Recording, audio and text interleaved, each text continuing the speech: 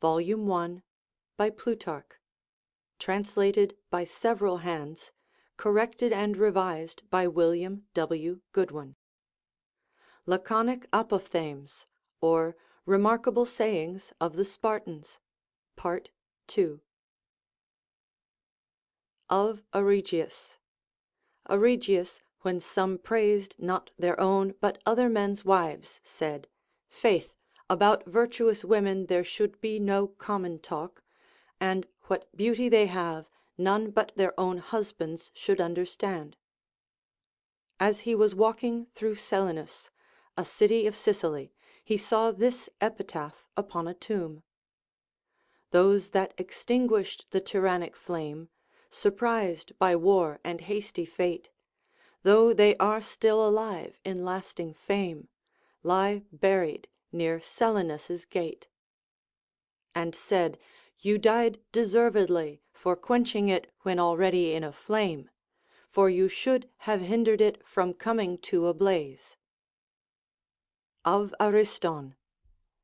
Ariston, when one commended the saying of Cleomenes, who, being asked what a good king should do, replied, Good turns to his friends, and evil to his enemies, said, How much better is it, sir, to do good to our friends, and make our enemies our friends? Though upon all hands it is agreed Socrates spoke this first, yet he hath the credit of it too. To one asking how many the Spartans were in number, he replied, Enough to chase our enemies. An Athenian making a funeral oration in praise of those that fell by the hand of the Lacedaemonians, he said, What brave fellows then were ours that conquered these? Of Archidamidas. Archidamidas said to one commending Charillus for being kind to all alike, How can he deserve commendation that is gentle to the wicked and unjust? When one was angry with Hecataeus the sophist, because when admitted to the public entertainment he said nothing, he said, Sir, you seem not to understand that he that knows how to speak knows also when to speak. Of Archidamus, the son of Zeuxidamus. Archidamus, the son of Zeuxidamus, when one asked him who were governors at Sparta, replied, The laws, and the magistrates according to those laws. To one that praised a fiddler, and admired his skill, he said, How must you prize brave men, when you can give a fiddler such a commendation? When one recommending a musician to him said, This man plays well upon the harp, he returned, And we have this man who makes broth well, as if it were no more to raise pleasure and tickle with a sound than with meats and broths. To one that promised to make his wine sweet, he said, To what purpose? For we shall spend the more and ruin our public mess. When he besieged Corinth, seeing some hares started under the very walls, he said to his soldiers, Our enemies may be easily surprised. 2. Choosing him arbitrator, he brought them both into the temple of Minerva of the Brazen House, and made them swear to stand to his determination.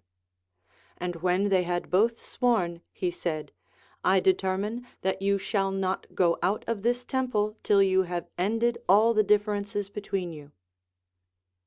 Dionysius, the Sicilian tyrant, sending his daughters some very rich apparel, he refused it, saying, When this is on, I am afraid they will look ugly and deformed.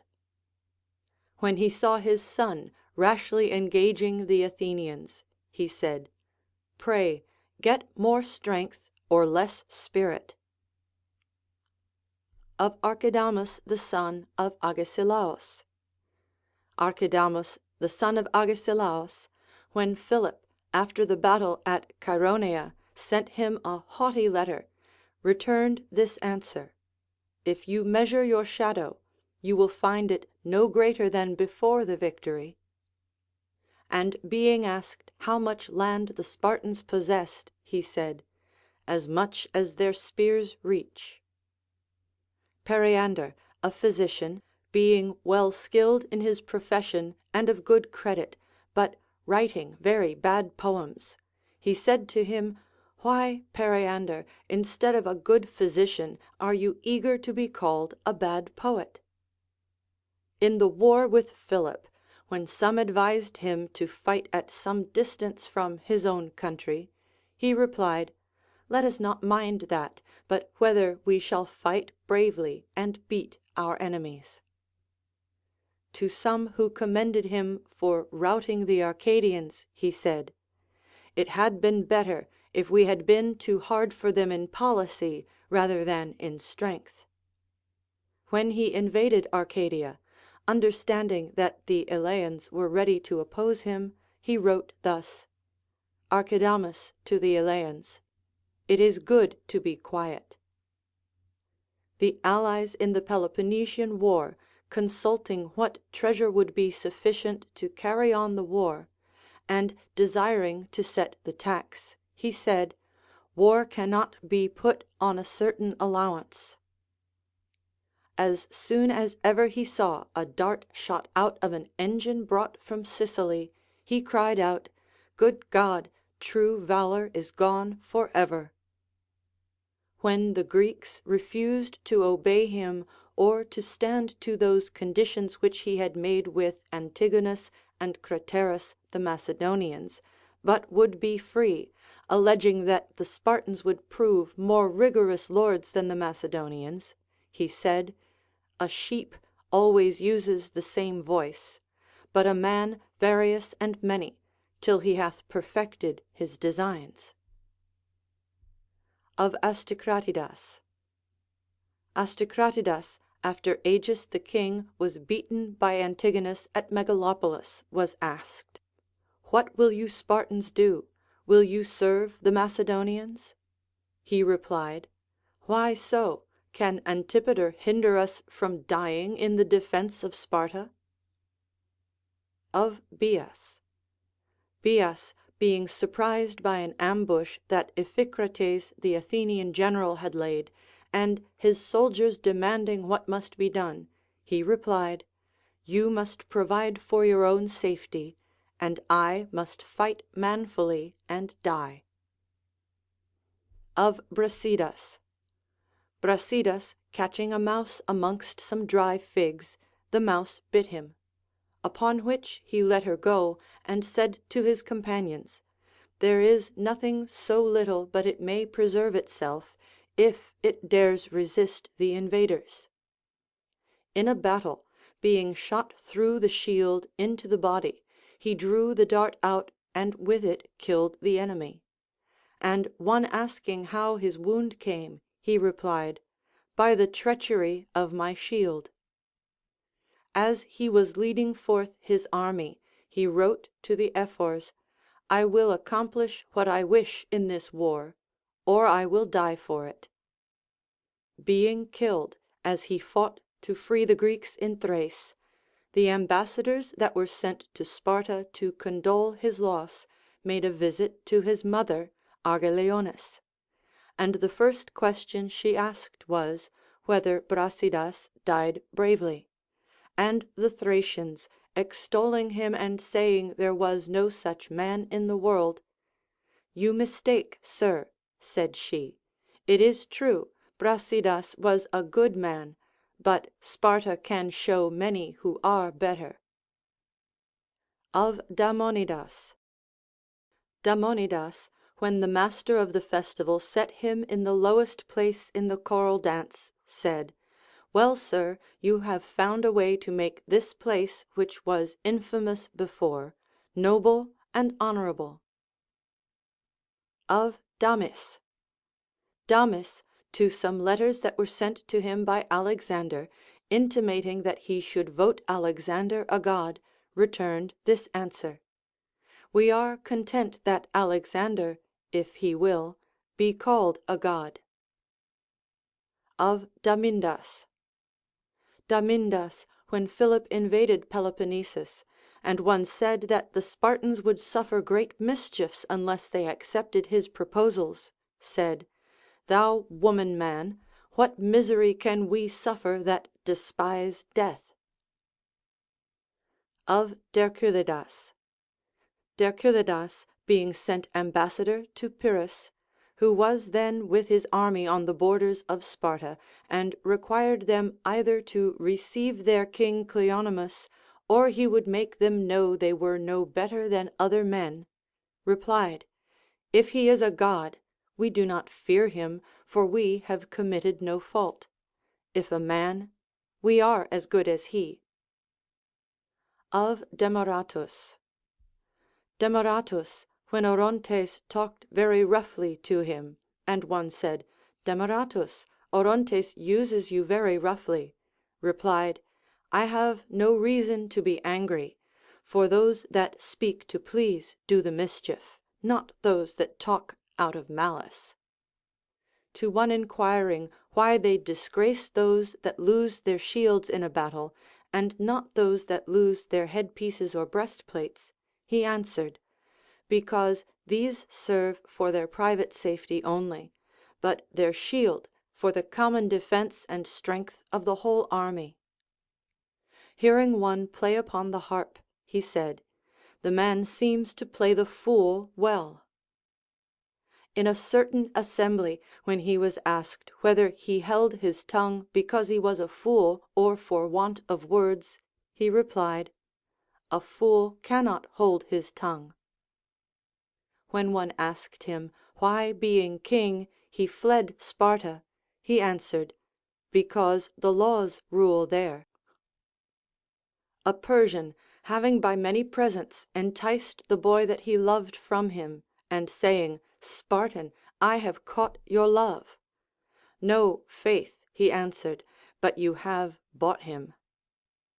One having revolted from the king of Persia, and by Demaratus's persuasion returning again to his obedience, and the king designing his death, Demaratus said, "It is dishonorable, O king, whilst he was an enemy not to be able to punish him for his revolt, and to kill him now he is a friend."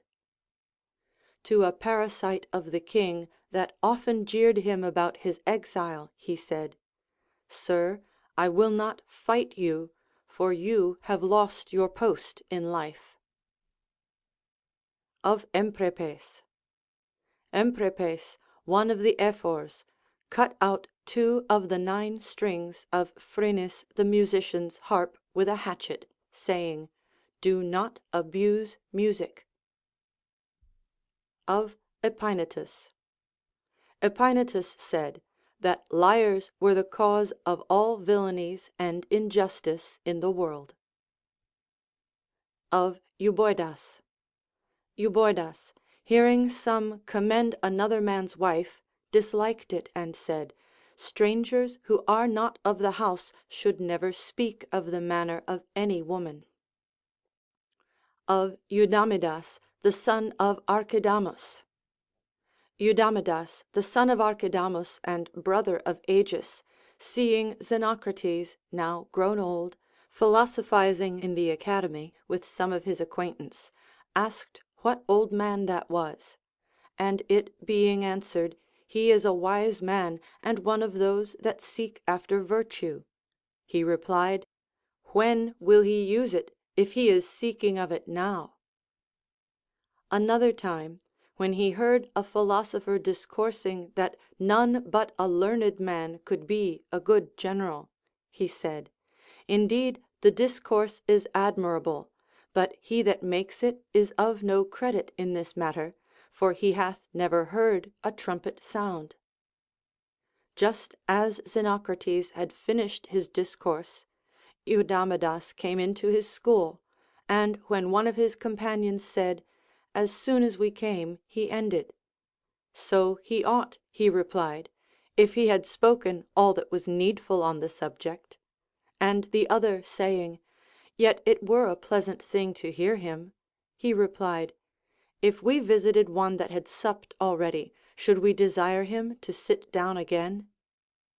When one asked him why, when all the citizens voted a war with the Macedonians, he appeared for peace, he answered, "Because I have no mind to convince them of their mistake."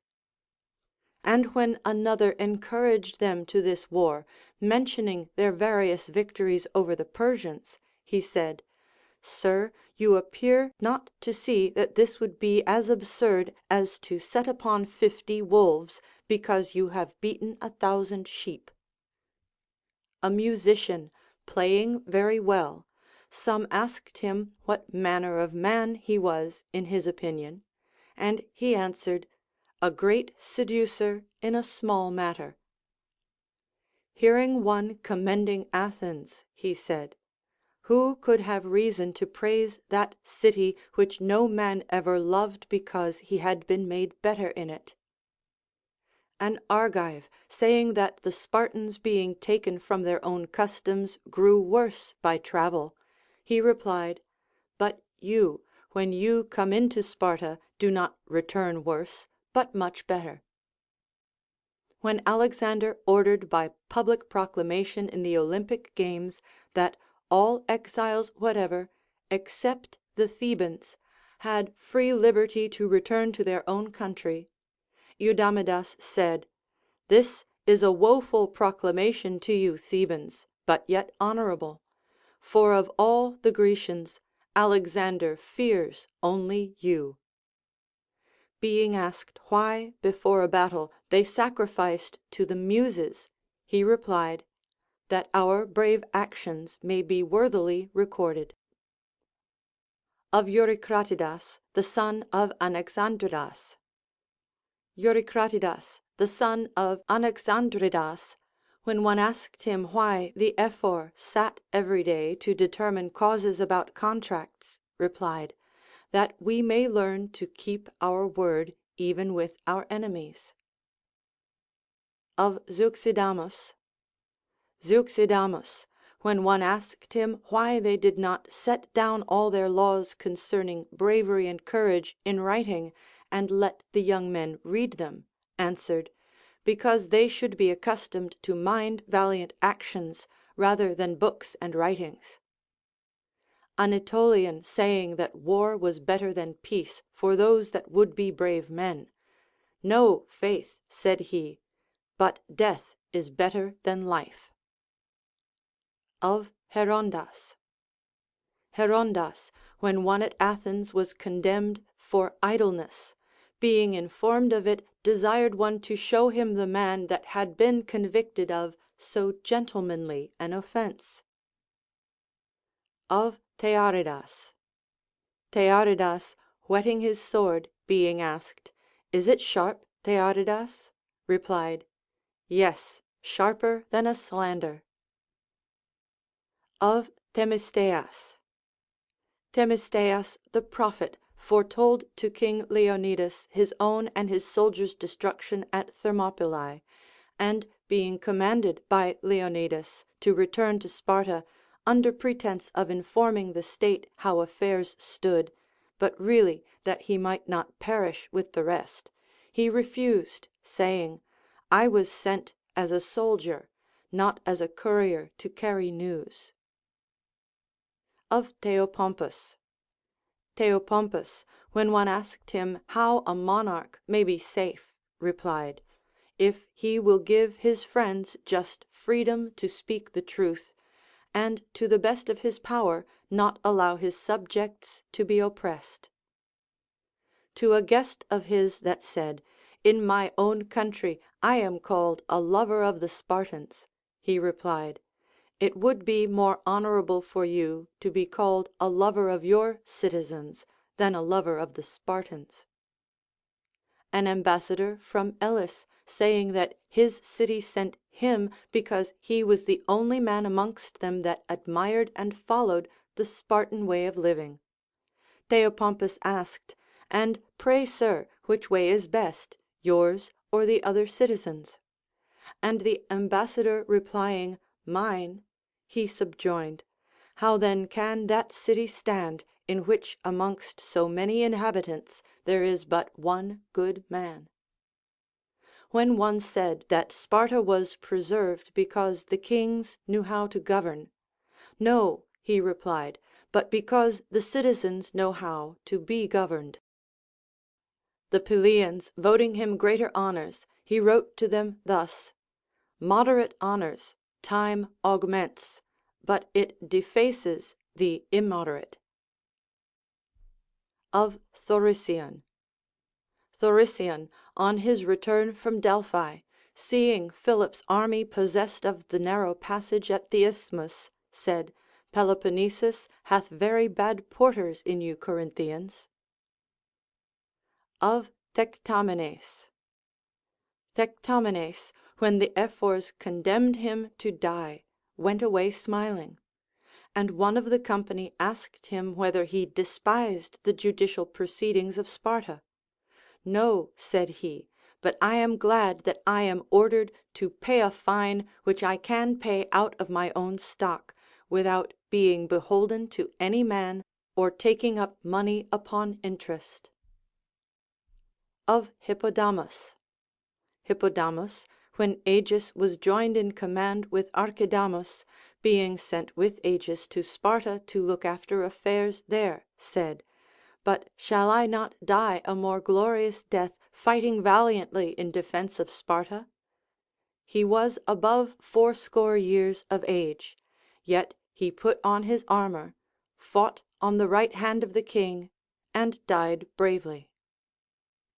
Of Hippocratidas.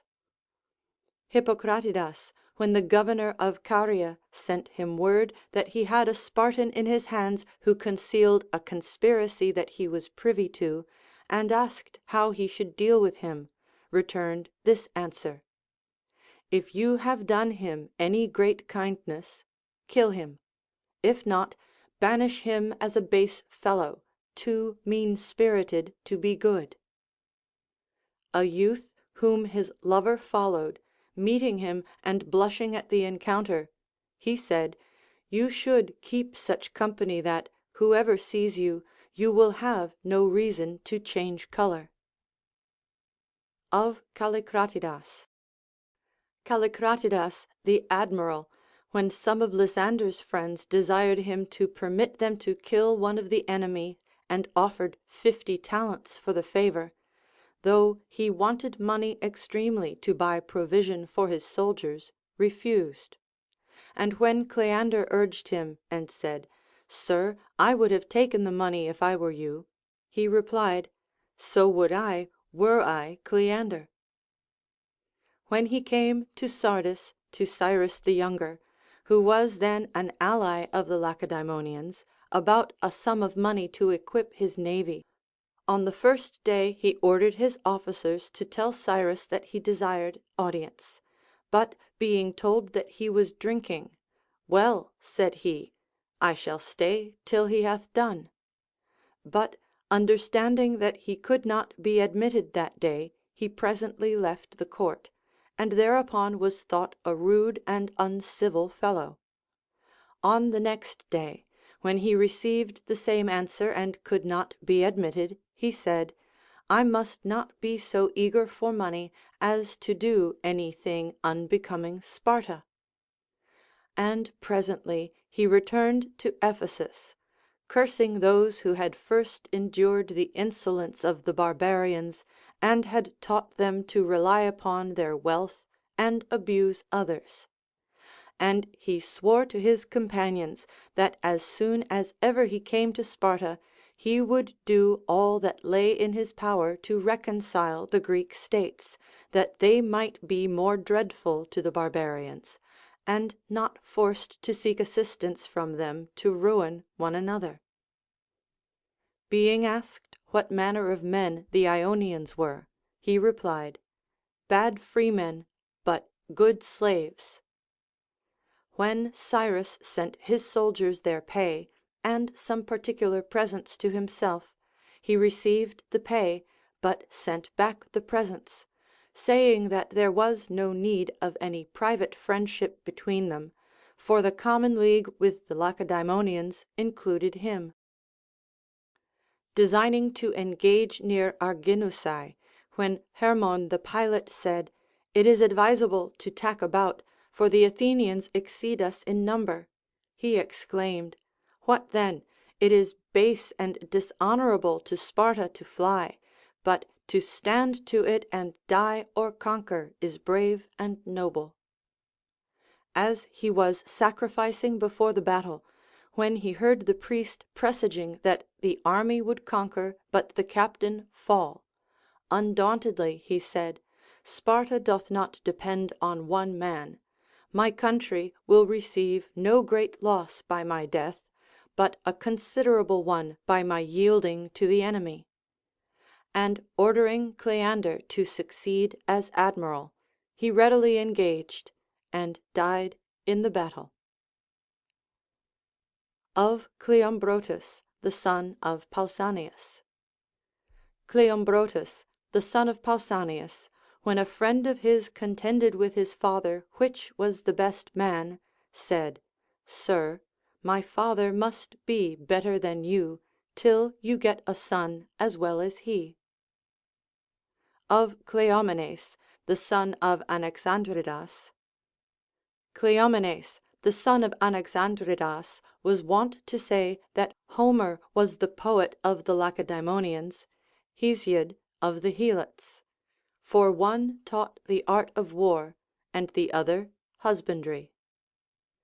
Having made a truce for 7 days with the Argives, he watched his opportunity the 3rd night, and perceiving them secure and negligent by reason of the truce, he fell upon them whilst they were asleep, killed some, and took others prisoners.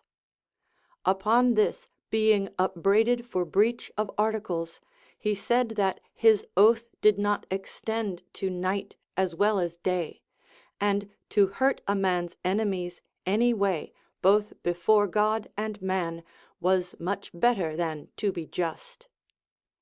It happened that he missed taking Argos, in hopes of which he broke his oath.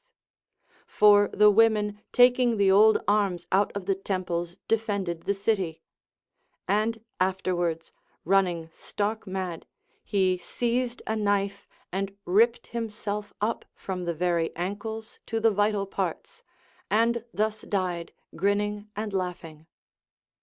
The priest advising him not to march to Argos, for he would be forced to a dishonorable retreat, when he came near the city and saw the gates shut and the women upon the walls, he said, What, sir priests, will this be a dishonorable retreat, when, the men being all lost, the women have shut the gates? When some of the Argives railed at him as an impious and forsworn wretch, he said, Well, it is in your power to rail at me, and in mine to mischief you. The Samian ambassadors, urging him to make war on the tyrant Polycrates, and making long harangues on that account, he said, The beginning of your speech I don't remember, and therefore I cannot understand the middle, and the last I don't like.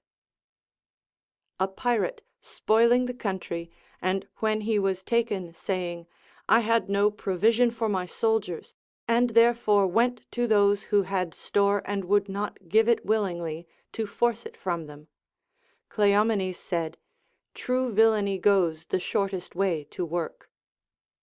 A base fellow railing at him, he said, Well, I think thou railest at everybody, that being employed to defend ourselves, we may have no time to speak of thy baseness.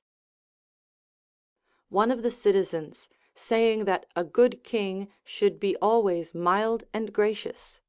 True, said he, as long as he doth not make himself contemptible.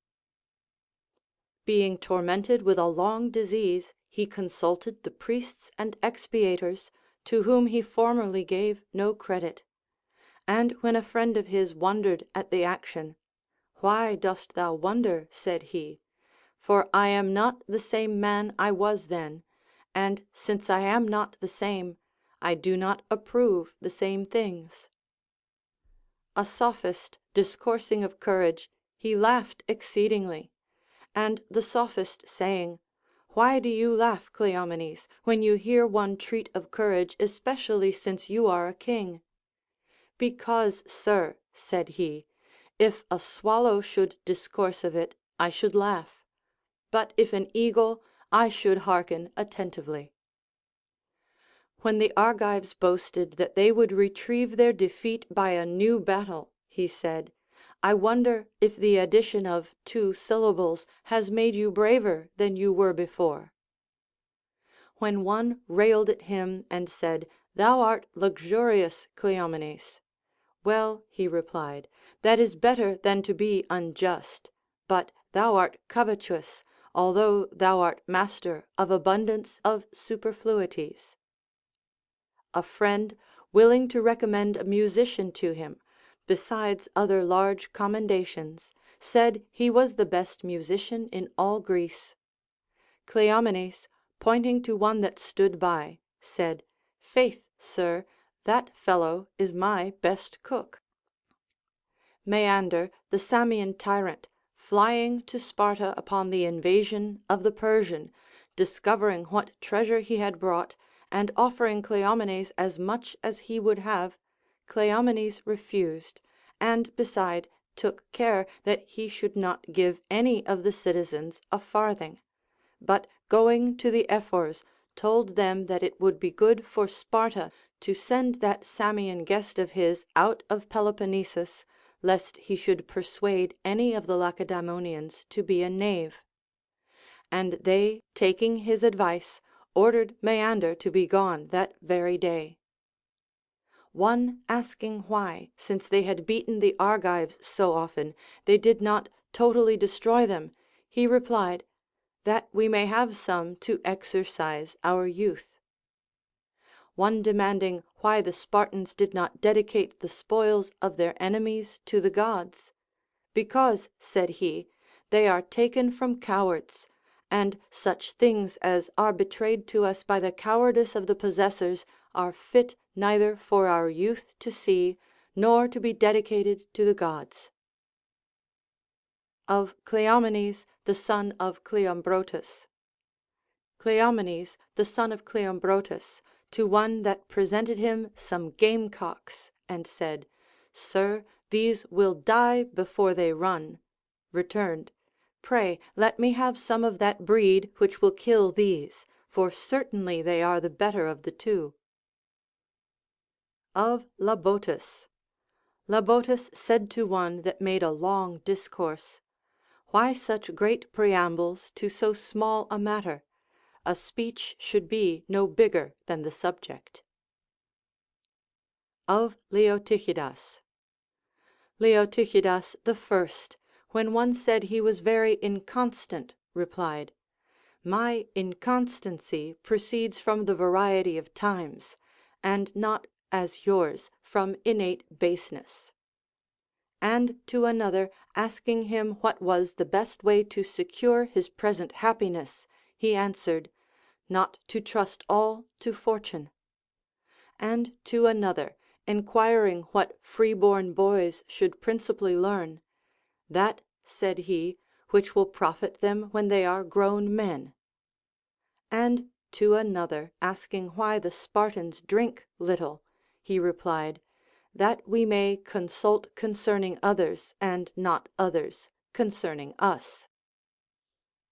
Of Leotychidas, the son of Aristo.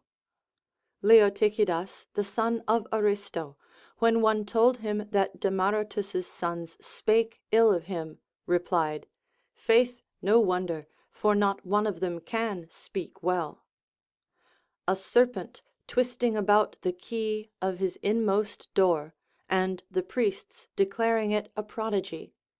I cannot think it so, said he, but it had been one if the key had twisted round the serpent. To Philip, a priest of Orpheus's mysteries, in extreme poverty, saying that those whom he initiated were very happy after death, he said, Why then, you sot, don't you die quickly, and bewail your poverty and misery no more. Of Leo, the son of Eucratidas. Leo, the son of Eucratidas, being asked in what city a man might live with the greatest safety, replied, In that where the inhabitants have neither too much nor too little, where justice is strong and injustice weak. Seeing the racers in the Olympian games very solicitous at starting to get some advantage of one another, he said, How much more careful are these racers to be counted swift than just. To one discoursing of some profitable matters out of due season, he said, Sir, you do a very good thing at a very bad time. Of Leonidas, the son of Anaxandridas. Leonidas, the son of Anaxandridas and brother to Cleomenes, when one said to him, Abating that you are king, you are no better than we, replied, But unless I had been better than you, I had not been king. His wife Gorgo, when he went forth to Thermopylae to fight the Persian, asked him what command he left with her, and he replied, Marry brave men, and bear them brave children. The Ephors saying, You lead but few to Thermopylae. There are many, said he, considering on what design we go. And when they again asked him whether he had any other enterprise in his thought, he replied, I pretend to go to hinder the barbarians' passage, but really to die fighting for the Greeks. When he was at Thermopylae, he said to his soldiers, They report the enemy is at hand, and we lose time, for we must either beat the barbarian or die ourselves.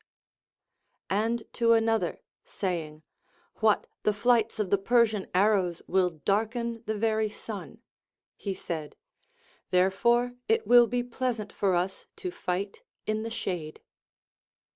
And another saying, What, Leonidas, do you come to fight so great a number with so few? He returned, If you esteem number, all Greece is not able to match a small part of that army. If courage, this number is sufficient. And to another discoursing after the same manner, he said, I have enough, since they are to be killed. When Xerxes wrote to him thus, Sir, you may forbear to fight against the gods, but may follow my interest and be lord of all Greece, he answered, If you understood wherein consisted the happiness of life, you would not covet other men's. But know that I would rather die for the liberty of Greece than be a monarch over my countrymen. And Xerxes, writing to him again thus, Send me thy arms, he returned, Come and take them. When he resolved to fall upon the enemy, and his captains of the war told him he must stay till the forces of the allies had joined him, he said, Do you think all those that intend to fight are not here already? Or do you not understand that those only fight who fear and reverence their kings?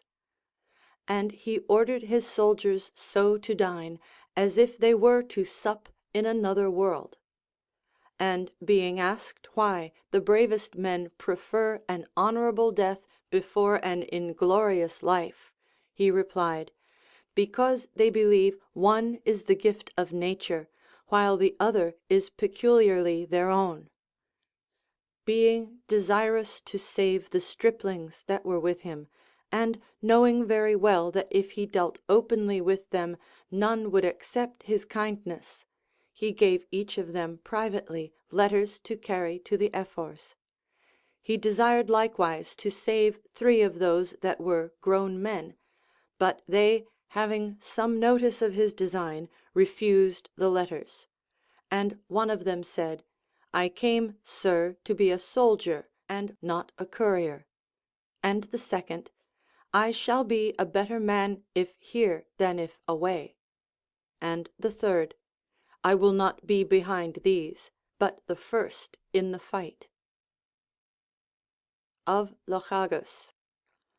Lochagus, the father of Polyanides and Siron, when one told him one of his sons was dead, said, I knew long ago that he must die. Of Lycurgus the lawgiver. Lycurgus the lawgiver, designing to reclaim his citizens from their former luxury, and bring them to a more sober course of life and make them brave men, for they were then loose and delicate, bred up 2 whelps of the same litter. One he kept at home, bred him tenderly, and fed him well, but the other he taught to hunt, and used him to the chase. Both these dogs he brought out into the public assembly, and setting down some scraps of meat, and letting go a hare at the same time, each of the dogs ran greedily to what they had been accustomed. And the hunter, catching the hare, Lycurgus said, See, countrymen, how these 2, though of the same litter, by my breeding them are become very different, and that custom and exercise conduces more than nature to make things brave and excellent. Some say that he did not bring out 2 whelps of the same kind, but one a house dog and the other a hunter, the former of which, though the baser kind, he had accustomed to the woods, and the other, though more noble, kept lazily at home. And when in public, each of them pursuing his usual delight, he had given a clear evidence that education is of considerable force in raising bad or good inclinations. He said, Therefore, countrymen, our honorable extraction, that idol of the crowd, though from Hercules himself, profits us little, unless we learn and exercise all our life in such famous exploits as made him accounted the most noble and the most glorious in the world.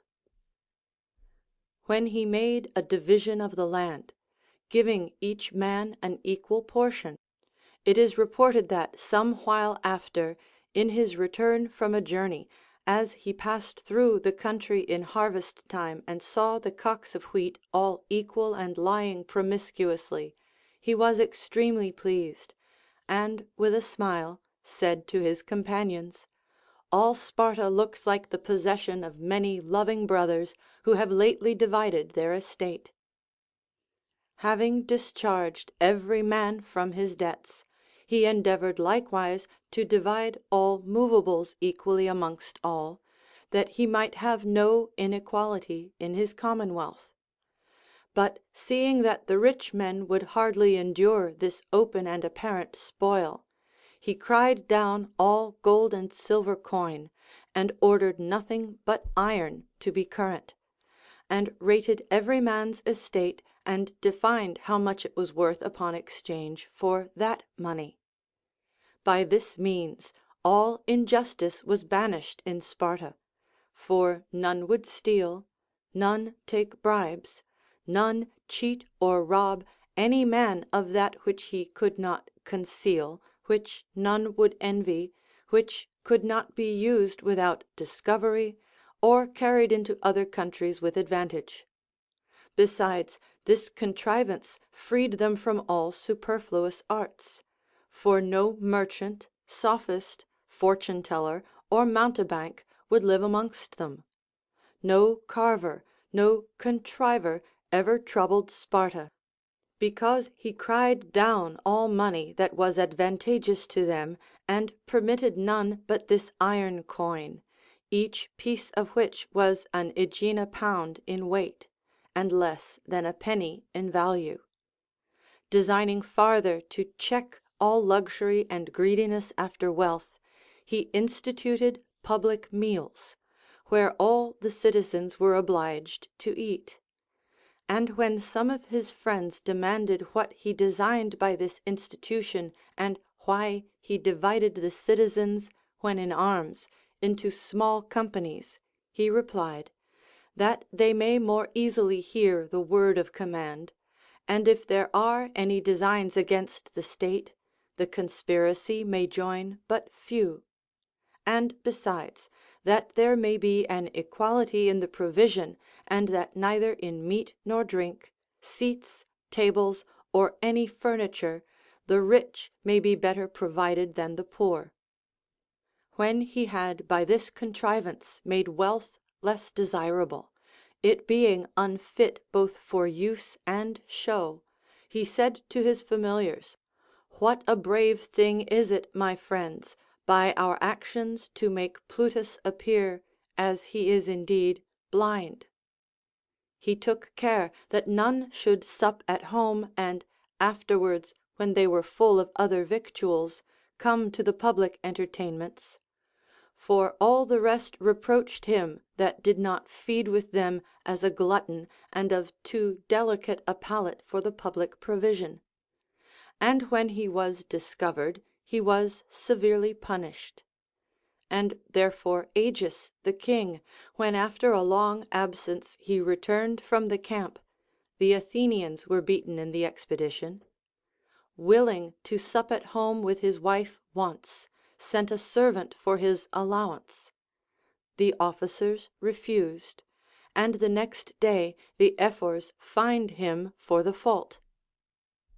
The wealthy citizens, being offended at these constitutions, made a mutiny against him, abused, threw stones, and designed to kill him. Thus pursued, he ran through the marketplace towards the temple of Minerva of the Brazen House, and reached it before any of the others. Only Alcander, pursuing close, struck him as he turned about, and beat out one eye. Afterward the commonwealth delivered up this Alcander to his mercy; but he neither inflicted any punishment nor gave him an ill word, but kindly entertained him at his own house, and brought him to be his friend, an admirer of his course of life, and very well affected to all his laws. Yet he built a monument of this sad disaster in the temple of Minerva, naming it Optiletis, for the Dorians in that country call eyes Optiloi. Being asked why he used no written laws, he replied, "Because those that are well instructed are able to suit matters to the present occasion." And another time, when some enquired why he had ordained that the timber which roofed the houses should be wrought with the axe only, and the doors with no other instrument but the saw, he answered, that my citizens might be moderate in every thing which they bring into their houses, and possess nothing which others so much prize and value. And hence it is reported that King Leotychides the First, supping with a friend, and seeing the roof curiously arched and richly wrought, asked him whether in that country the trees grew square. And some demanding why he forbade them to war often with the same nation, he replied, lest being often forced to stand on their defence, they should get experience and be masters of our art. And therefore it was a great fault in Agesilaus that by his frequent incursions into Boeotia he made the Thebans a match for the Lacedaemonians. And another, asking why he exercised the virgins' bodies with racing, wrestling, throwing the bar, and the like, he answered, that the first rooting of the children being strong and firm, their growth might be proportionable; and that the women might have strength to bear and more easily undergo the pains of travail, or, if necessity should require, be able to fight for themselves, their country, and their children. Some being displeased that the virgins went about naked at certain solemnities, and demanding the reason of that custom, he replied, that using the same exercises with men, they might equal them in strength and health of body, and in courage and bravery of mind. and be above that mean opinion which the vulgar had of them. And hence goes the story of Gorgo, wife of Leonidas, that when a stranger, a friend of hers, said, "You Spartan women alone rule men," she replied, "Good reason, for we alone bear men." By ordering that no bachelor should be admitted a spectator of these naked solemnities, and fixing some other disgrace on them, he made them all eager to be married and get children. Besides, he deprived them of that honor and observance which the young men were bound to pay their elders. And upon that account none can blame what was said to Dercyllidas, though a brave captain; for as he approached, one of the young men refused to rise up and give him place, saying, "You have not begotten any to give place to me." When one asked him why he allowed no dowry to be given with a maid, he answered, that none might be slighted for their poverty or courted for their wealth, but that every one, considering the manners of the maid, might choose for the sake of virtue. And for the same reason he forbade all painting of the face and curiousness in dress and ornament. To one that asked him why he made a law that before such an age neither sex should marry, he answered, that the children might be lusty, being born of persons of full age. And to one wondering why he would not suffer the husband to lie all night with his wife, but commanded them to be most of the day and all the night with their fellows, and creep to their wives cautiously and by stealth, he said, "I do it that they may be strong in body, having never been satiated and surfeited with pleasure, that they may be always fresh in love, and their children more strong and lusty." He forbade all perfumes, as nothing but good oil corrupted, and the dyer's art, as a flatterer and enticer of the sense. And he ejected all skilled in ornament and dressing, as those who by their lewd devices corrupt the true arts of decency and living well. At that time the women were so chaste and such strangers to that lightness to which they were afterwards addicted, that adultery was incredible. And there goes a saying of Geradatas, one of the ancient Spartans, who, being asked by a stranger what punishment the Spartans appointed for adulterers, for Lycurgus mentioned none, he said, "Sir, we have no adulterers amongst us." And he replying, "But suppose there should be?" Geradatas made the same reply, "For how," said he, "could there be an adulterer in Sparta, where wealth, delicacy, and all ornaments are disesteemed, and modesty, neatness, and obedience to the governors only are in request?" When one desired him to establish a democracy in Sparta, he said, "Pray, sir, do you first set up that form in your own family." And to another demanding why he ordered such mean sacrifices, he answered, that we may always be able to honor the gods. He permitted the citizens those exercises only in which the hand is not stretched out. And one demanding his reason, he replied, that none in any labor may be accustomed to be weary. And another, enquiring why he ordered that in a war the camp should be often changed, he answered, that we may damage our enemies the more. Another, demanding why he forbade to storm a castle, he said, lest my brave men should be killed by a woman, a boy, or some man of as mean courage. When the Thebans asked his advice about the sacrifices and lamentation which they instituted in honor of Leucothea, he gave them this: "If you think her a goddess, do not lament; if a woman, do not sacrifice to her as a goddess. To some of the citizens inquiring, how shall we avoid the invasions of enemies? He replied, if you are poor and one covets no more than another. And to others demanding why he did not wall his city, he said, that city is not unwalled which is encompassed with men and not brick. The Spartans are curious in their hair, and tell us that Lycurgus said, it makes the handsome more amiable and the ugly more terrible. He ordered that in a war they should pursue the routed enemy so far as to secure the victory, and then retreat, saying it was unbecoming the Grecian bravery to butcher those that fled; and beside, it was useful for their enemies, knowing that they spared all that yielded, and cut in pieces the opposers, would easily conclude that it was safer to fly than to stand stoutly to it and resist.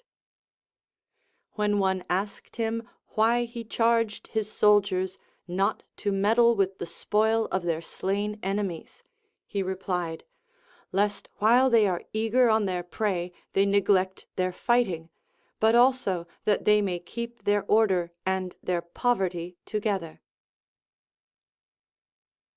End of section 29.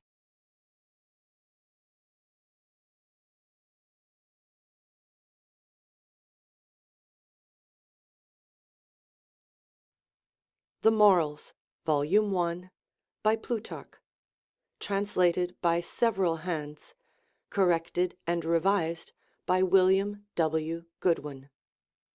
Laconic Apophthegms, or Remarkable Sayings of the Spartans, Part 3. Of Lysander. Lysander, when Dionysius sent him 2 gowns, and bade him choose which he would carry to his daughter, said, she can choose best, and so took both away with him. This Lysander being a very crafty fellow, frequently using subtle tricks and notable deceits, placing all justice and honesty in profit and advantage, would confess that truth indeed was better than a lie, but the worth and dignity of either was to be defined by their usefulness to our affairs. And to some that were bitter upon him for these deceitful practices as unworthy of Hercules's family, and owing his success to little mean tricks and not plain force and open dealing, he answered with a smile, when the lion's skin cannot prevail, a little of the fox's must be used. And to others that upbraided him for breaking his oaths made at Miletus, he said, boys must be cheated with cockle bones, and men with oaths. Having surprised the Athenians by an ambush near the Goat rivers and routed them, and afterwards by famine forced the city to surrender, he wrote to the Ephors, Athens is taken. When the Argives were in a debate with the Lacedaemonians about their confines, and seemed to have the better reasons on their side, drawing his sword, he said, he that hath this is the best pleader about confines. Leading his army through Boeotia, and finding that state wavering and not fixed on either party, he sent to know whether he should march through their country with his spears up or down. At an assembly of the states of Greece, when a Megarian talked saucily to him, he said, sir, your words want a city. The Corinthians revolting, and he approaching to the walls that he saw the Spartans not eager to storm, while at the same time hares were skipping over the trenches of the town, are you not ashamed, said he, to be afraid of those enemies whose slothfulness suffers even hares to sleep upon their walls? At Samothrace, as he was consulting the oracle, the priests ordered him to confess the greatest crime he had been guilty of in his whole life. What, said he, is this your own or the gods' command?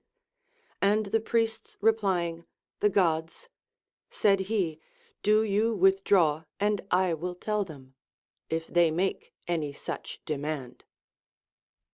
A Persian asking him what polity he liked, that, he replied, which assigns stout men and cowards suitable rewards.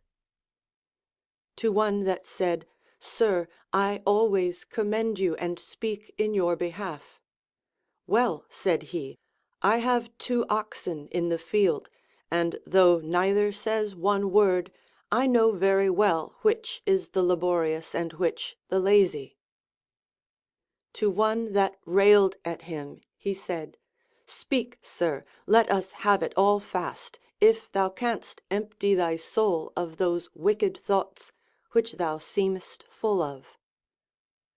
Some time after his death, there happening a difference between the Spartans and their allies, Agesilaus went to Lysander's house to inspect some papers that lay in his custody relating to that matter, and there found an oration composed for Lysander concerning the government, setting forth that it was expedient to set aside the families of the Europrotidae and Agidae, to admit all to an equal claim, and choose their king out of the worthiest men, that the crown might be the reward not of those that shared in the blood of Hercules, but of those who were like him for virtue and courage, that virtue that exalted him into a god.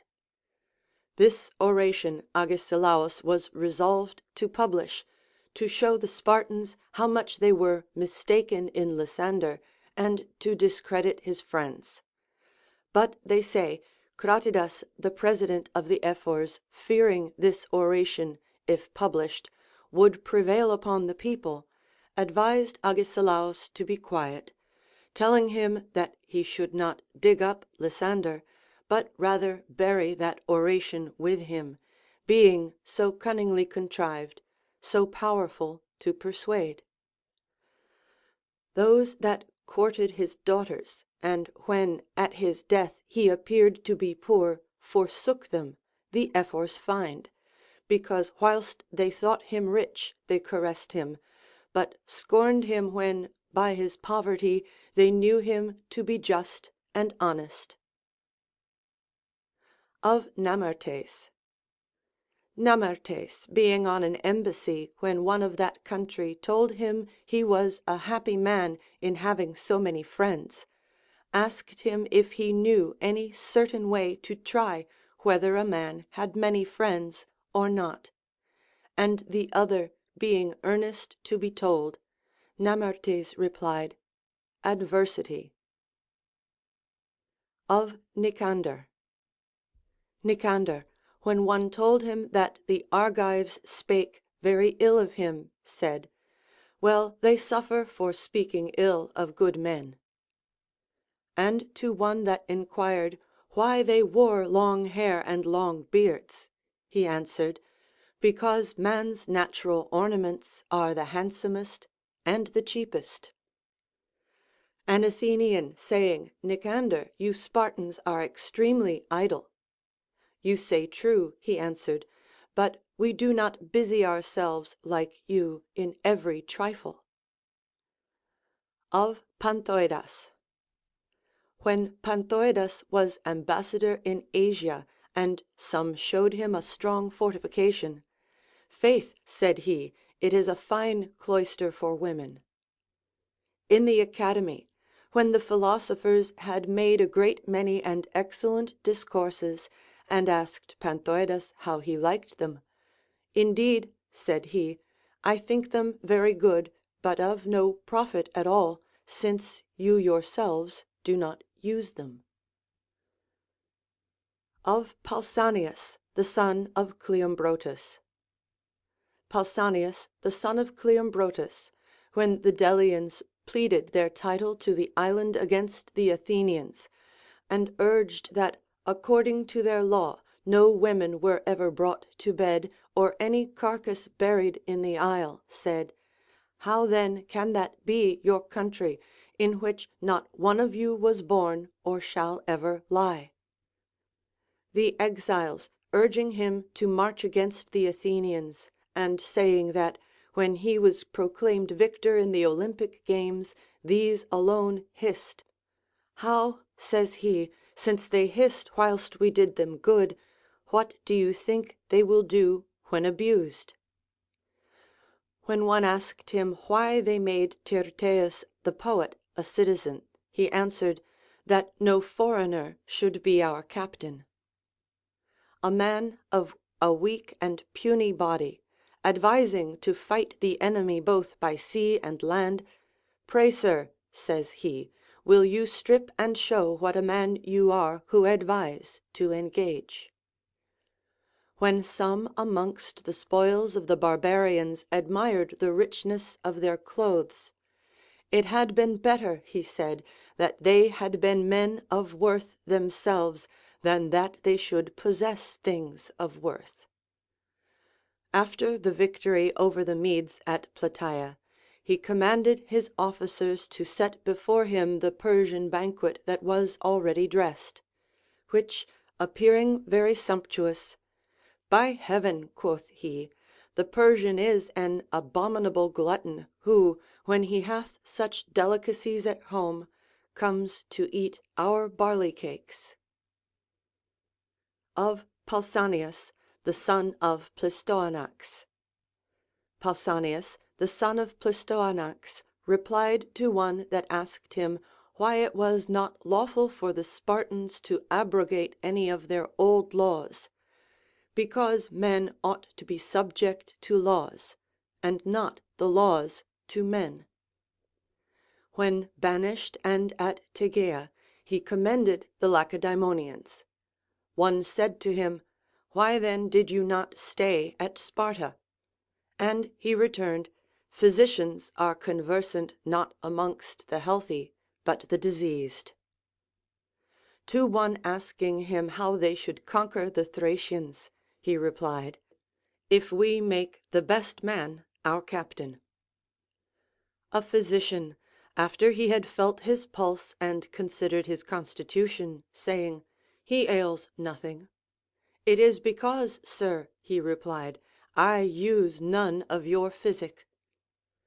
When one of his friends blamed him for giving a physician an ill character, since he had no experience of his skill, nor received any injury from him, "No, faith," said he, "for had I tried him, I had not lived to give this character." And when the physician said, "Sir, you are an old man," "That happens," he replied, "because you were never my doctor." And he was used to say, that he was the best physician who did not let his patients rot above ground, but quickly buried them. Of Paedaretus. Paedaretus, when one told him the enemies were numerous, said, "Therefore we shall get the greater reputation, for we shall kill the more." Seeing a man soft by nature and a coward commended by the citizens for his lenity and good disposition, he said, "We should not praise men that are like women, nor women that are like men, unless some extremity forceth a woman to stand upon her guard." When he was not chosen into the 300, the chief order in the city, he went away laughing and very jocund. And the Ephors calling him back and asking why he laughed, "Why," said he, "I congratulate the happiness of the city that enjoys 300 citizens better than myself." Of Plutarchus. Plutarchus, the son of Leonidas, to one asking him why they did not take their names from the first kings, replied, "Because the former were rather captains than kings, but the later otherwise." A certain advocate using 1,000 little jests in his pleading, "Sir," said he, You do not consider that, as those that often wrestle are wrestlers at last, so you by often exciting laughter will become ridiculous yourself. When one told him that a notorious railer spoke well of him, I'll lay my life, said he, somebody hath told him I am dead, for he can speak well of no man living. Of Plistoanax. Plistoanax, the son of Pausanias, when an Athenian orator called the Lacedaemonians unlearned fellows, said, "'Tis true, for we alone of all the Greeks have not learned any ill from you." Of Polydorus. Polydorus, the son of Alcamenes, when one often threatened his enemies, said to him, "Do not you perceive, sir, that you waste a great part of your revenge?" As he marched his army against Messene, a friend asked him if he would fight against his brothers. "No," said he, "but I put in for an estate to which none as yet hath any good title." The Argives, after the fight of the 300 being totally routed in a set battle, the allies urged him not to let the opportunity slip, but storm and take the city of the enemy; for it would be very easy, now all the men were destroyed, and none but women left.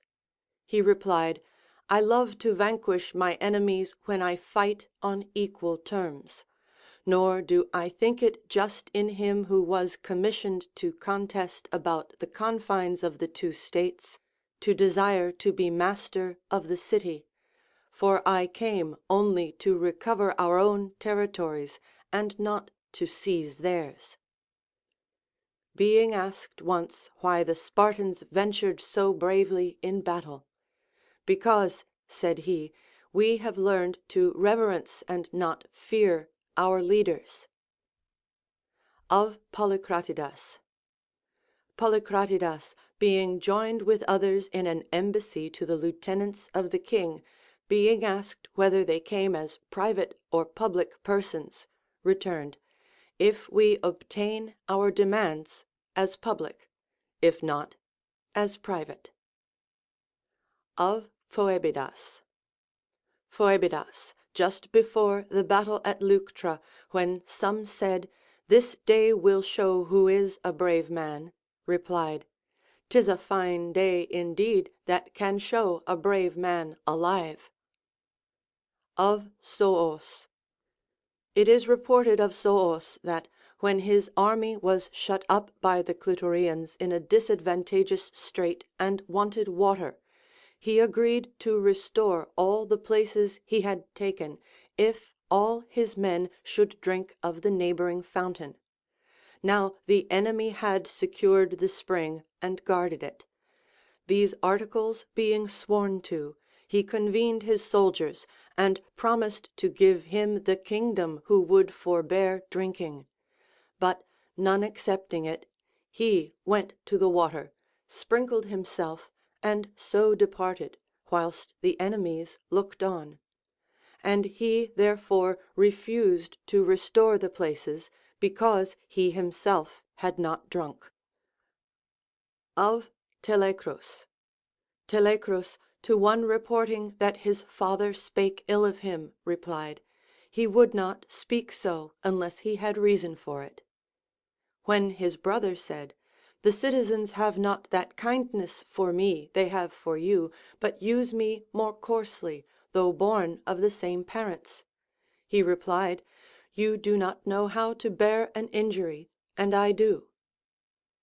Being asked what was the reason of that custom among the Spartans for the younger to rise up in reverence to the elder, "Because," said he, "by this behavior towards those to whom they have no relation, they may learn to reverence their parents more." To one enquiring what wealth he had, he returned, "No more than enough." Of Charillus. Charillus, being asked why Lycurgus made so few laws, "Because," he replied, those whose words are few need but few laws. Another enquiring why their virgins appear in public unveiled, and their wives veiled, because, said he, virgins ought to find husbands, married women keep those they have. To a slave saucily opposing him, he said, I would kill thee if I were not angry. And being asked what polity he thought best, that, said he, in which most of the citizens without any disturbance contend about virtue. And to a friend enquiring why amongst them all the images of the gods were armed, he replied, that those reproaches we cast upon men for their cowardice may not reflect upon the gods, and that our youth may not supplicate the deities unarmed. The remarkable speeches of some obscure men amongst the Spartans. When the Samian ambassadors had made a long harangue, the Spartans answered, We have forgot the first part, and so cannot understand the last. To the Thebans, violently contesting with them about something, they replied, Your spirit should be less, or your forces greater. A Lacedaemonian being asked why he kept his beard so long, That seeing my gray hairs, he replied, I may do nothing but what becomes them. One commending the best warriors, a Spartan that overheard said, At Troy. Another, hearing that some forced their guests to drink after supper, said, What, not to eat too? Pindar, in his poems having called Athens the prop of Greece, a Spartan said, Greece would soon fall if it leaned on such a prop. When one, seeing the Athenians pictured killing the Spartans, said, The Athenians are stout fellows. Yes, subjoined a Spartan, in a picture. To one that was very attentive to a scandalous accusation, a Spartan said, Pray, sir, be not prodigal of your ears against me. And to one under correction that cried out, I offend against my will, another said, Therefore suffer against thy will. One seeing some journeying in a chariot said, God forbid that I should sit where I cannot rise up to reverence my elders. Some Chian travellers vomiting after supper in the consistory, and dunging in the very seats of the ephors, first they made strict inquiry whether the offenders were citizens or not. But finding they were Chians, they publicly proclaimed that they gave the Chians leave to be filthy and uncivil. When one saw a merchant sell hard almonds at double the price that others were usually sold at, he said, Are stones scarce? Another, pulling a nightingale, and finding but a very small body, said, Thou art voice and nothing else. Another Spartan, seeing Diogenes the Cynic in very cold weather embrace a brazen statue, asked whether he was not very cold, and he replying, No, he rejoined, What great matter then is it that you do? A Metapontine, being jeered by a Spartan for cowardice, replied, Nay, sir, we are masters of some of the territories of other states. Then, said the Spartan, you are not only cowards, but unjust. A traveller at Sparta, standing long upon one leg, said to a Lacedaemonian, I do not believe you can do as much. True, said he, but every goose can. To one valuing himself upon his skill in oratory, a Spartan said, By heaven, there never was and never can be any art without truth. An Argive saying, We have the tombs of many Spartans amongst us. A Spartan replied, "But we cannot show the grave of one Argive," meaning that they had often invaded Argos, but the Argives never Sparta. A Spartan that was taken captive and to be sold, when the crier said, "Here's a Spartan to be sold," stopped his mouth, saying, "Cry a captive." One of the soldiers of Lysimachus, being asked by him whether he was a true Spartan or one of the Helot slaves, replied, "Do you imagine a Lacedaemonian would serve you for a groat a day?" The Thebans, having beaten the Lacedaemonians at Leuctra, marched to the river Eurotas itself, where one of them boasting said, "Where are the Spartans now?" To whom a captive replied, "They are not at hand, sir, for if they had been, you had not come so far." The Athenians, having surrendered their own city to the Spartans, requested that they might be permitted to enjoy Samos only, upon which the Spartans said, "When you are not at your own disposal, would you be lords of others?" And hence came that proverb, "He that is not master of himself begs Samos." When the Lacedaemonians had taken a town by storm, the Ephors said, "The exercise of our youth is lost, for now they will have none to contend with them." The Persian offering to raze a city that had frequent quarrels and skirmishes with the Spartans, they desired him to forbear and not take away the whetstone of their youth. They appointed no masters to instruct their boys in wrestling, that they might contend not in sleights of art and little tricks, but in strength and courage. And therefore Lysander, being asked by what means Charon was too hard for him, replied, "By sleights and cunning." When Philip, having entered their territories, sent to know whether he should come as an enemy or a friend, the Spartans returned, "Neither." Hearing that the ambassador they had sent to Antigonus the son of Demetrius had called him king, they fined him, though he had obtained of him in time of scarcity a bushel of wheat for every person in the city. A vicious person giving excellent good counsel, they received it, but took it from him and attributed it to another, a man regular and of a good life. When some brothers differed, they fined the father for neglecting his sons and suffering them to be at strife. They fined likewise a musician that came amongst them for playing the harp with his fingers.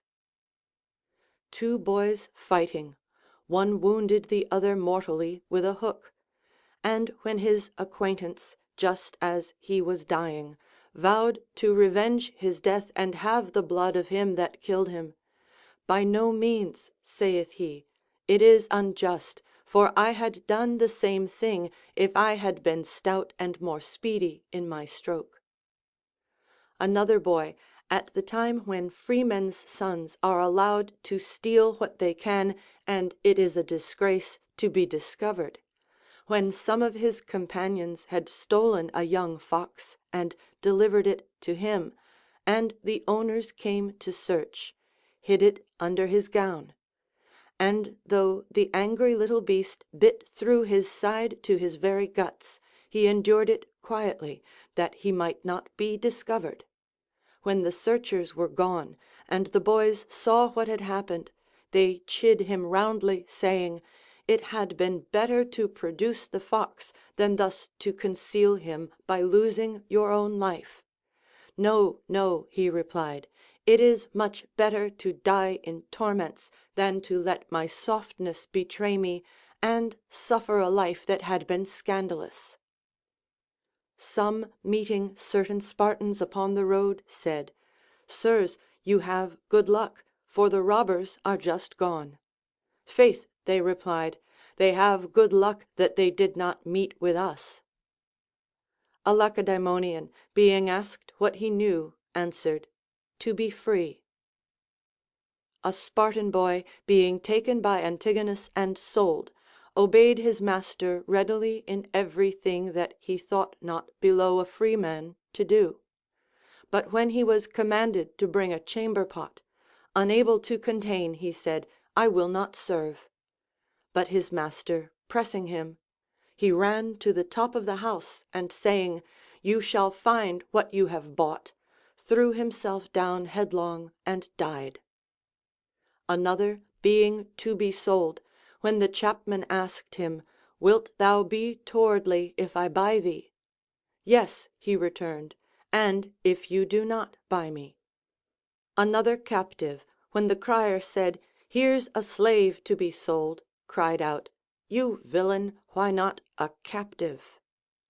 A Spartan, who had a fly engraven on his shield no bigger than nature hath made that creature, when some jeered him as if he did it on purpose that he might not be taken notice of, replied, It is that I may be known, for I advance so near my enemies that they can well perceive my impress, as little as it is.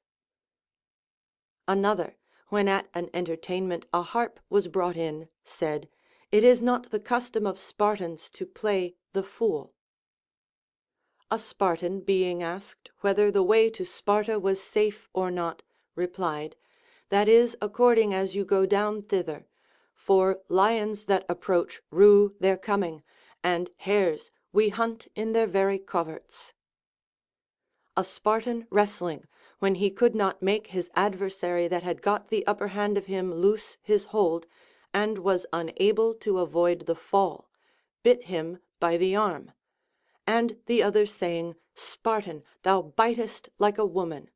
No, said he, but like a lion.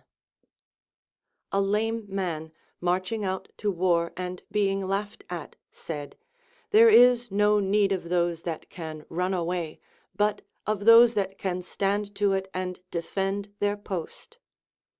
Another, being shot through, said with his last breath, It doth not trouble me that I die, but that I should be killed by a woman before I had performed some notable exploit.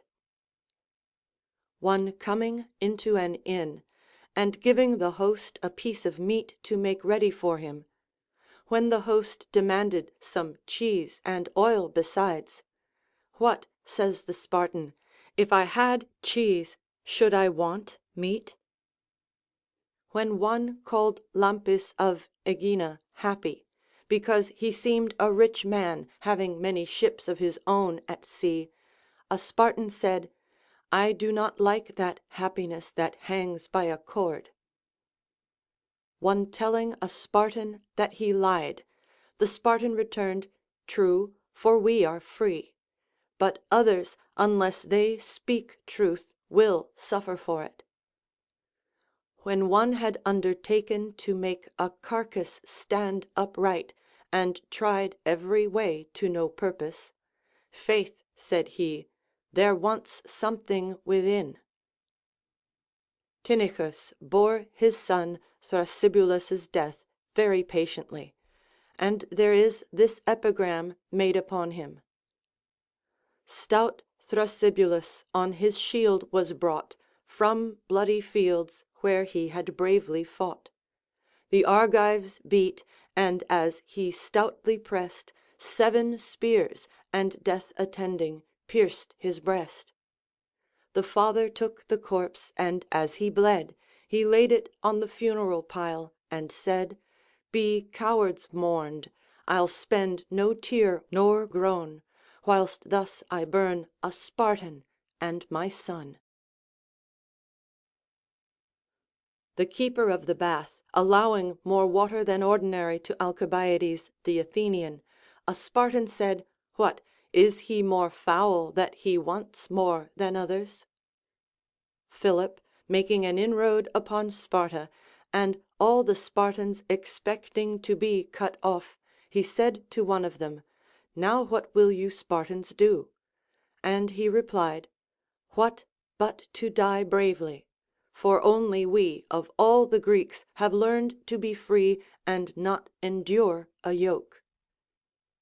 when Agis was beaten and Antipater demanded 50 boys for hostages, Eteocles, one of the then ephors, answered, Boys we will not give, lest swerving from the customs of their country they prove slothful and untoward, and so incapable of the privilege of citizens. But of women and old men you shall have twice as many. And when upon refusal he threatened some sharp afflictions, he returned, If you lay upon us somewhat worse than death, we shall die the more readily. An old man in the Olympic games, being desirous to see the sport and unprovided of a seat, went about from place to place, was laughed and jeered at, but none offered him the civility. But when he came to the Spartans' quarter, all the boys and some of the men rose from their seats and made him room. At this all the Greeks clapped and praised their behavior. Upon which the good old man, shaking his hoary hairs, with tears in his eyes, said, Good God, how well all the Greeks know what is good, and yet only the Lacedaemonians practice it. And some say the same thing was done at Athens. For at the great solemnity of the Athenians, the Panathenaic festival, the Attics abused an old man, calling him as if they designed to make room for him, and when he came, putting him off again. And when after this manner he had passed through almost all, he came to that quarter where the Spartan spectators sat, and all of them presently rose up and gave him place. The whole multitude, extremely taken with this action, clapped and shouted, upon which one of the Spartans said, By heaven, these Athenians know what should be done, but are not much for doing it. A beggar, asking an alms of a Lacedaemonian, he said, Well should I give thee anything, thou wilt be the greater beggar, for he that first gave thee money made thee idle, and is the cause of this base and dishonorable way of living. Another Spartan, seeing a fellow gathering charity for the gods' sake, said, I will never regard those as gods that are poorer than myself. Another, having taken one in adultery with an ugly whore, cried out, Poor man, how great was thy necessity! Another, hearing an orator very lofty and swelling in his speech, said, Faith, this is a brave man, how excellently he rolls his tongue about nothing. A stranger being at Sparta, and observing how much the young men reverenced the old, said, At Sparta alone it is desirable to be old. A Lacedaemonian, being asked what manner of poet Tyrtaeus was, replied, Excellent to whet the courage of our youth. Another, that had very sore eyes, listed himself a soldier. When some said to him, Poor man, whither in that condition, and what wilt thou do in a fight? He returned, If I can do nothing else, I shall blunt the enemy's sword. Burrus and Spertus, two Lacedaemonians, going voluntarily to Xerxes the Persian to suffer that punishment which the oracle had adjudged due to Sparta for killing those ambassadors the king had sent, as soon as they came, desired Xerxes to put them to death as he pleased, that they might make satisfaction for the Spartans. But he, surprised at this gallantry, forgave the men and desired their service in his court. To which they replied, How can we stay here and leave our country, our laws, and those men for whom we came so far to die? Indarnes, the general, pressing them to make peace, and promising them equal honors with the king's greatest favorites, they returned, Sir, you seem to be ignorant of the value of liberty, which no man in his wits would change for the Persian empire. a Spartan in a journey, when a friend of his had purposely avoided him the day before, and the next day, having obtained very rich furniture, splendidly received him, trampled on his tapestry, saying, "This was the cause why I had not so much as a mat to sleep upon last night." Another coming to Athens, and seeing the Athenians crying salt fish and dainties to sell up and down the streets, others gathering taxes, keeping stews, and busied about 1,000 such dishonest trades, and looking on nothing as base and unbecoming. After his return, when his acquaintance inquired how things were at Athens, he replied, "All well," intimating by this irony that all things there were esteemed good and commendable, and nothing base. Another, being questioned about something, denied it, and the enquirer rejoining, "Thou liest," he replied, "and art not thou a fool to ask me what you know yourself very well?" Some Lacedaemonians, being sent ambassadors to the tyrant Lygdamis, pretending sickness he deferred their audience a long time. They said to one of his officers, "Pray, sir, assure him that we did not come to wrestle, but to treat with him." A priest, initiating a Spartan in holy mysteries, asked him what was the greatest wickedness he was ever guilty of. And he replying, "The gods know very well," and the priest pressing him the more and saying he must needs discover, the Spartan asked, "To whom? To thee or to the god?" And the priest saying, "To the god," he rejoined, "Then do you withdraw." Another at night, passing by a tomb and imagining he saw a ghost, made towards it with his spear, and striking it through, cried out, "Whither dost thou fly, poor twice dead ghost?"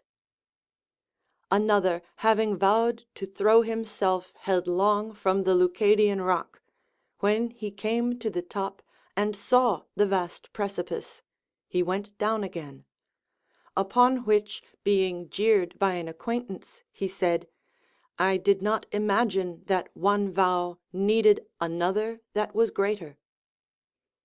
Another in a battle had his sword lifted up to kill his enemy, but the retreat being sounded, he did not let the blow fall. And when one asked him why, when his enemy was at his mercy, he did not use the advantage. "Because," said he, "it is better to obey my leader than kill my enemy."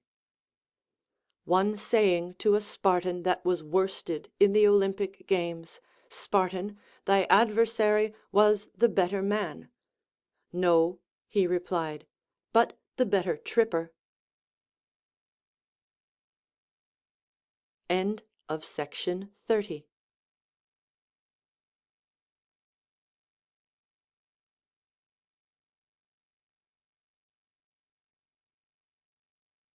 The Morals, Volume 1, by Plutarch, translated by several hands, corrected and revised by William W. Goodwin. Of Hearing. The Introduction. I have sent, Nicander, the reflections of some spare hours concerning hearing, digested into the following short essay, that, being out of the hands of governors and come to man's estate, you may know how to pay a proper attention to those who would advise you.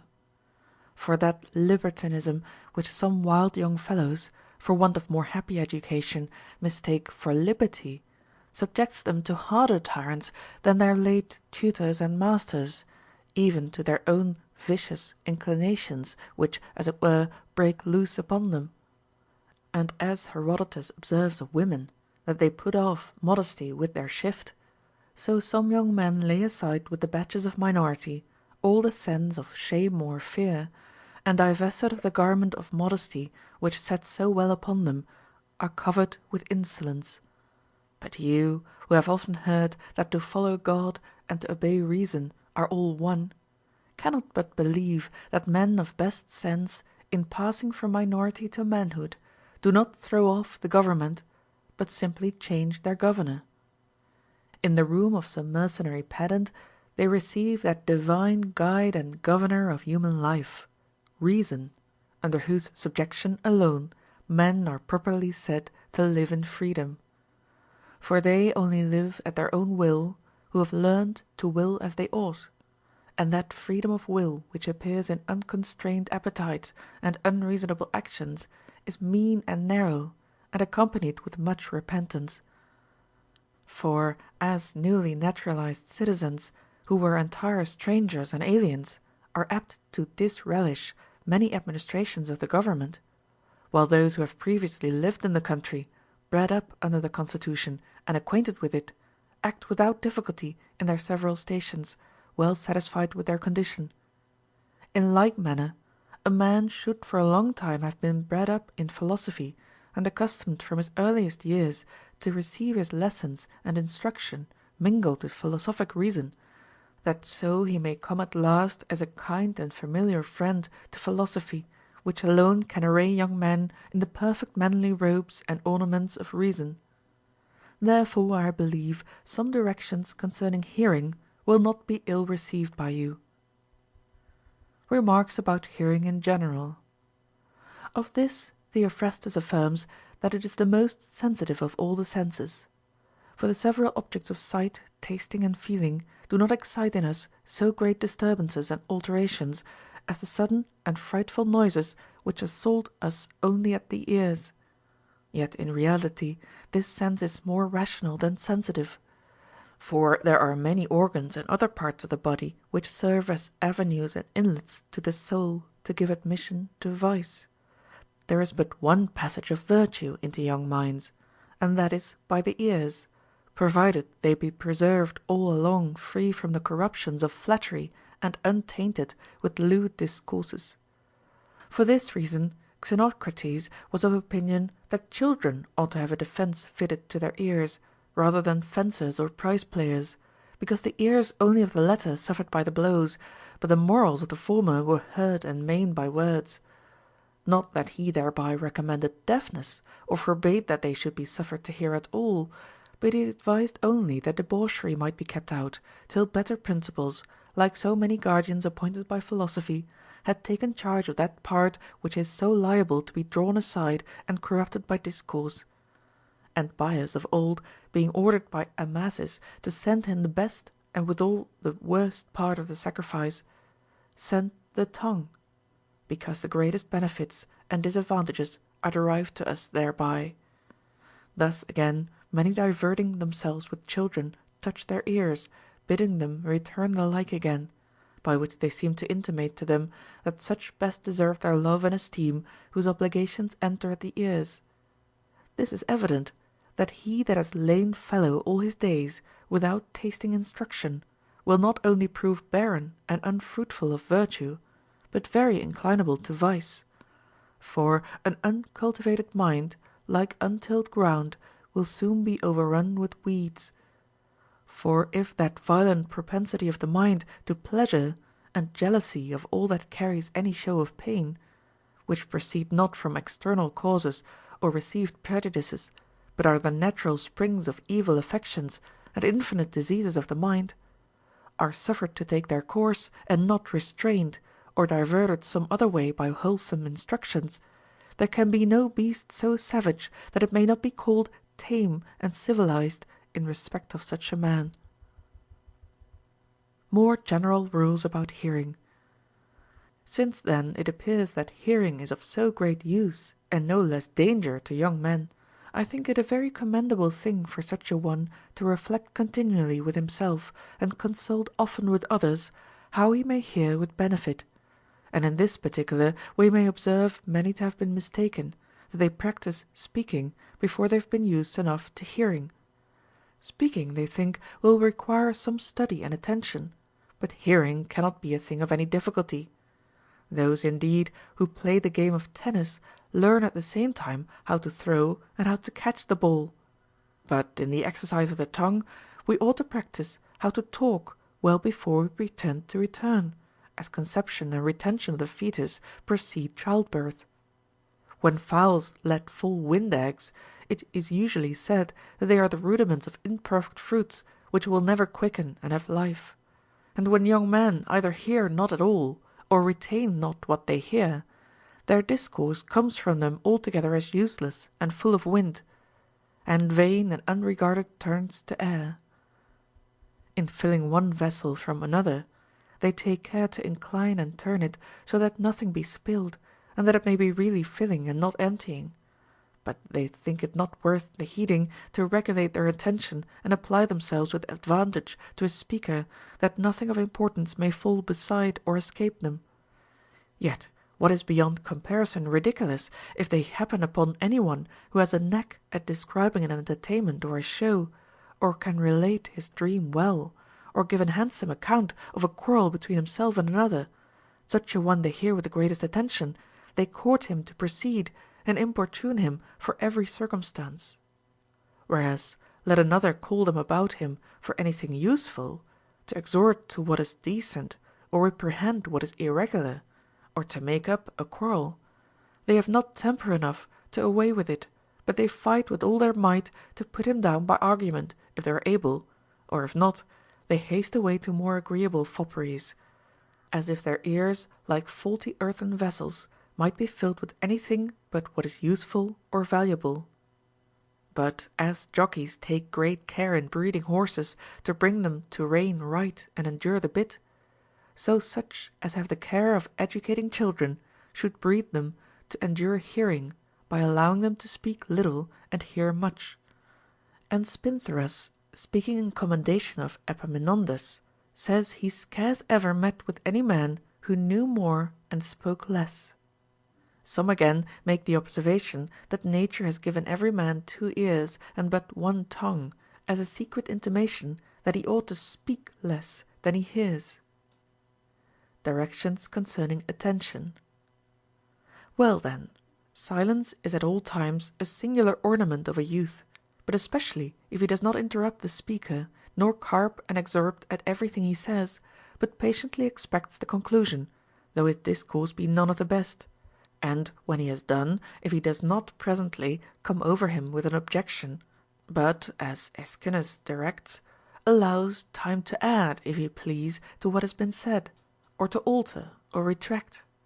Whereas such as turn too suddenly upon a speaker neither hear nor are heard themselves, but senselessly chatter to one another, and sin against the laws and rules of decorum. But he that brings along with him a modest and unwearied attention has this advantage, that whatever is beneficial in the discourse he makes his own, and he more readily discovers what is false or impertinent, appearing all the while a friend to truth rather than to squabbling or rashness. Therefore it was not ill said that such as design to infuse goodness into the minds of youth must first exclude thence pride and self-conceit more carefully than we squeeze air out of bladders which we wish to fill with something useful, because while they are puffed up with arrogance there is no room to admit anything else. Thus again, envy and detraction and prejudice are in no case good, but always a great impediment to what is so, yet nowhere worse than when they are made the bosom friends and counselors of a hearer, because they represent the best things to him as unpleasant and impertinent, and men in such circumstances are pleased with anything rather than what deserves their applause. Yet he that grieves at the wealth, glory, or beauty of any is but simply envious, for he repines only at the good of others. But he that is ill-natured to a good speaker is an enemy to his own happiness. For discourse to an hearer, like light to the eye, is a great benefit if he will make the best use of it. Envy in all other instances carries this pretence with it, that it is to be referred to the depraved and ungovernable affections of the mind, but that which is conceived against the speaker arises from an unjust presumption and vainglorious affectation of praise. In such a case the man has not leisure to attend to what he hears, his soul is in continual hurry and disturbance, at one time examining her own habits and endowments, if any way inferior to the speaker, Anon, watching the behaviour and inclination of others, if inclined to praise or admire his discourse; disordered at the praise and enraged at the company, if he meet with any encouragement. She easily lets slip and willingly forgets what has been said, because the remembrance is a pain and vexation to her. She hears what is to come with a great deal of uneasiness and concern, and is never so desirous that the speaker should hasten to an end as when he discourses best. After all is over, she considers not what was said, but has respect only to the common vogue and disposition of the audience. She avoids and flies like one distracted such as seem to be pleased, and herds among the censorious and perverse. If she finds nothing to pervert, then she puts forward other speakers, who, as she asserts, have spoken better and with greater force of argument on the same subject. Thus, by abusing and corrupting what was said, she defeats the use and effect of it on herself. He therefore who comes to hear must for the time come to a kind of truce and accommodation with vainglory, and preserve the same evenness and cheerfulness of humour he would bring with him if he were invited to a festival entertainment or the first fruits sacrifice, applauding the orator's power when he speaks to the purpose, and where he fails, receiving kindly his readiness to communicate what he knows, and to persuade others by what wrought upon himself. Where he comes off with success, he must not impute it to chance or peradventure, but attribute all to study and diligence and art, not only admiring, but studiously emulating the like. Where he has done amiss, he must pry curiously into the causes and origin of the mistake. For what Xenophon says of discreet housekeepers, that they make an advantage of their enemies as well as their friends, is in some sort true of vigilant and attentive hearers, who reap no less benefit from an ill than a good orator. For the meanness and poverty of a thought, the emptiness and flatness of an expression, the unseasonableness of a figure, and the impertinence of falling into a foolish ecstasy of joy or commendation, and the like, are better discovered by a bystander than by the speaker himself. Therefore his oversight or indiscretion must be brought home to ourselves, that we may examine if nothing of the same kind has skulked there and imposed on us all the while. For there is nothing in the world more easy than to discover the faults of others, but it is done to no effect if we do not make it useful to ourselves in correcting and avoiding the like failures. When therefore you animadvert upon other men's miscarriages, forget not to put that question of Plato to yourself, Am not I such another?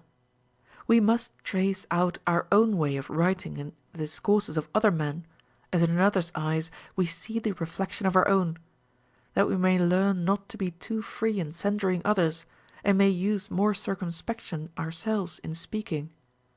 To this design the following method of comparison may be very instrumental. If upon our return from hearing we take what seemed to us not well or sufficiently handled, and attempt it afresh ourselves, endeavoring to fill out one part or correct another, to vary this or model that into a new form from the very beginning. And thus Plato examined the oration of Lucius. For it is a thing of no great difficulty to raise objections against another man's oration, nay, it is a very easy matter, but to produce a better in its place is a work extremely troublesome. As the Spartan who was told Philip had demolished the city Olynthus made this reply, but he cannot raise such another. When then it appears, upon handling the same topic, that we do not much excel those who undertook it before, this will abate much of our censorious humor, and our pride and self-conceit will be exposed and checked by such comparisons. Caution about admiration. To contempt is opposed admiration, which indeed argues a more candid and better disposition. But even in this case no small care is to be observed, and perhaps even greater. For although such as are contemptuous and self-conceited receive but little good from what they hear, yet the good-natured and such as are given to admire everything take a great deal of harm. And Heraclitus was not mistaken when he said that a fool was put in a flutter at everything he heard. We ought indeed to use all the candor imaginable in praising the speaker, yet withal as great caution in yielding our assent to what he says. To look upon his expression and action with a favorable construction, but to inspect the usefulness and truth of his doctrine with the nicest and most critical judgment, that speakers may cease to be malicious, and that what they say may do no mischief. For many false and dangerous principles steal upon us through the authority of the speaker and our own credulity. The Spartan Ephas, approving the judgment of one of an ill conversation, ordered it to be communicated to the people by a person of better life and reputation, thereby wisely and politically using them to give more deference to the morals than to the words of such as pretend to advise them. But now in philosophy the reputation of the speaker must be pulled off, and his words examined naked and without a mask. For in hearing as in war there are many false alarms. The hoary head of the speaker or his gesture, his magisterial look or his assuming pride, and above all the noise and clapping of the auditory, bear great sway with a raw and inexperienced hearer, who is easily carried away with the tide. The very expression, if sweet and full and representing things with some pomp and greatness, has a secret power to impose upon us. For as many lapses in such as sing to an instrument escape the hearers, so luxuriancy and pomp of style dazzle the hearer so that he cannot see clearly the argument in hand. And Melanthius, as it is said, being asked his opinion concerning a tragedy of Diogenes, made answer that the words intercepted his sight of it. But most sophists in their declamations and speeches not only make use of words to veil and muffle their design, but with affected tone and softness of voice they draw aside and bewitch their followers, for the empty pleasure which they create reaping a more empty glory. So that the saying of Dionysius is very applicable to them, who, being one day extremely pleased with a harper that played excellently well before him, promised the fellow a great reward, yet afterwards would give him nothing, pretending he had kept his word. For, said he, as long as you pleased me by your playing, so long were you pleased by hope of the reward. And such also is the reward this kind of harangues bring to the authors. The hearers admire as long as they are pleased and tickled, but the satisfaction on one hand and glory on the other conclude with the oration, and the hearers lose their time idly, and the speakers their whole life. How to separate the useful part of a discourse. No, we must separate the trash and trumpery of an oration, that we may come at the more fruitful and useful part, not imitating those women who busy themselves in gathering nosegays and making garlands, but the more useful industry of bees. The former indeed plait and weave together the sweetest and gayest flowers, and their skill is mighty pretty, but it lasts for one day only, and even then is of little or no use, whereas the bees, passing by the beds of violets and roses and hyacinth, fix on the prickly and biting thyme, and settle upon this intent on the yellow honey, and taking thence what they need for their work, they fly home laden. In like manner, a well-meaning sincere hearer ought to pass by the flowers of an oration, leaving the gaudy show and theatrical part to entertain dronish sophists, and diving into the very mind of the speaker and the sense of his speech, he must draw thence what is necessary for his own service, remembering withal that he is not come to the theatre or music meeting, but is present at the schools and auditories of philosophy, to learn to rectify his way of life by what he hears.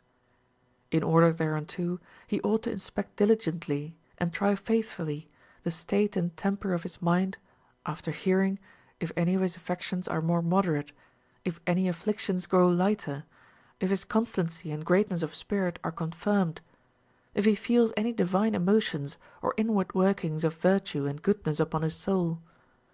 For it becomes us but ill, when we rise from the barber's chair, to be so long in consulting the mirror, or to stroke our heads and examine so curiously the style in which our hair is trimmed and dressed, and then, at our return from hearing in the schools, to think it needless to look into ourselves, or examine whether our own mind has discharged any turbulent or unprofitable affections, and is grown more sedate and serene. For, as Ariston was wont to say, The bath and a discourse are of no use unless they are purgative. Let then a young man be pleased and entertained with a discourse, but let him not make his pleasure the only end of hearing, nor think he may come from the school of a philosopher singing and sportive, nor let him call for perfumes and essences when he has need of a poultice and fomentations. But let him learn to be thankful to him that purges away the darkness and stupidity of his mind, though, as we clear beehives by smoking, with an offensive or unpalatable discourse. For though it lies upon a speaker to take some care that his expression be pleasing and plausible, yet a hearer ought not to make that the first thing he looks after.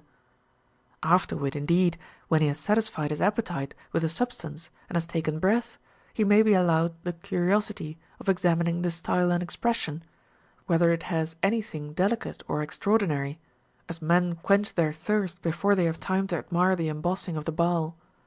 But now such a one as is not intent on the subject matter, but demands merely that the style shall be plain and pure Attic, is much of his foolish humour, who refuses an antidote unless it be mixed in Attic porcelain, or who will not put on a coat in the winter because the cloth is not made of Attic wool, but who can yet sit still, doing nothing and stirring not, under such a thin and threadbare cloak as an oration of Lucius.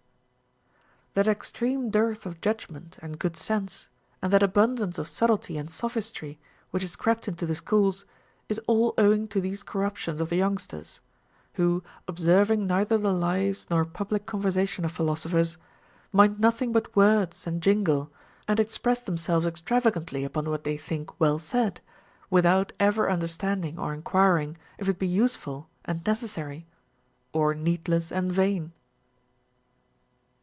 Section 31.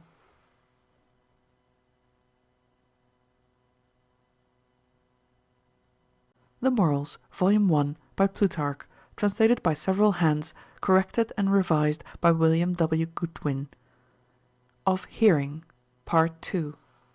Of asking questions. After this, it will be convenient to lay down some directions touching asking of questions. For it is true, he that comes to a great collation must eat what is set before him, not rudely calling for what is not to be had, nor finding fault with the provision. But he that is invited to partake of a discourse, if it be with that proviso, must hear with silence, for such disagreeable hearers as occasion digressions by asking impertinent questions and starting foolish doubts are a hindrance both to the speaker and the discourse, without benefiting themselves. But when the speaker encourages them to propose their objections, he must take care that the question be of some consequence. The suitors in Homer scorned and derided Ulysses. To no brave prize aspired the worthless swain, 'twas but for scraps he asked, and asked in vain. Because they thought it required a great and heroic soul no less to ask than to bestow great gifts. But there is much better reason to slight and laugh at such a hearer as can please himself in asking little trifling questions. Thus some young fellows, to proclaim their smattering in logic and mathematics, upon all occasions enquire about the divisibility of the infinite, or about motion through a diagonal, or upon the sides. But we may answer them with Philotimus, who, being asked by a consumptive phthisical person for a remedy against a whitlow, and perceiving the condition he was in by his colour and his shortness of breath, replied, Sir, you have no reason to be apprehensive of that. So we must tell them, you have no reason, young gentlemen, to trouble yourselves about these questions, but how to shake off your conceit and arrogance, to have done with your intrigues and fopperies, and to settle immediately upon a modest and well-governed course of life, is the question for you. Great regard is to be had also to the genius and talent of a speaker, that we may enquire about such things as are in his way, and not take him out of his knowledge, as if one should propose physical or mathematical queries to a moral philosophy reader, or apply himself to one who prides himself on his knowledge of physics to give his opinion on conditional propositions, or to resolve a fallacy in logic. For as he that goes about to cleave wood with a key, or to unlock a door with an axe, does not so much misemploy those instruments as deprive himself of the proper use of them, so such as are not content with what a speaker offers them, but call for such things as he is a stranger to, not only are disappointed, but incur the suspicion of malice and ill nature. Be cautious also how you ask questions yourself, or ask too often, for that betrays somewhat of conceit and ostentation. But to wait civilly while another proposes his scruples argues a studious spirit and willingness that others should be informed, unless some sudden perturbation of mind require to be repressed, or some distemper to be assuaged. For perhaps, as Heraclitus says, it is an ill thing to conceal even a man's ignorance, it must be laid open, that the remedy may be applied. So also if anger or superstition, or a violent quarrel with your domestics, or the mad passion of love, which doth the very heartstrings move that ne'er were stirred before, excite any commotion in your mind, you are not, for fear of being galled by reproof, to fly to such as are treating of other arguments, but you must frequent those places where your particular case is stating, and after lecture address yourself privately to the speaker for better information and fuller satisfaction therein. On the contrary, men commonly flatter themselves and admire the philosopher so long as he discourses of indifferent things, but if he come home to themselves and deal freely with them about their real interests, this they think is beyond all enduring, or at best a needless piece of supererogation. For they naturally think that they ought to hear philosophy in the schools, like actors on the stage, while in matters out of the school they believe them to be no better men than themselves. And, to confess the truth, they have but reason to think so of many sophists, who, having once left the desk and laid aside their books, in the serious concerns of human life are utterly insignificant and even more ignorant than the vulgar. But they do not know that even the austerity or raillery of real philosophers, their very nod or look, their smile or frown, and especially their admonitions directed to particular persons, are of weighty importance to such as can brook or attend to them. Directions concerning praising. As for commendation, some caution and mean is to be observed in it, because to be either deficient or excessive in that particular shows a base spirit. He is but a morose and rigid hearer, whom no part of an oration can work upon or move, one who is full of secret presumptuous opinion of himself, and of an inbred conceit that he could do better things himself, one who dares not alter his countenance as occasion requires, or let fall the least word to testify his good wishes, but with silence and affected gravity hunts after the reputation of a sagacious and profound person, and thinks that all the praise is lost to himself which he bestows on others, as if it were money. For many rest that sentence of Pythagoras, who used to say that he had learned by philosophy to admire nothing. But these men think that to admire nobody and to honor nobody consists in despising everybody, and they aim at seeming grave by being contemptuous. Philosophy, indeed, removes that foolish admiration and surprise which proceeds from doubt or ignorance by laying open to us the causes of things, but endeavors not to destroy all good nature and humanity. And those who are truly good take it for their greatest honor and commendation to be just in paying honor and commendation where it is due to others. And for a man to adorn another is a most glorious ornament, proceeding from a generous abundance of glory and honor in himself, while those who are niggardly in praising others only betray how poor and bare they are of praises at home. Not to be too prone to commend. Yet to use no consideration at all, but to stand up and make a clamor at every word or syllable, is to offend in the other extreme. Such fluttering fellows for the most part oblige not the speakers themselves, and are always a plague and common grievance to the hearers, exciting them many times against their inclination, and forcing them for very shame to join in the tumult. In the end, he that raised the disturbance receives no benefit by the discourse, but goes away with the character of a scoffer or flatterer or novice. A judge, it is true, ought to hear and determine without favor or ill will, regarding only what is just and equitable. But in philosophical proceedings the case is altered, where neither law nor oaths tie us up from being favorable to the speaker. And the ancients in their temples were wont to place the statue of Mercury among the Graces, intimating that orators ought to find a propitious and good-natured audience. For they thought it past all belief that any man could prove so much a blockhead or come so wide of the purpose that, though he should make no remarks of his own and quote none of others worthy taking notice of, or though the argument and the design of his discourse might not be commendable, yet at least the order and disposition or the style should not deserve some applause, as oft amidst the furze and thorny brakes the tender violets more securely peep. For if some have undertaken successfully to speak in commendation of vomiting or a fever, and have even made an encomium on a porridge pot, not without some acceptance, certainly a discourse from one that is the least pretence to philosophy cannot but afford some opportunity, though it be a slight one, for commendation to a well-disposed auditory. Plato says that all who are in their bloom in some way excite the amorous man. The fair are the children of the gods, the black are manly, the hook-nosed have a look of majesty, the flat nose gives a graceful air, even the sallow complexion is complimented for looking like honey. In spite of all their defects, he cherishes and loves them all.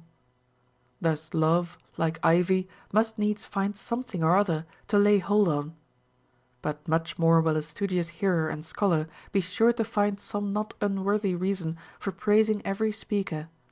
For Plato, in an oration of Lucius, disliking the invention and utterly condemning the disposition as confused, yet praised the style and elocution, because every word was wrought off cleverly and cleanly turned. Thus a man may see cause enough to disapprove the argument of Archilochus, the verse of Parmenides, the poverty of Phocylides, the eternal talk of Euripides, and inequality of style in Sophocles. And among the orators, one has no manner, another is not moving, a third has nothing of ornament, yet every one has his peculiar power of moving and exciting, for which he is praised. Some again do not require of us to testify our acceptance by the voice, a pleasing eye or cheerful look, or a behavior without anything of pain or uneasiness is all that they desire. For the following favors are nowadays bestowed of course upon every oration, though the speaker may speak to no purpose at all, sitting modestly without lolling from one side to the other, looking earnestly on the speaker, in the posture of an attentive listener, and with a countenance which betrays not only no contempt or ill will, but not even a mind otherwise employed. For as the beauty and excellence of everything consists in the concurrence of many different accidents, which contribute to the symmetry and harmony of the whole, so that, if but one inconsiderable part be away or absurdly added, deformity immediately follows, in like manner, not only a supercilious look, or forbidding mien, or roving eyes, or waving the body to and fro, or indecent crossing of the legs, but even a nod, a whisper to another, a scornful smile, a sleepy yawn, hanging of the head, or the like, are all likewise great indecorums, and to be avoided with particular care. Yet some there are who can assign a speaker his part, and think no duty incumbent on themselves all the while, who will have them prepare and premeditate what he has to deliver, and yet throw themselves into an auditory without any preparation or consideration, as if they were invited to a feast to revel and take their pleasures at another's cost. Yet it is known that even a guest has some things required of him to make him suitable and agreeable, and certainly a hearer has much more, because he ought to be a sharer in the discourse and an assistant to the speaker. Neither will it become him to be severe at all turns upon every slight miscarriage, or perpetually putting the speaker's elocution and action to the test, while he himself is guilty of grosser enormities in hearing, without danger or control. But as at tennis, he that takes the ball turns and winds his body according to the motion of the server, so a kind of proportion is to be observed between the speaker and the hearer, if both will discharge their several duties. Care to be observed in praising persons of all qualities. Neither ought we to use any expressions of praise indifferently. For it is an ill thing which Epicurus relates, that, upon reading any epistles from his friends, those about him broke out into tumultuous applauses, and such as daily introduce new forms into our auditories, as divinely said, superhuman, inimitable, as if those used by Plato, Socrates, and Hyperides. Well, wisely, truly said, were not sufficiently expressive, exceed the bounds of decency and modesty, nay indeed do but affront the speaker, as though he were fond of such extravagant praises. Nor are they less odious and troublesome who confirm approbation with impertinent oaths, as if they were giving their testimony for a speaker in a court of judicature. And so likewise is it with such as observe not to give just deference to the quality of persons, who to a philosopher are apt to cry out, smartly said, or to a reverend gentleman, wittily, floridly, applying to philosophy such trifles as are proper to scholastic exercises and declamations, and giving meretricious applause to a sober discourse, as if a man should compliment the conqueror in the Olympic games with a garland of lilies or roses, instead of laurel or wild olive. Euripides the poet, one day at a rehearsal instructing the chorus in a part that was set to a serious air, one of the company unexpectedly fell out a laughing. Sir, said he, unless you were very stupid and insensible, you could not laugh while I sing in the grave Mixolydian mood. In like manner a master of philosophy and politics may put a stop to the unseasonable levity and pertness of a youngster by telling him, you seem to be a madman and unacquainted with all manner of civility, otherwise you would not hum over your tunes or practise your new steps while I am discoursing of gods, or the laws, or the supreme magistrate. For consider seriously what a very scandalous thing it is that, while a philosopher is in his discourse, the passengers in the street, from the clamour and hooting of the hearers, should have reason to make it a question whether some piper or harper or morris dancer were got in among them. Of bearing admonitions and reproofs. Admonitions and reprimands ought to be taken neither altogether insensibly nor yet sheepishly. For such as carry off a disgrace from a philosopher carelessly and without due concern, so as to grin at his reprehensions or scoffingly to praise him for them, as sharping parasites applaud the scurrilous reflection of their cullies, such I say are shameless and insolent, and betray only their invincible impudence, which is no good or true argument of courage. Yet to bear handsomely without passion an innocent jest in raillery is not unbecoming the breeding of a gentleman, but a good accomplishment and altogether worthy of a Spartan. But when an exhortation to amendment of manners, like a bitter potion, is made up of harsh and unpleasant words, in such a case for a youth, instead of hearing submissively and running into a sweat, or being seized with dizziness, when the mind is on fire with shame and confusion, to remain unmoved, or sneer, or dissemble his concernment, is the certain sign of a dissolute and ill-bred man, one whose soul, like callous flesh, being hardened with a course of debauchery, will receive no scar or impression. Some young men indeed there are of a contrary disposition, who having undergone one rebuke, fly off without ever looking back, turn renegades, and quite desert philosophy. These being naturally very modest, have a good disposition toward a healthful habit of mind, but vitiate it by too much tenderness and effeminacy, which disables them for bearing a reproof or manfully submitting to a correction, and run after more pleasing harangues, wherewith some flatterers and sophists soothe and bewitch them, without any benefit or advantage. For as he that flies from the surgeon after incision, and will not suffer the ligature to be applied, endures that part of his skill only which is painful, rejecting what would give him ease, so such a one as being lanced and scarified by a sharp oration has not patience till the wound be skinned over, goes away from philosophy tortured and harassed, without that benefit he might receive thereby. For not only Telephus's wound was cured by rusty filings of the spear, as Euripides has it, but whatever pain philosophy may occasion to a meek disposition will be cured and removed by the same discourse that gave the wound. He therefore that is reprehended must endure a while and away with some pain, not presently be discouraged or out of heart. Let him behave himself as though he were to be initiated into the mysteries of philosophy, still hoping, after the lustrations and more troublesome ceremonies are undergone, he shall enjoy some considerable effect of his present troubles and inconveniences. Or suppose he be wrongfully chidden, it is but handsome to expect the conclusion.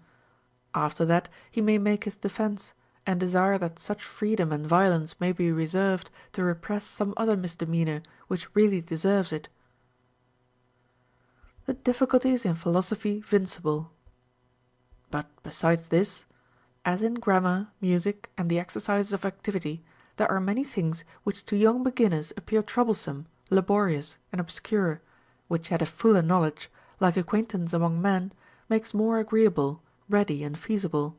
In like manner, though philosophy in its first terms and notions may seem uncouth and strange, yet a man must not be so far discouraged at the first elements as to throw it up altogether, but he must bid at all and ply his business hard, and patiently expect that acquaintance which will make all easy and pleasant, and that will not be long in coming, bringing great light into things, and exciting ardent affections to virtue, without which to endure to live, after one has through his own effeminacy fallen from philosophy, is an argument of a mean spirit and servile disposition.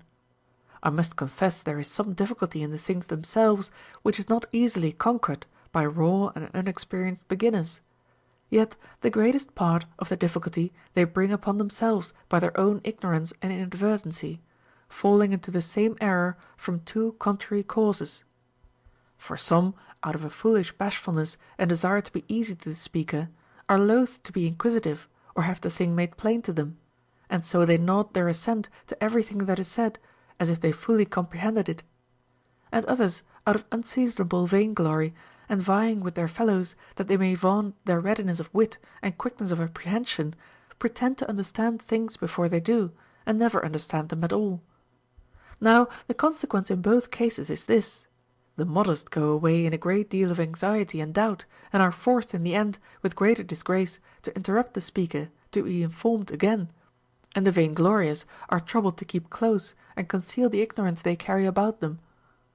Therefore, all such sheepishness and self-conceit being set aside, let us learn to lay up in our minds whatever is usually said, enduring to be laughed at by such as set up for wits and railers. This course took Cleanthes and Xenocrates, who, being somewhat slower than their fellows, did not therefore give over hearing or despond, but prevented the jests of others by comparing themselves to narrow-mouthed vessels and to copper plates, because though they received learning with some difficulty, yet they retained it surely. For he that will be a good man must not only, as Phocylides says, expect much fraud and many a time be caught, but be laughed at and disgraced, and endure many scurrilous and virulent reflections, he must also encounter ignorance and wrestle with it with all the strength of his mind, and subdue it too. Neither, on the other hand, must the faults be passed by which some troublesome people commit out of mere laziness and negligence, such men as will not bestow any pains in considering themselves, but asking often the same questions are a perpetual vexation to the speaker, like callow birds always gaping at the bill of the old one, and still reaching after what has been prepared and worked over by others. Another sort there are who, affecting the reputation of quickness and attention, confound the speaker with their pragmatical curiosity and jargon, always hailing in something unnecessary, and require demonstrations of things foreign to the business in hand. Thus a short way is long and tedious made, as Sophocles says, and that not only to themselves but others also. For by taking off the speaker with vain and unnecessary questions, they retard the progress of instruction, like travellers in the road, by impertinent halts and stops. Hieronymus compares these men to lazy and greedy curs, which within doors bite and tear the skins of wild animals, and lie tugging at their shaggy hair, but in the field dare not fasten upon beasts themselves. A concluding exhortation. Yet one exhortation let me leave with these people, that having received the general heads of things, they would supply the rest by their own industry, making their memory a guide to their invention, and that, looking on the discourse of others only as a kind of first principle or seed, they would take care to cherish and increase it. For the mind requires not like an earthen vessel to be filled up; convenient fuel and aliment only will inflame it with a desire of knowledge and ardent love of truth.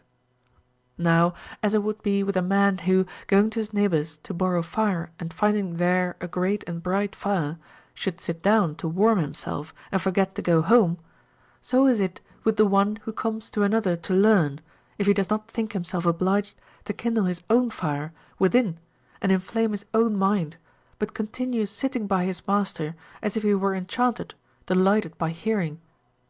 Such a one, although he may get the name of a philosopher, as we get a bright colour by sitting by the fire, will never clear away the mould and rust of his mind, and dispel the darkness of his understanding by the help of philosophy. In fine, if there is any other precept concerning hearing, it is briefly this: to be careful in observing the last exhortation, that is, to join the exercise of our invention to our hearing; that so, while we lay down the rule that hearing well is the first step to living well, we may not content ourselves with a superficial commonplace knowledge, but endeavour after such a philosophical habit as shall be deeply imprinted on the mind. End of Section 32 of Hearing.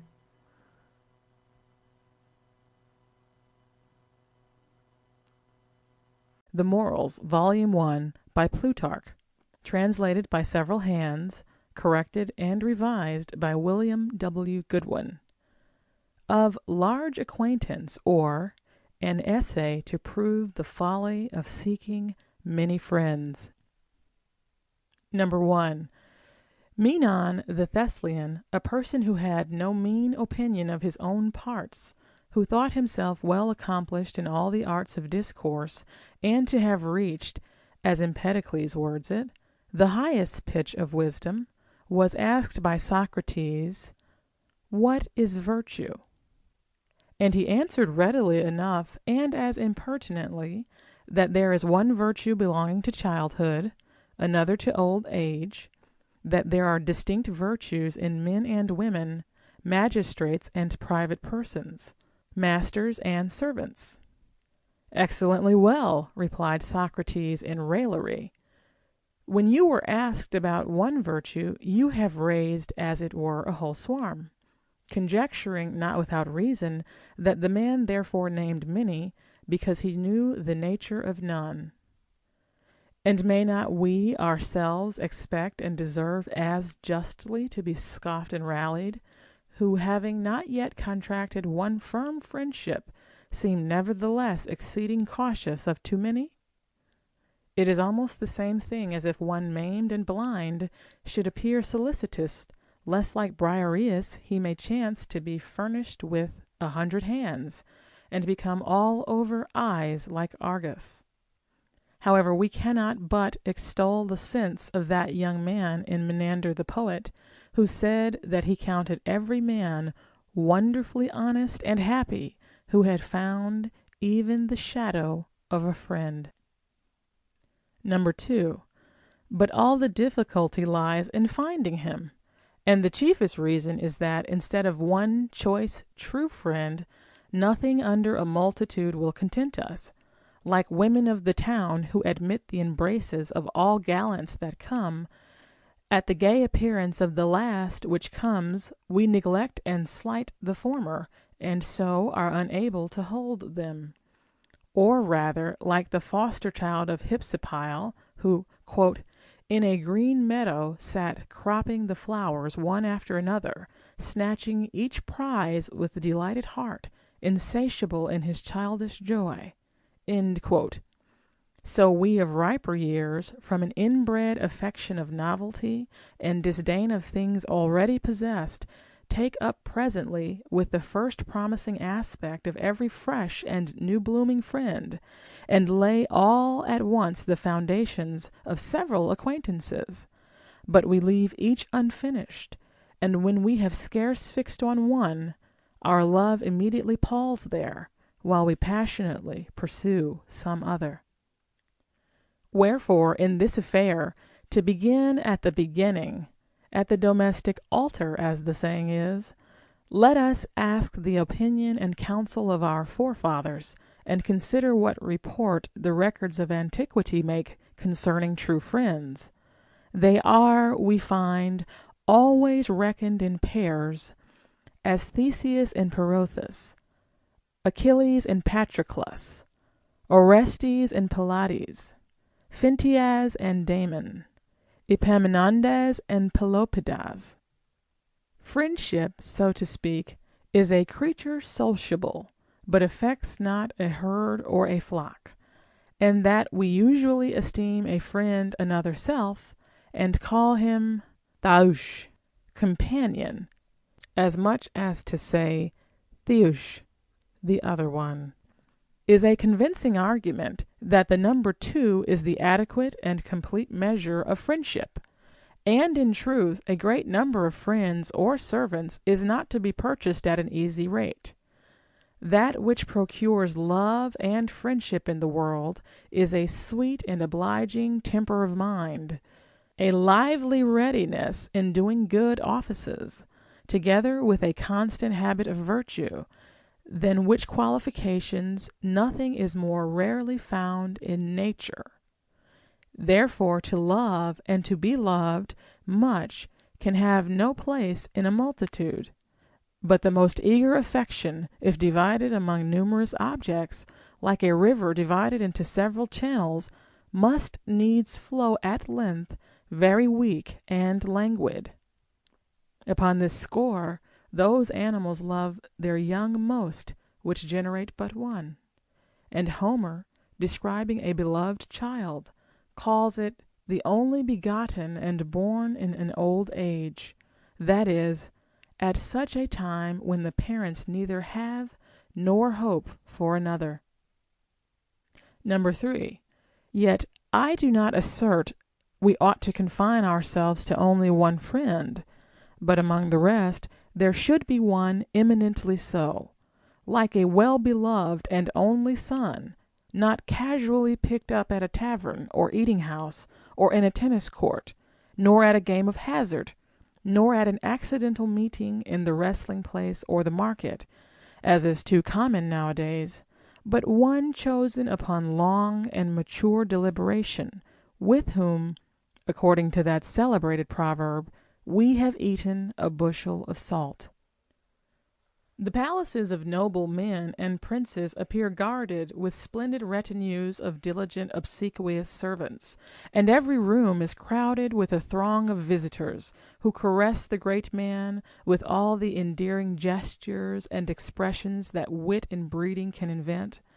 And it may be thought, I confess, at first sight, that such are very fortunate in having so many cordial, real friends at their command, whereas it is all bare pageantry and show.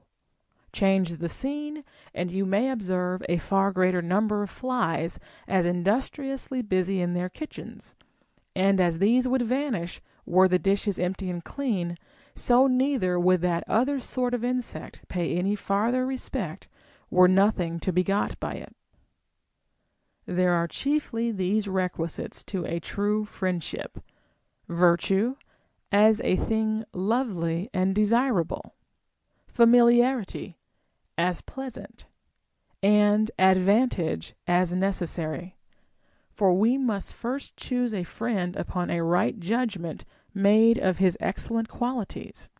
Having chosen him, we must perceive a pleasure in his conversation, and upon occasion he must be useful to us in our concerns, all which, especially in judgment in our choice the main point of all, are inconsistent with a numerous acquaintance. And first of all, to draw a parallel in other matters, if there is no small time required to select a great many persons together who can dance and sing in exact time to the same tune, manage oars with a like strength and vigor, be fit stewards of our estates or tutors of our children, certainly we must acknowledge it much more difficult to meet with a considerable number of friends ready to enter with us the trial of all manner of fortune, of whom every one will, of his good fortune yield thy part to thee, and bear like part in thy calamity. Even a ship at sea runs not the risk of so many storms, nor are any castles, forts, and havens secured with walls, ramparts, and dams against the apprehension of so many dangers, as are the misfortunes against which a constant approved friendship mutually undertakes to afford a defense and refuge.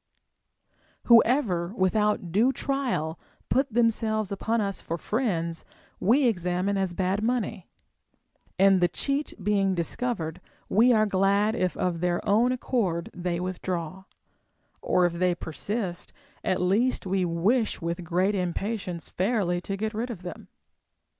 Yet we must own it is a hard and troublesome task to cast off a disagreeable acquaintance.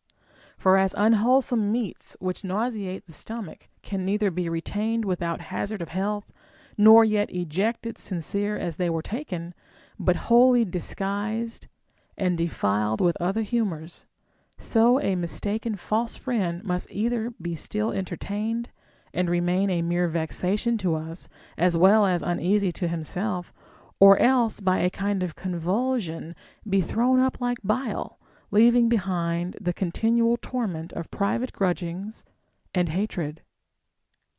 4. Therefore it highly concerns us not to be too rash in fastening on the next that may accidentally offer, nor presently to affect every one that pretends to be fond of our friendship. Let the search rather begin on our own part, and our choice fix on those who approve themselves really worthy of our respect. What is cheap and with ease obtained is below our notice, and we trample underfoot bushes and brambles that readily catch hold of us, while we diligently clear our way to the vine and olive. So it is always best not to admit to our familiarity persons who officiously stick and twist themselves about us, but we ought rather of our own accord to court the friendship of those who are worthy of our regard, and who prove advantageous to ourselves.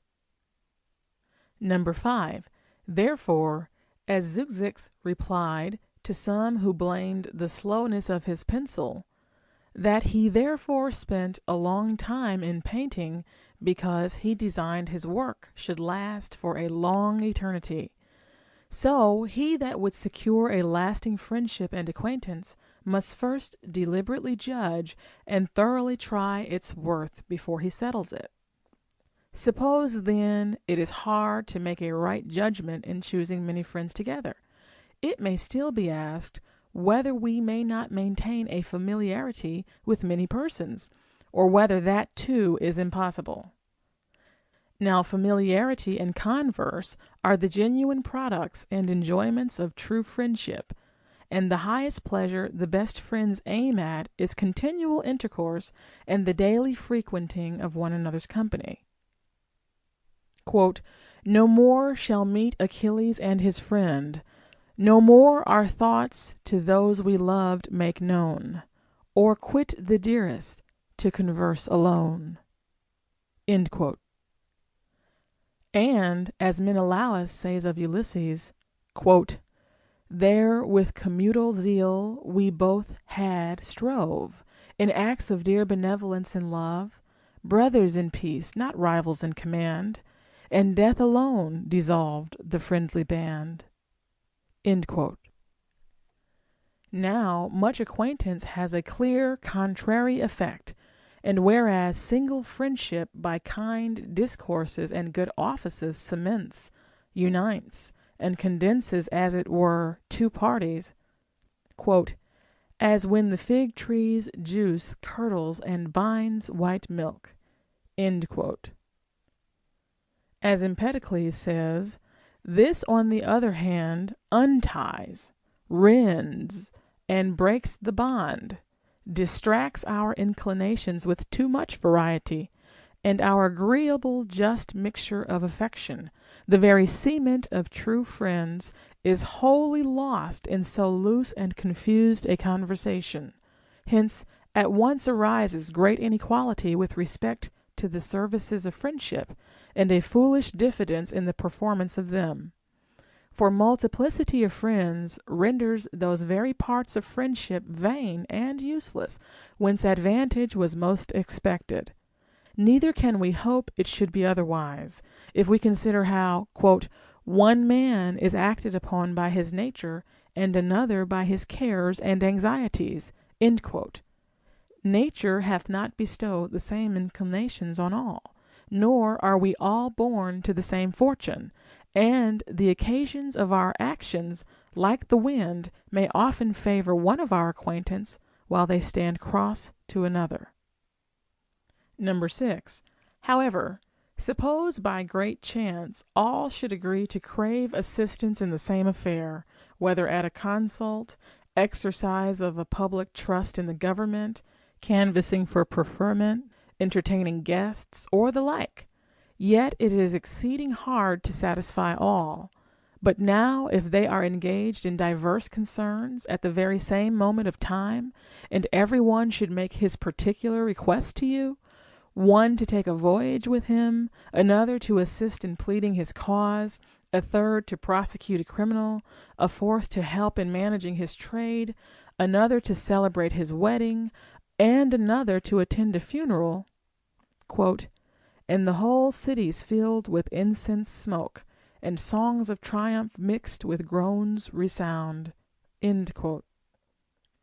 I say in this case, it is utterly impossible to answer the requests of all. To gratify none is absurd, and to serve only one and disoblige the rest is a thing grievous and intolerably rude. For no one, when he loves a friend, will bear to be neglected. If indeed you could persuade that inadvertency was the cause of the omission, you might more easily hope a pardon. And to plead forgetfulness is a sort of excuse, which perhaps might pass without much angering your friend. But to allege, I could not be advocate in your cause, being of counsel for another, or, I could not visit you in a fever, because I was invited to a feast elsewhere, While it is thus confessed that we neglect one friend to pay our respects to another, is so far from extenuating the offense that it highly aggravates it, and adds all the jealousies of rivalry. But commonly men overlook these and such like inconveniences of a numerous acquaintance, and take only a prospect of its advantages, not in the least reflecting that whoever employs many assistants in his affairs must in gratitude repay his service to as many when they need it. And as Briareus, who with his 100 hands was daily obliged for his bare subsistence to feed 50 stomachs, could thrive no better than ourselves, who supply a single one with 2 hands, so a man of many friends cannot boast any other privilege but that of being a slave to many, and of sharing in all the business, cares, and disquiet that may befall them. Nor can Euripides help him by advising that, best suited to the state of mortal life are mutual friendships formed, with moderation, such as take not root deep in the soul, affections that with ease may be relaxed, or closer bound at will. That is, we may pull in and let out our friendships like a sail, as the wind happens to blow. Let us rather, good Euripides, turn this saying of yours to enmity, for heats and animosities ought to be moderate, and never reach the inmost recesses of the soul. Hatred, anger, complaints, and jealousies may with good reason be readily appeased and forgotten. Therefore it is far more advisable, as Pythagoras directs, not to shake hands with too many, that is, not to make many friends, nor to affect that popular kind of easiness which courts and embraces every acquaintance that occurs, but carries with it on the reverse 1,000 mischiefs, among which, as was before hinted, to bear part of the same cares, to be affected with the same sorrows, and to be embroiled in the same enterprises and dangers with any great number of friends, will be a sort of life hardly tolerable to even the most ingenious and generous tempers. What Chilon the wise man remarked to one who said he had no enemies, namely, "Thou seemest rather to have no friends," has a great deal of truth, for enmities always keep pace and are interwoven with friendships. 7. And it is impossible any should be friends that resent not mutually the affronts and injuries offered unto either, and that do not hate alike and in common. They also who are enemies to yourself will presently suspect and hate your friend. Nay, your other friends too often will envy, calumniate, and undermine him. Wherefore, what the oracle foretold Timesias concerning his planting a colony, that an hive of bees should be changed into a nest of wasps, may not impertinently be applied to those who seek after a hive of friends, but light before they know it upon a wasp nest of enemies. Besides, we should do well to consider that the kindest affections of friends seldom compensate for the misfortunes that befall us from the malice of enemies. It is well known how Alexander treated the families of Philotas and Parmenio, Dionysius those of Dion, Nero those of Plautus, and Tiberius those of Sejanus. All shared the same hard fate of being racked and tortured to death. For as the gold and riches Creon's daughter was adorned with could not secure the good old father from being consumed in her flames, endeavoring too officiously to rescue her, so not a few partake of the calamities and ruin of their friends before they have reaped the least advantage from their prosperity, a misfortune to which philosophers and the best-natured men are the most liable. This was the case of Theseus, who for the sake of his dear Pirithous shared his punishment, and was bound with him in the same eternal chains. Thus in the plague of Athens, says Thucydides, the most generous and virtuous citizens, while without regard to their own safety they visited their sick, frequently perished with their friends. 8. Such accidents as these ought to admonish us not to be too prodigal of our virtue, nor inconsiderately to prostitute our perfections to the enjoyment of every little thing that pretends to be our humble admirer. Rather, let us reserve them for the worthy, for those who can love and share another's joys and sorrows like ourselves. And truly, this alone renders it most unlikely that many men should remain friends, that real friendship has always its origin from likeness. For we may observe even brute and inanimate beings affect their like, very readily mixing and uniting with those of their own nature, while with great reluctance and a kind of indignation they shrink from and avoid whatever differs from themselves, and force can scarce oblige them to the loathed embraces.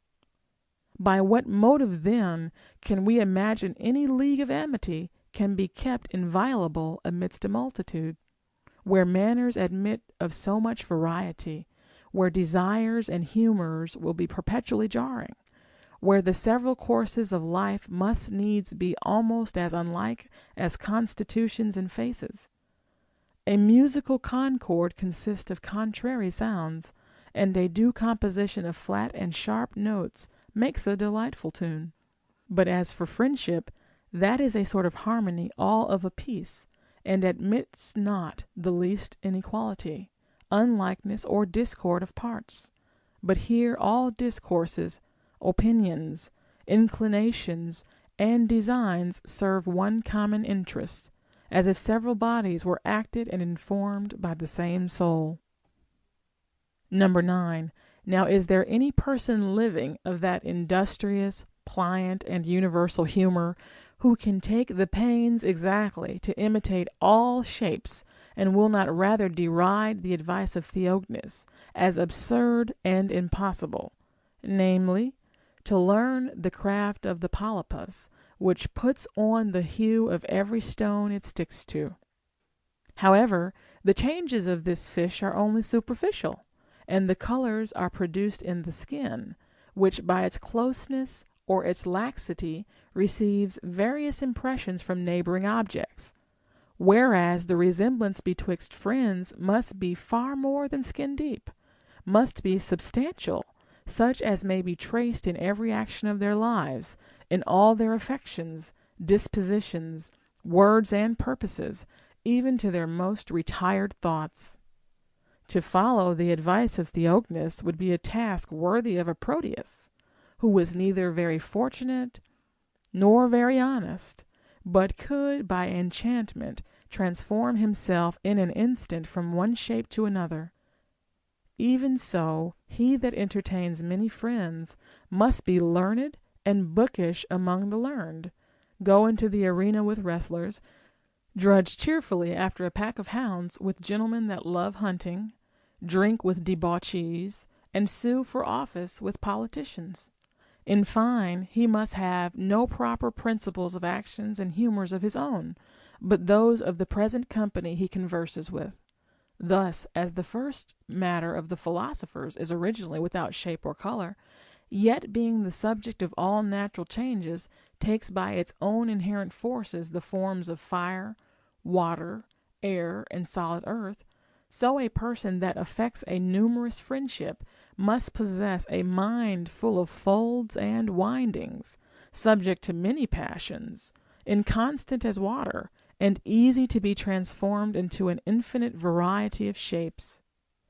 But real friendship requires a sedate, stable, and unalterable temper, so that it is a rare thing, and next a miracle to find a constant and sure friend. End of section 33.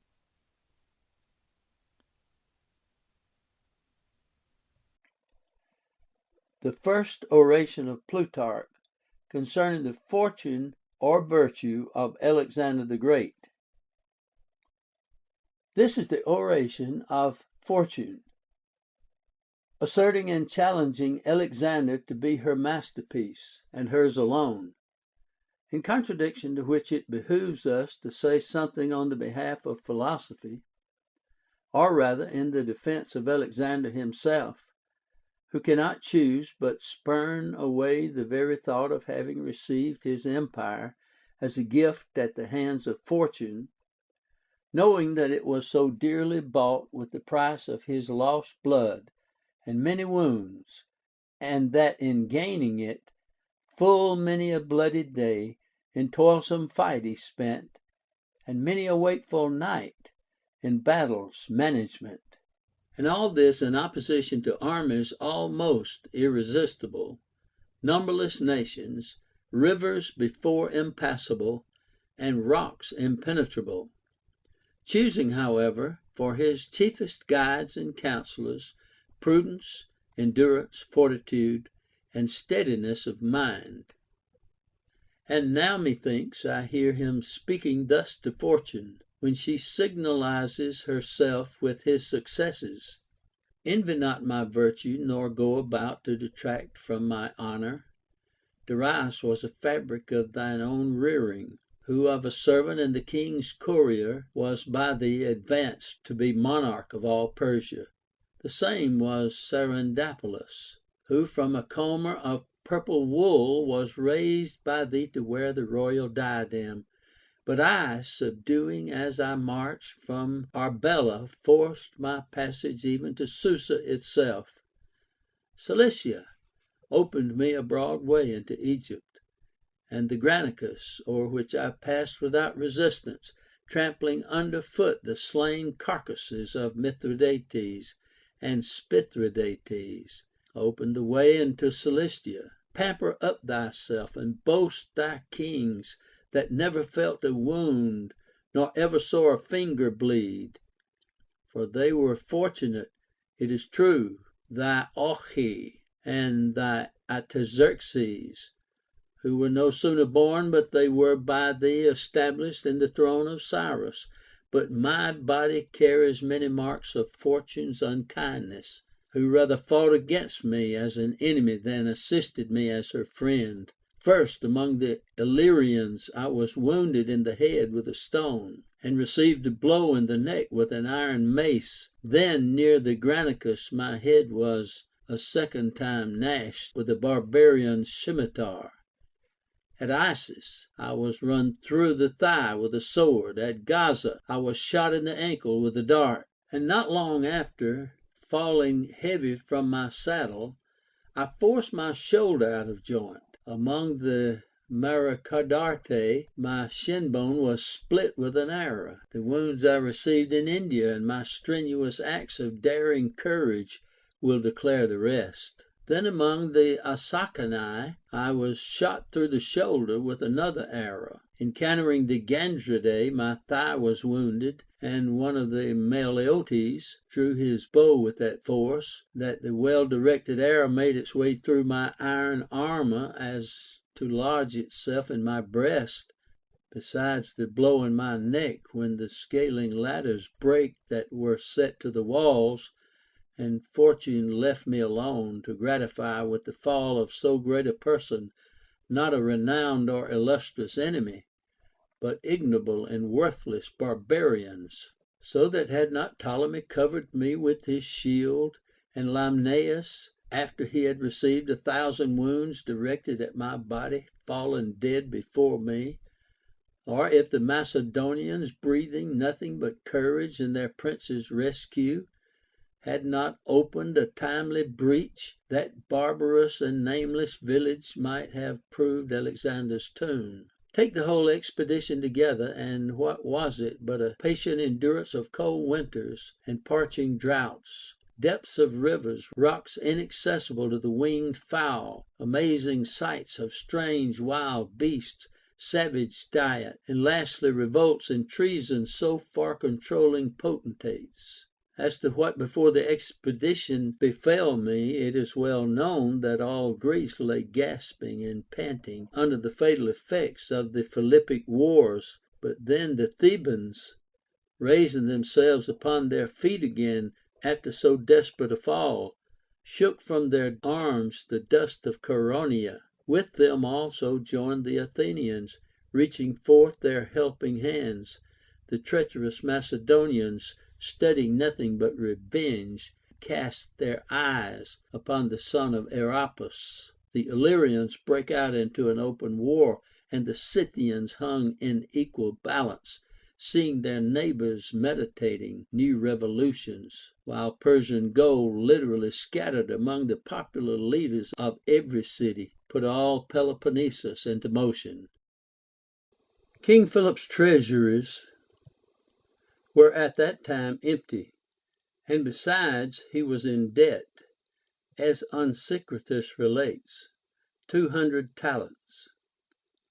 In the midst of so much pressing want and such menacing troubles, a youth but past the age of childhood durst aspire to the conquest of Babylon and Susa, or rather project in his thoughts supreme dominion over all mankind, and all this trusting only to the strength of 30,000 foot and 4,000 horses. For so many there were, by the account which Aristobulus gives, by the relation of King Ptolemy, there were 5,000 horse, from both which Anaximenes varying musters up the foot to 3 and 40,000. And the horse to 5,500. Now the glorious and magnificent sum which fortune had raised up to supply the necessities of so great an expedition was no more than 70 talents, according to Aristobulus, or as Duras records it, only 30 days' provision. You will say therefore that Alexander was too harsh and daringly inconsiderate with such a slender support to rush upon so vast an opposition. By no means, for who was ever better fitted than he for splendid enterprises, with all the choicest and most excelling precepts of magnanimity, consideration, wisdom, and virtuous fortitude, with which a philosophical education largely supplied him for this expedition? So that we may properly affirm that he invaded Persia with greater assistance from Aristotle than from his father Philip. As for those who write how Alexander was wont to say that the Iliad and Odyssey had always followed him in his wars, in honor to Homer, I believe them.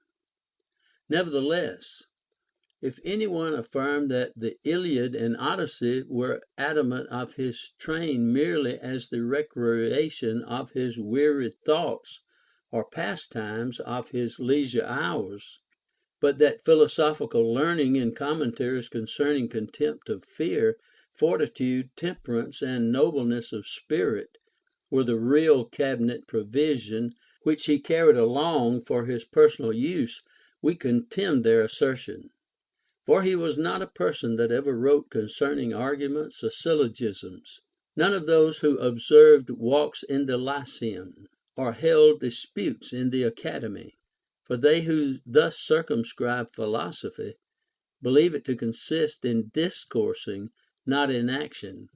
And yet we find that neither Pythagoras, nor Socrates, Aeschylus, nor Carneades was ever celebrated for his writings, though they were the most approved and esteemed among the philosophers. Yet no such busy wars as these employed their time in civilizing wild and barbarous kings, in building Grecian cities among rude and unpolished nations, nor in settling government and peace among people that lived without humanity or control of law. They only lived at ease, and surrendered the business and trouble of writing to the more conscientious sophists. Whence then came it to pass that they were believed to be philosophers? It was either from their sayings, from the lives they led, or from the precepts which they taught. Upon these grounds let us take a prospect of Alexander, and we shall soon find him, by what he said, by what he acted, and by the lessons he taught, to be a great philosopher. And first, if you please, consider that which seems the farthest distant of all from the common received opinion, and compare the disciples of Alexander with the pupils of Plato and Socrates. The latter instructed persons ingenious, such as speak the same speech, well understand, if nothing else, the Grecian language. But there were many with whom their precepts did not prevail. For men like Critias, Alcibiades, and Cleitophon shook off their doctrine like a bride, and followed the conduct of their own inclinations.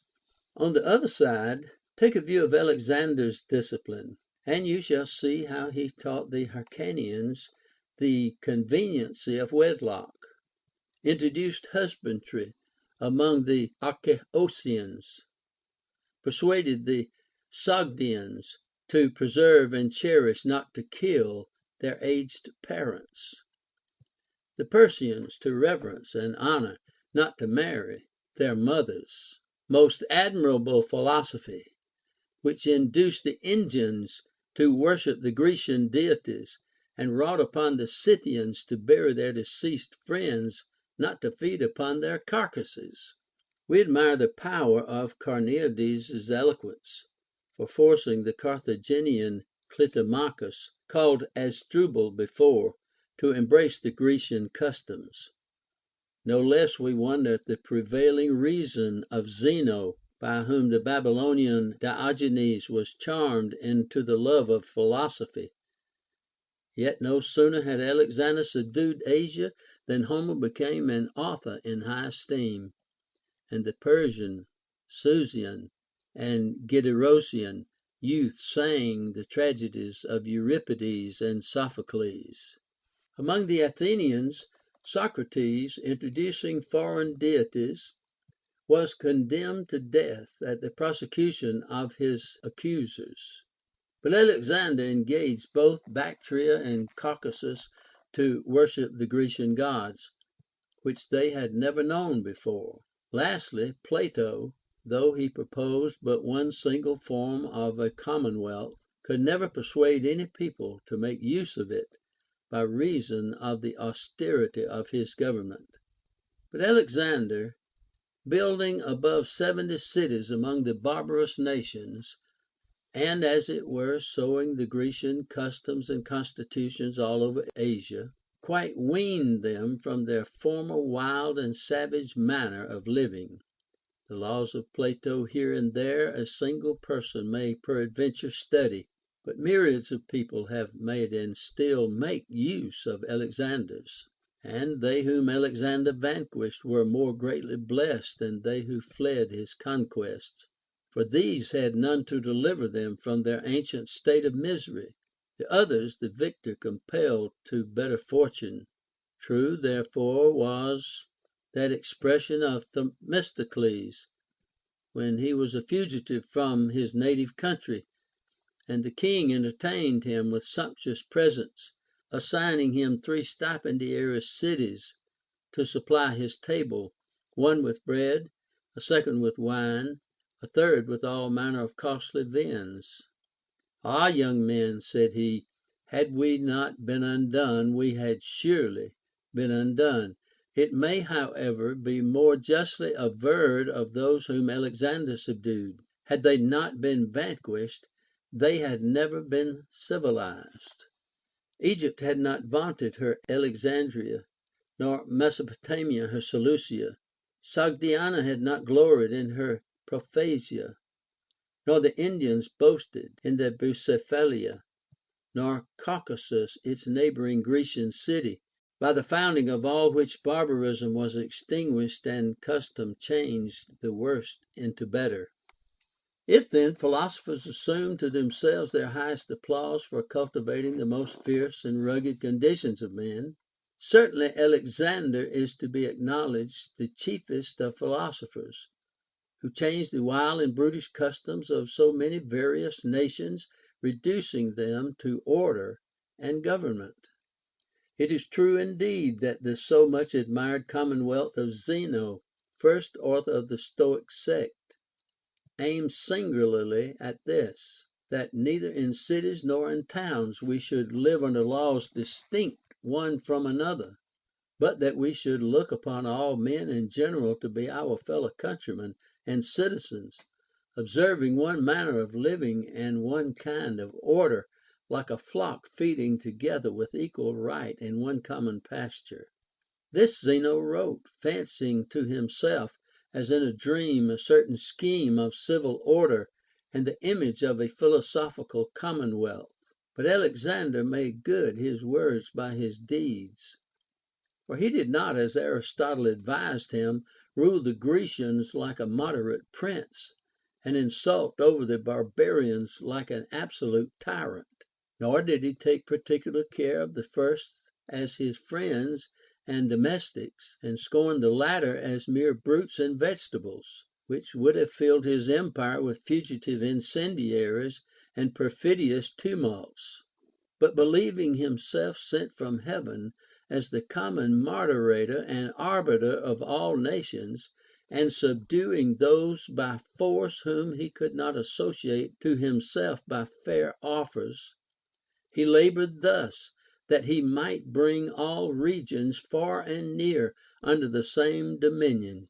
And then, as in a festive goblet, mixing lives, manners, customs, wedlock all together, he ordained that every one should take the whole habitable world for his country, of which his camp and army should be the chief metropolis and garrison, that his friends and kindred should be the good and virtuous, and that the vicious only should be accounted foreigners. Nor would he that Greeks and barbarians should be distinguished by long garments, targets, scimitars, or turbans, but that the Grecians should be known by their virtue and courage, and the barbarians by their vices and their cowardice, and that their habit, their diet, their marriage and custom of converse should be everywhere the same, engaged and blended together by the ties of blood and pledges of offspring. Therefore it was that Demaratus the Corinthian, an acquaintance and friend of Philip, when he beheld Alexander in Susa, bursting into tears of more than ordinary joy, bewailed the deceased Greeks, who, as he said, had been bereaved of the greatest blessing on earth, for that they had not seen Alexander sitting upon the throne of Darius. Though most assuredly, for my part, I do not envy the beholders this show, which was only a thing of chance and a happiness of more ordinary kings. But I would gladly have been a spectator of those majestic and sacred nuptials, when, after he had betrothed together 100 Persian brides and 100 Macedonian and Greek bridegrooms, he placed them all at one common table within the compass of one pavilion embroidered with gold, as being all of the same family, and then crowned with a nuptial garland, and being himself the first to sing the epithalamium in honor of the conjunction between the two of the greatest and most potent nations in the world, of only one the bridegroom, and all the bridemen, father, and moderator, he caused the several couples to be severally married. Had I but beheld this sight, ecstasied with pleasure, I should have then cried out, Barbarous and stupid Xerxes, how vain was all thy toil to cover the Hellespont with a floating bridge! Thus rather wise and prudent princes join Asia to Europe.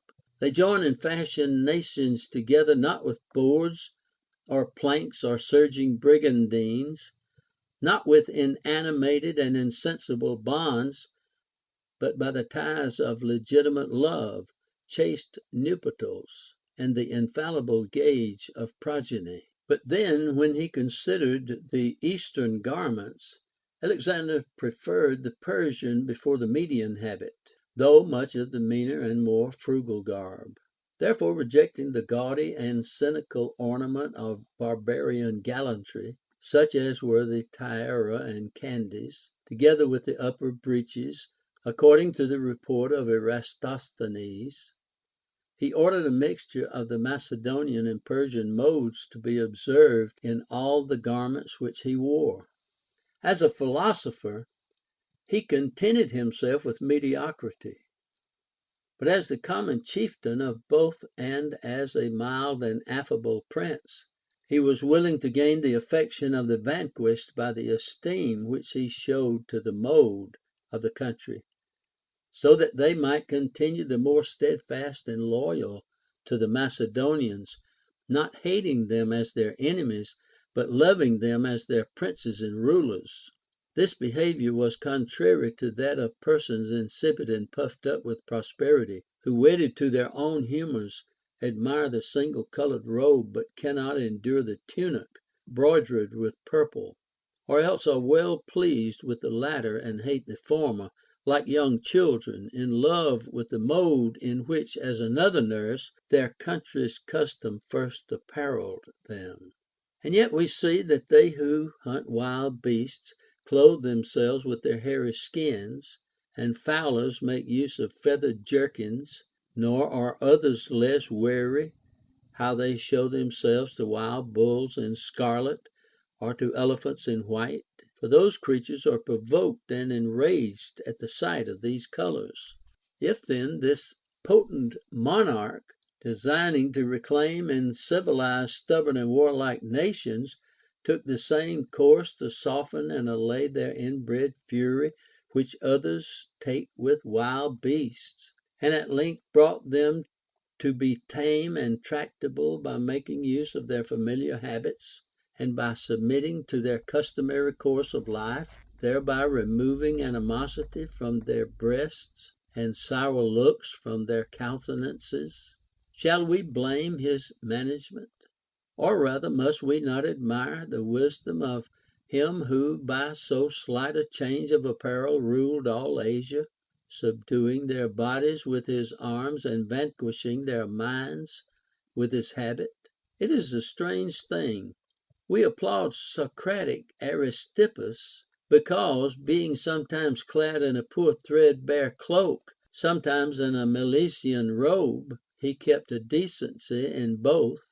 But they censure Alexander because he gave some respect to the garb and mode of those whom he had vanquished, as well as to that of his native country, not considering that he was laying the foundation of vast achievements. It was not his design to ransack Asia like a robber, or to despoil and ruin it as the prey and rapine of unexpected good fortune, as afterwards Hannibal pillaged Italy, and before him the Trerres ravaged Ionia, and the Scythians harassed Media, but to subdue all the kingdoms of the earth under one form of government, and to make one nation of all mankind. So that if the same deity which hither sent the soul of Alexander had not too soon recalled it, one law had overlooked all the world, and one form of justice had been as it were the common light of one universal government, while now that part of the earth which Alexander never saw remains without a sun. Thus, in the first place, the very scope and aim of Alexander's expedition speaks him a philosopher, as one that sought not to gain for himself luxurious splendor or riches, but to establish concord, peace, and mutual community among all men. Next, let us consider his sayings. Seeing that the souls of other kings and potentates betrayed their conditions and inclinations by their expressions, Antigonus the aged, having heard a certain poet sing before him a short treatise concerning justice, said, "Thou art a fool to mention justice to me, when thou seest me thundering down the cities belonging to other people about their ears. Dionysius the tyrant was wont to say that children were to be cheated with dice, but men with oats. Upon the monument of Sardanapalus this inscription is to be seen: All I did eat and drink, and all that lust to me vouchsafed I have, all else is gone." What now can a man say of these apothegms, but that the first denotes injustice and immoderate desire of sovereignty, the next impiety, and the third sensuality? But as for the sayings of Alexander, set aside his diadem, his claimed descent from Ammon, and the nobility of his Macedonian extraction, and you would believe them to have been the sayings of Socrates, Plato, or Pythagoras. For we omit the swelling hyperboles of flattery which poets have inscribed under his images and statues, studying rather to extol the power of Alexander rather than his moderation and temperance. As, for example, the statue seems to look to Jove and say, "Take thou Olympus, let me earth obey." And that other, "This is Alexander the son of Jove." But these, as I said, were only the flashes of poetic adulation magnifying his good success. Let us therefore come to such sentences as were really uttered by Alexander himself, beginning first with the early blossoms of his childhood. It is well known that for swiftness in running he exceeded all that were of his years, for which reason some of his most familiar playfellows would have persuaded him to show himself at the Olympic games. He asked them whether there were any kings to contend with him. And when they replied that there were none, he said, "The contest then is unequal, for I can conquer only private men, while they may conquer a king." His father, King Philip, being run through the thigh in a battle against the Trebili, and, though he escaped the danger, being not a little troubled at the deformity of his limping, "Be of good cheer, father," said he, "and show yourself in public, that you may be reminded of your bravery at every step." Are not these the products of a mind truly philosophical, which by an inspired inclination to what is noble already contemns the disfiguring of the body? Nor can we otherwise believe but that he himself gloried in his own wounds, which every time he beheld them called to his remembrance the conquered nation and the victory, what cities he had taken, what kings had surrendered themselves, never striving to conceal or cover those indelible characters and scars of honor, which he always carried about him as the graven testimonies of his virtue and fortitude.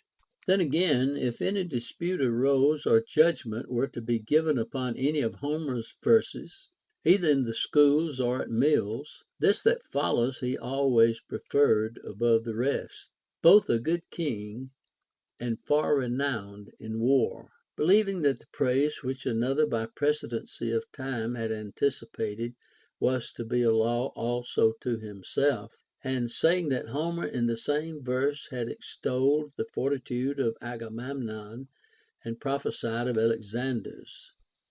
Crossing therefore the Hellespont, he viewed the city of Troy, revolving in his mind the heroic acts of antiquity. At this time one of the chief citizens proffering to him Paris's harp, if he pleased to accept it. I need it not, said he, for I have that with which Achilles pleased himself already. When he the mighty deeds of heroes sung, whose fame so loudly o'er the world has rung. But as for Paris, his soft and effeminate harmony was devoted only to the pleasures of amorous courtship. Now it is part of a true philosopher's soul to love wisdom, and chiefly to admire wise men.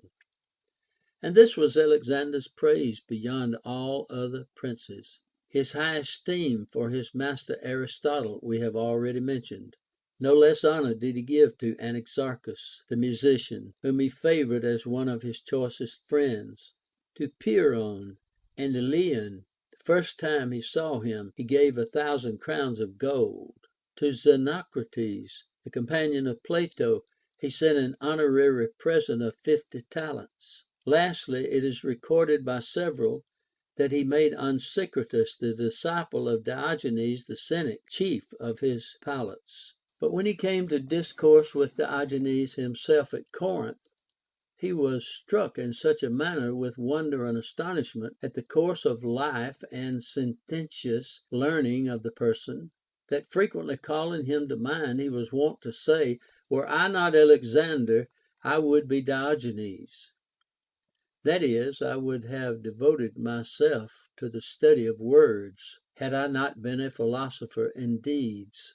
He did not say, "Were I not a king, I would be Diogenes," nor "Were I not opulent and Angiades," for he did not prefer fortune over wisdom, nor the purple robe or regal diadem before the beggar's wallet and threadbare mantle.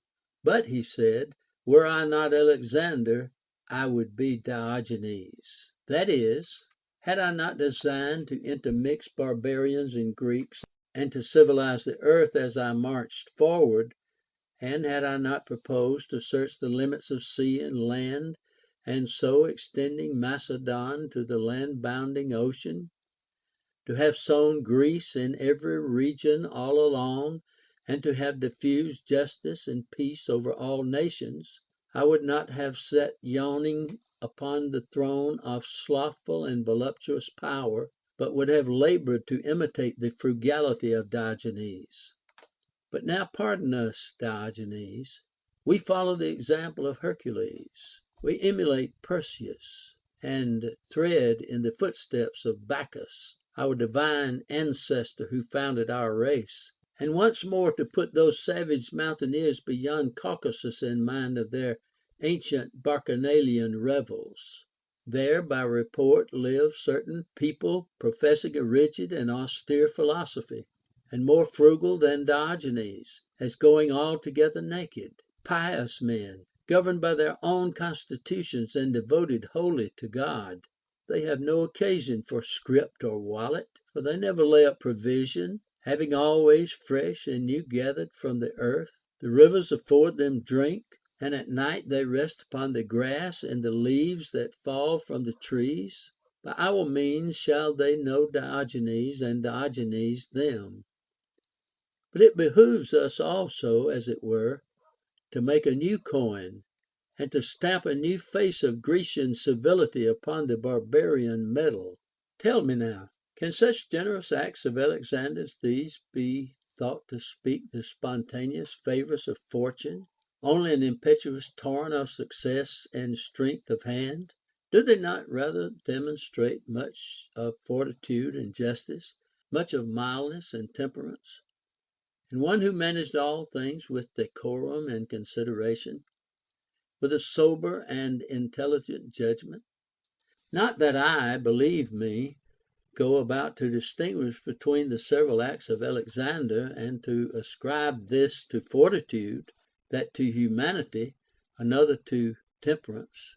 But I take every act to be an act of all the virtues mixed together. This is conformable to that Stoic sentence, "What a wise man does, he does by the impulse of all the virtues together." Only one particular virtue seems to head every action, and calling the rest to her assistance, drives on to the end proposed. Therefore we may behold in Alexander a warlike humanity, a meek fortitude, a liberality poised with good husbandry, anger easily appeased, chaste amours, a busy relaxation of mind, and labor not wanting recreation. Whoever like him mixed festivals with combats, revels and jollity with expeditions, nuptials and bacchanals with sieges and difficult attempts? To those that offended against the law who more severe? To the unfortunate who more pitiful? To those that made resistance who more terrible? To suppliants who more merciful?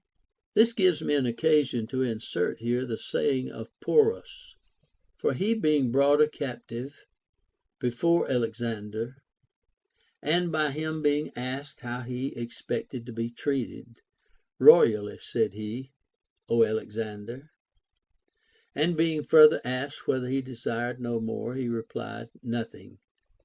For all things are comprehended in that word, "royally."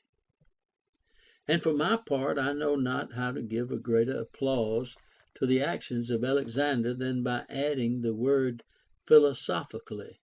For in that word all other things are included. Being ravished with the beauty of Roxana, the daughter of Oxyartes, dancing among the captive ladies, he never assailed her with injurious lust, but married her philosophically. Beholding Darius struck to the heart with several arrows, he did not presently sacrifice to the gods or sing triumphal songs to celebrate the end of a long war, but unclasping his own cloak from his shoulders, he threw it over the dead corpse philosophically, as it were to cover the shame of royal calamity. Another time, as he was perusing a private letter sent him by his mother, he observed Hephaestion, who was sitting by him, and read it along with him, little understanding what he did, for which unwary act Alexander forbore to reprove him. Only clapping his signet to his mouth, he thus kindly admonished him that his lips were then sealed up to silence by the friendly confidence which he reposed in him. All this philosophically. And indeed, if these were not acts done philosophically, where shall we find them? Let us compare with his some few acts of those who are by all allowed to be philosophers. Socrates yielded to the lustful embrace of Alcibiades. Alexander, when Philoxenus, governor of the seacoast, wrote to him concerning an Ionian lad that had not his equal for youthful beauty, and desired to know whether he should be sent to him or not, returned him this nipping answer: "Vilest of men, when wast thou ever privy to any desires of mine, that thou shouldst think to flatter me with such abhorrent allurements?" We admire the obstinacy of Xenocrates for refusing the gift of 50 talents which Alexander sent him. But do we take no notice of the munificence of the giver? Or is the bountiful person not to be thought as much of a contemner of money as he that refuses it? Xenocrates needed not riches by reason of his philosophy, but Alexander wanted wealth by reason of that same philosophy, that he might be more liberal to such persons. How often has Alexander borne witness to this in the midst of 1,000 dangers? It is true, we believe, that it is in the power of all men to judge rightly of things, for nature guides us of herself to virtue and bravery. But herein philosophers excel all others, that they have by education acquired a fixed and solid judgment to encounter whatever dangers they meet with. For most men have no such maxims to defend them as this in Homer. Without a sign his sword the brave man draws, and needs no omen but his country's cause. And that other of Demosthenes, death is the certain end of all mankind. But sudden apparitions of imminent danger many times break our resolutions, and the fancy, troubled with the imagination of approaching peril, chases away true judgment from her seat. For fear not only astonishes the memory, according to the saying of Thucydides, but it dissipates all manner of considerations, sense of honor, and resolution, while philosophy binds and keeps them together. End of section 34. Recording by Tony Richardson. Note: the text itself is defective at the end and elsewhere in the last chapter. The sense of the clause just preceding the quotation from Homer is chiefly conjectural. A similar deficiency is found in the end of the second oration on Alexander, which immediately follows.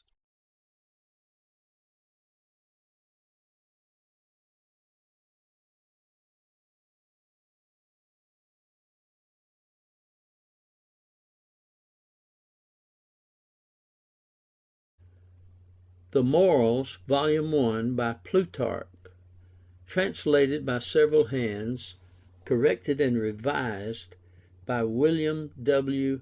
Goodwin.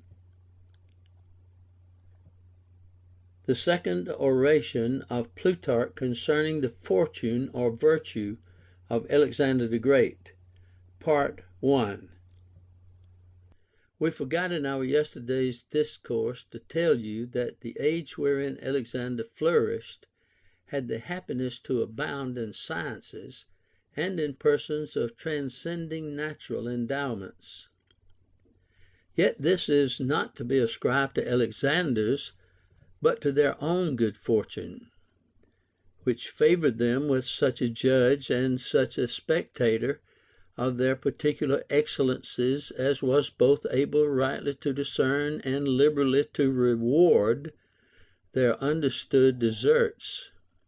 Therefore it is recorded of Archestratus, born some ages after, an elegant poet, but buried in his own extreme poverty, that a certain person meeting him said, "Hadst thou but lived when Alexander lived, for every verse he would have gratified thee with an island of Cyprus or a territory fair as that of Phoenicia." Which makes me of the opinion that those former famous artists and soaring geniuses may not so properly be said to have lived in the time of Alexander as by Alexander. For as the temperature of the season and limpid thinness of the surrounding air produced plenty of grain and fruit, so the favor, the encouragement, the benignity of a prince increased the number of aspiring geniuses and advanced perfection in sciences. And on the other side, by the envy, covetousness, and contentiousness of those in power, whatever soars to the height of true bravery or invention is utterly quelled and extinguished. Therefore it is reported of Dionysius the tyrant that, being pleased with the music of a certain player on a harp, he promised him a talent for his reward. But when the musician claimed his promise the next day, "Yesterday," said he, "by thee delighted, while thou sangest before me, I gave thee likewise the pleasure of thy hopes. And thence immediately didst thou receive the reward of thy delightful pastime, enjoying at the same time the charming expectation of my promise. In like manner, Alexander, tyrant to the Pheraeans, for it behooves us to distinguish him by that addition, lest we should dishonor his namesake, sitting to see a tragedy, was so affected with delight by the acting, that he found himself moved to a more than ordinary compassion. Upon which, leaping suddenly from his seat, as he hastily flung out of the theatre, "How poor and mean it would look," said he, "if I, that have massacred so many of my own citizens and subjects, should be seen here weeping at the misfortunes of Hecuba and Polyxena." And it was an even lay but that he had mischieved the tragedian for having mollified his cruel and merciless disposition like iron softened by fire. Timotheus also, singing to Archelaus, who seemed too parsimonious in remuneration, frequently upbraided him with the following sarcasm: "Base earth-bred silver thou admirest, to whom Archelaus not unwittingly reparteed, but thou dost beg it." Aetius, king of the Scythians, having taken Ismenias, the musician, prisoner, commanded him to play during one of his royal banquets. And when all the rest admired and applauded his harmony, Aetius swore that the neighing of a horse was more delightful to his ears. So great a stranger was he to the habitations of the Muses, as one whose soul lodged always in his stables, fitter, however, to hear asses bray than horses neigh. Therefore, among such kings, what progress or advancement of noble sciences or esteem for learning can be expected? And surely no more can be expected from such as would themselves be rivals, who therefore persecute real artists with all the hatred and envy imaginable. In the number of these was Dionysius before mentioned, who condemned Philoxenus the poet to labor in the quarries, because, being by the tyrant commanded only to correct a tragedy by him written, he struck out every line from the beginning to the end. Nay, I must needs say that Philip, who became a student not till his later years, in these things descended beneath himself. For it being once his character to enter into a dispute about sounds with a musician whom he thought he had foiled in his art, the person modestly and with a smile replied, "May never so great a misfortune befall thee, O king, as to understand these things better than I do." But Alexander, well considering of what persons and things it became him to be the hearer and spectator, and with whom to contend and exercise his strength, made it his business to excel all others in the art of war, and, according to Aeschylus, to be a mighty warrior, terrible to his foes. For having learned this art from his ancestors, the Aeacidae and Hercules, he gave to other arts their due honor and esteem without the least emulation, embracing and favoring what was in them noble and elegant, but never suffering himself to be carried away with the pleasure of being a practitioner in any. In his time flourished the two tragedians Thessalus and Athenodorus, who, contending for the prize, the Cyprian kings supplied the charges of the theatre, and the judges were to be the most renowned captains of the age. But at length Athenodorus being adjudged the victor, I could have wished, said Alexander, rather than to have lost a part of my kingdom than to have seen Thessalus vanquished. Yet he neither interceded with the judges nor anywhere disapproved or blamed the judgment. Believing it became him to be superior to all others, only to submit to justice. To the comedian Lyco of Scaphae, who had inserted into one of his scenes certain verses in the nature of a begging petition, he gave 10 talents, laughing heartily at the conceit. Aristarchus was in the number of the most famous musicians of those times. This man, being slain in battle, strenuously fighting to assist and save his friend, Alexander commanded his statue to be made in brass and set up in the temple of Pythian Apollo, holding his harp in one hand and his spear upright in the other, not only in memory of the person, but in honor of music itself, as exciting to fortitude and inspiring those who are rightly and generously bred to it with a kind of supernatural courage and bravery.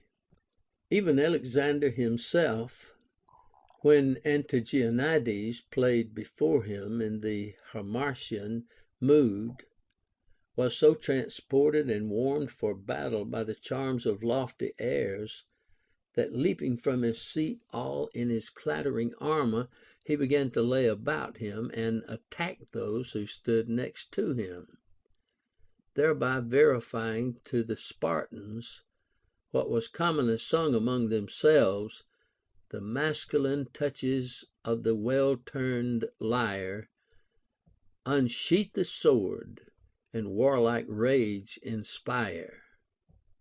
Furthermore, there were also Apelles the painter and Lysippus the statuary, both living under the reign of Alexander, the first of which painted him grasping Jupiter's thunderbolt in his hand, so artfully and in such lively colors, that it was said of the 2 Alexanders that Philip's was invincible, but Apelles inimitable. Lysippus, when he had finished the first statue of Alexander, looking up with his face to the sky, as Alexander was wont to look, with his neck slightly bent, not improperly added to the pedestal the following lines: the statue seems to look to Jove and say, "Take thou Olympus, me let earth obey." For which Alexander gave to Lysippus the sole patent for making all his statues, because he alone expressed in brass the vigor of his mind, and in his lineaments represented the luster of his virtue, while others, who strove to imitate the turning of his neck and softness and brightness of his eyes, failed to observe the manliness and lion-like fierceness of his countenance.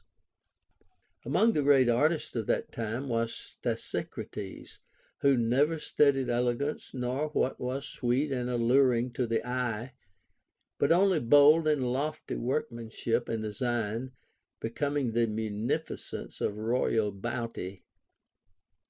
He attended upon Alexander, and found fault with all the paintings, sculptures, and cast figures that were made of his person, as the works of mean and slothful artificers. "But I," said he, "will undertake to fix the likeness of thy body on matter incorruptible, such as has eternal foundations and ponderosity, steadfast and immovable.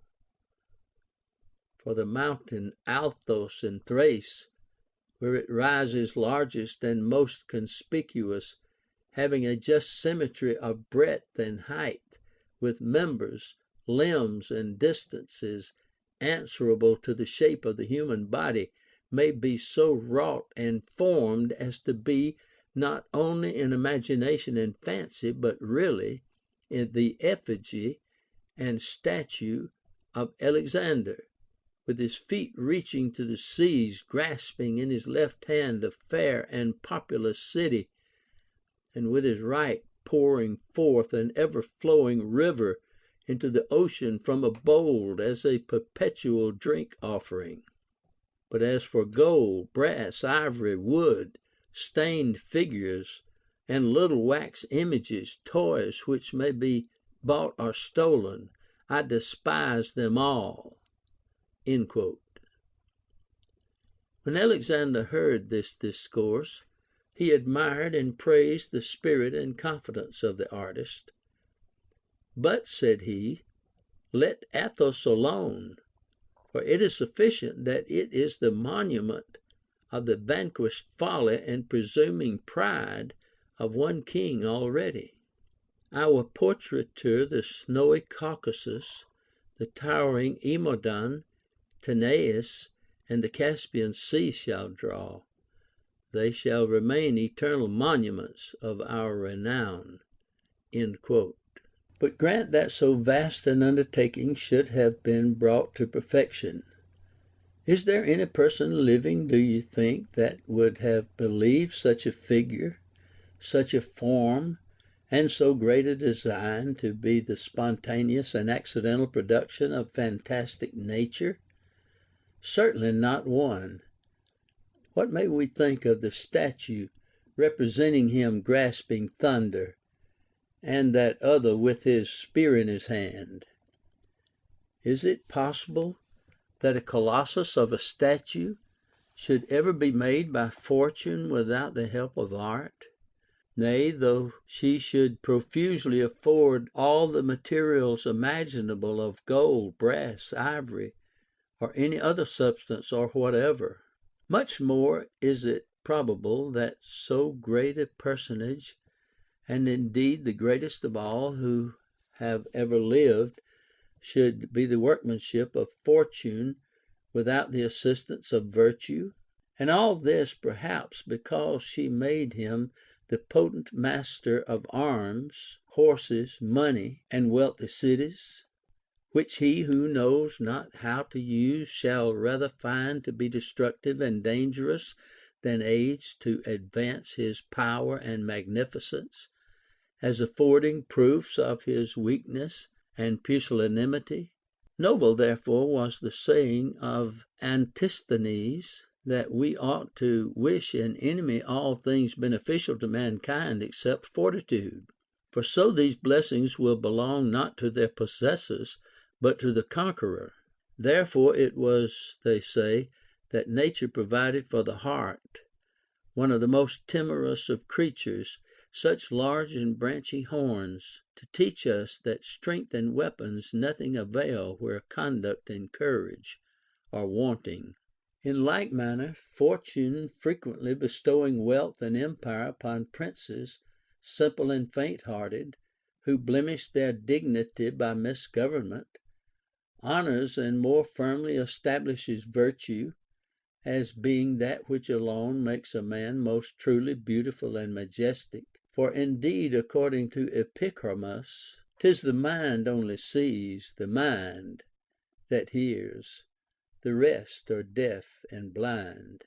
For as for the senses, they seem only to have their proper opportunities to act, but that the mind alone is that which gives both assistance and ornament, the mind that overcomes, that excels, and acts the kingly part, while those other blind, deaf, and inanimate things do but hinder, depress, and disgrace the possessors void of virtue, is easily made manifest by experience. For Semiramis, but a woman, set forth great navies, raised mighty armies, built Babylon, covered the Red Sea with her fleets, and subdued the Ethiopians and Arabians. On the other side, Sardanapalus, possessing the same power and dominion, though born a man, spent his time at home combing purple wool, lying among his harlots in a lascivious posture upon his back, with his heels higher than his head. After his decease, they made for him a statue of stone, resembling a woman dancing, who seemed to snap with her fingers as she held them over her head, with this inscription: "Eat, drink, indulge thy lust, all other things are nothing." Whence it came to pass that Crates, seeing the golden statue of Phaerone, the courtesan standing in the temple of Delphi, cried out, "There stands a trophy of the Grecian luxury." But had he viewed the life, or rather burial, for I find but little difference, of Sardanapalus, would he have imagined that statue to have been a trophy of Fortune's indulgences? Shall we suffer the fortune of Alexander to be sullied by the torch of Sardanapalus, or endure that the latter should challenge the majesty and prowess of the former? For what did Sardanapalus enjoy through her favor more than other princes receive at her hands? Arms, horses, weapons, money, and guards of the body. Let fortune, with all these assistances, make Aridaeus famous if she can. Let her, if she can, advance the renown of Ochus, Orses, Tigranes the Armenian, or Nicomedes the Bithynian, of which lastly two, the one, casting his diadem at Pompey's feet, ignominiously surrendered up his kingdom a prey to the victor. And as for Nicomedes, he, after he had shaved his head and put on the cap of liberty, acknowledged himself no more than a freed vassal of the Roman people. Rather let us therefore affirm that fortune makes her favorites little, poor-spirited, and pusillanimous cowards. But it is not just to ascribe vice to misfortune, fortitude and wisdom to prosperity. Fortune indeed was herself made great by Alexander's reign, for in him she appeared illustrious, invincible, magnanimous, merciful, and just. Insomuch that after his decease, Leosthenes likened this vast bulk of power, wandering as in a mist, and sometimes violently rushing one part against the other, to the giant Cyclops, who, after he had lost his eye, went feeling and groping about with his hands before him, not knowing where to lay them. So strangely did that vast pile of dominion roll and tumble about in the dark of confusion, when sheltered into anarchy by the loss of its supreme head. Or rather, as dead bodies, when the soul takes her flight, no longer grow together, no longer act together, but are broken up and dissolved, and are finally dissipated.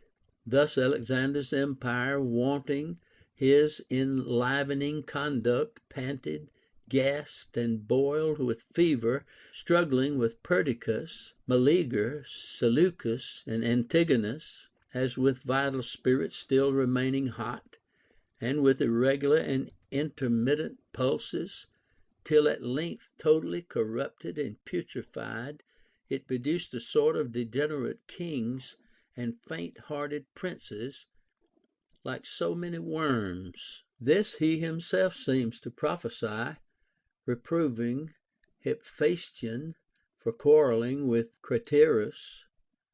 "What power," said he, "or signal achievement couldst thou pretend to, should any one deprive thee of thy Alexander? The same will I be bold to say to the fortune of that time.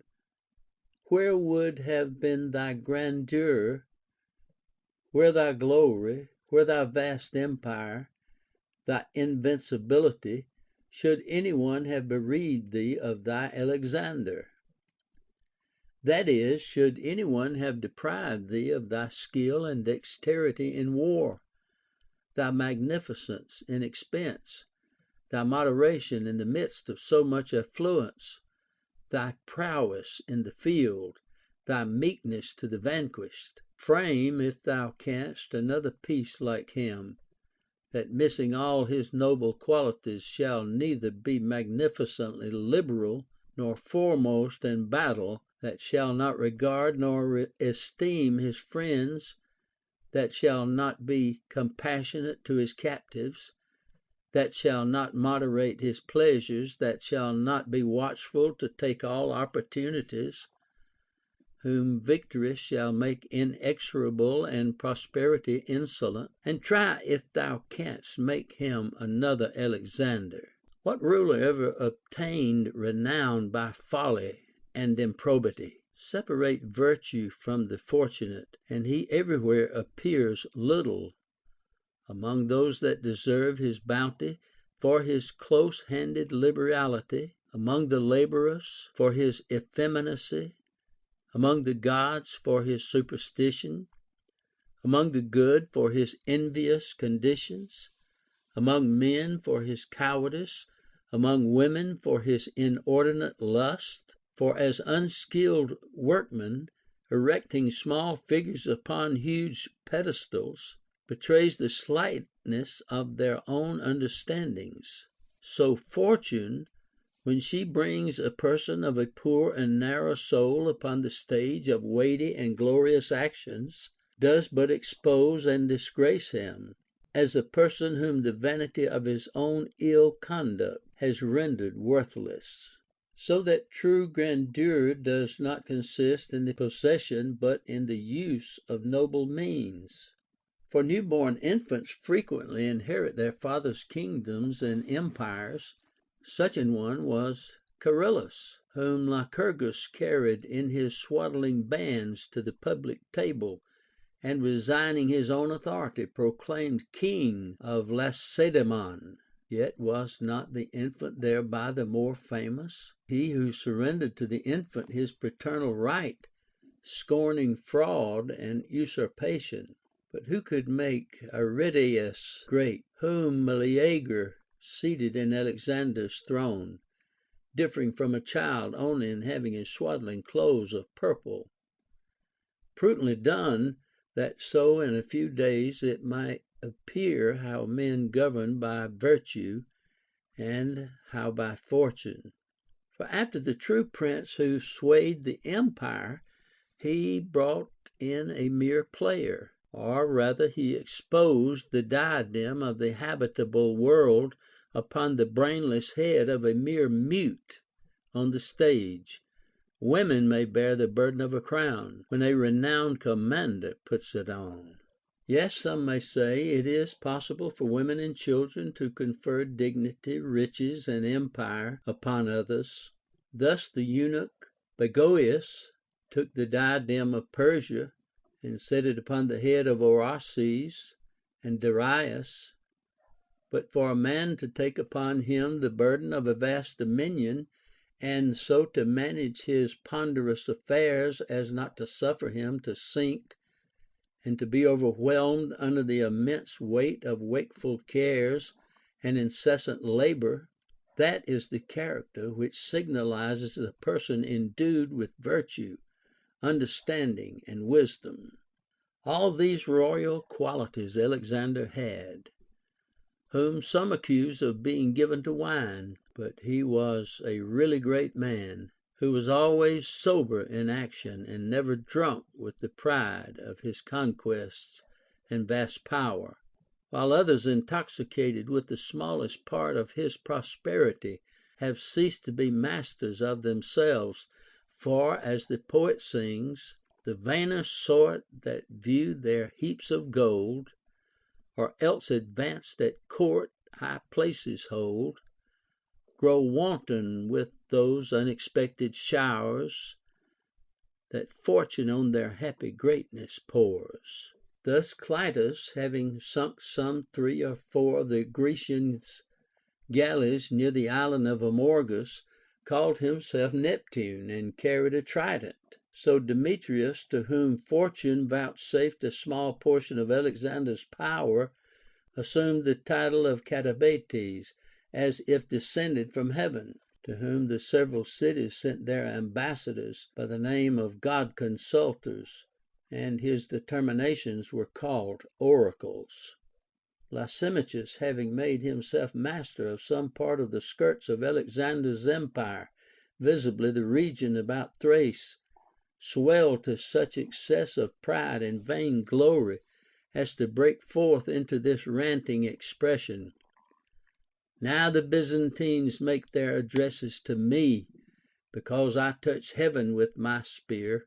At which words Pisiades of Byzantium being then present said, "Let us be gone, lest he pierce heaven with the point of his lance." What shall we in the next place think of those who presumed, as imitators of Alexander, to have high thoughts of themselves? Clearchus, having made himself tyrant of Heraclea, carried a scepter like that of Jupiter's in his hand, and named one of his sons Thunderbolt. Dionysius the younger called himself the son of Apollo in this inscription, "the son of Doris, but from Phobos sprung." His father put to death above 10,000 of his subjects, betrayed his brother out of envy to his enemies, and not enduring to expect the natural death of his mother, at that time very aged, caused her to be strangled, writing in one of his tragedies,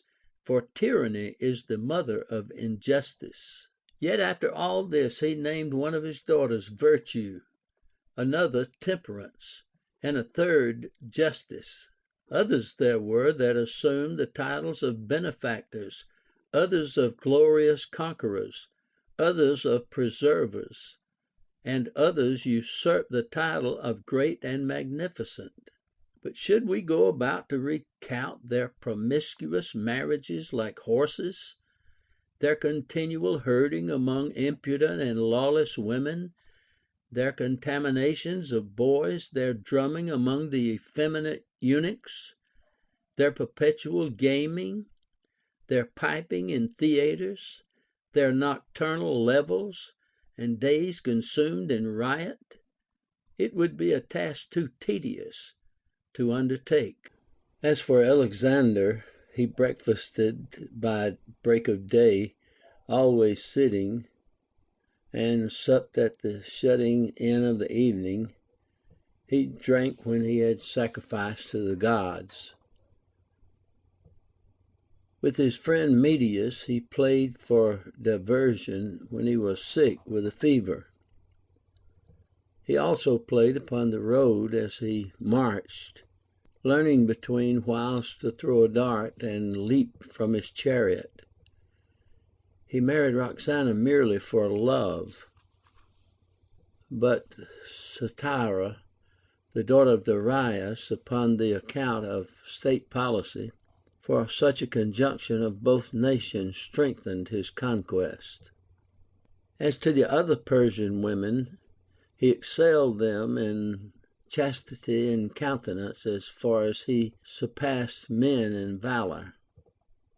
He never desired the sight of any virgin that was unwilling, and those he saw he regarded less than if he had not seen them. Mild and affable to all others, proud and lofty only to fair youth. As for the wife of Darius, a woman most beautiful, he never would endure to hear words spoken in commendation of her features.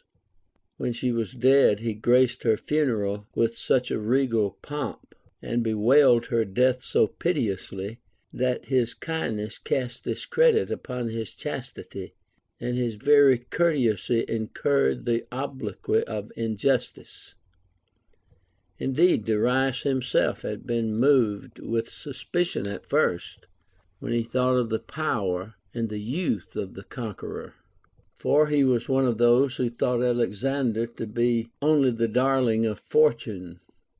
But when he understood the truth, "Well," said he, "I do not yet perceive the condition of the Persians so deplorable, since the world can never tax us now with imbecility or effeminacy. whose fate it was to be vanquished by such a person.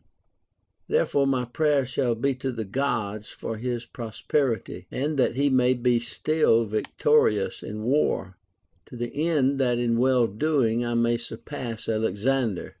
For my emulation and ambition lead me in point of honor to show myself more cordial and friendly than he.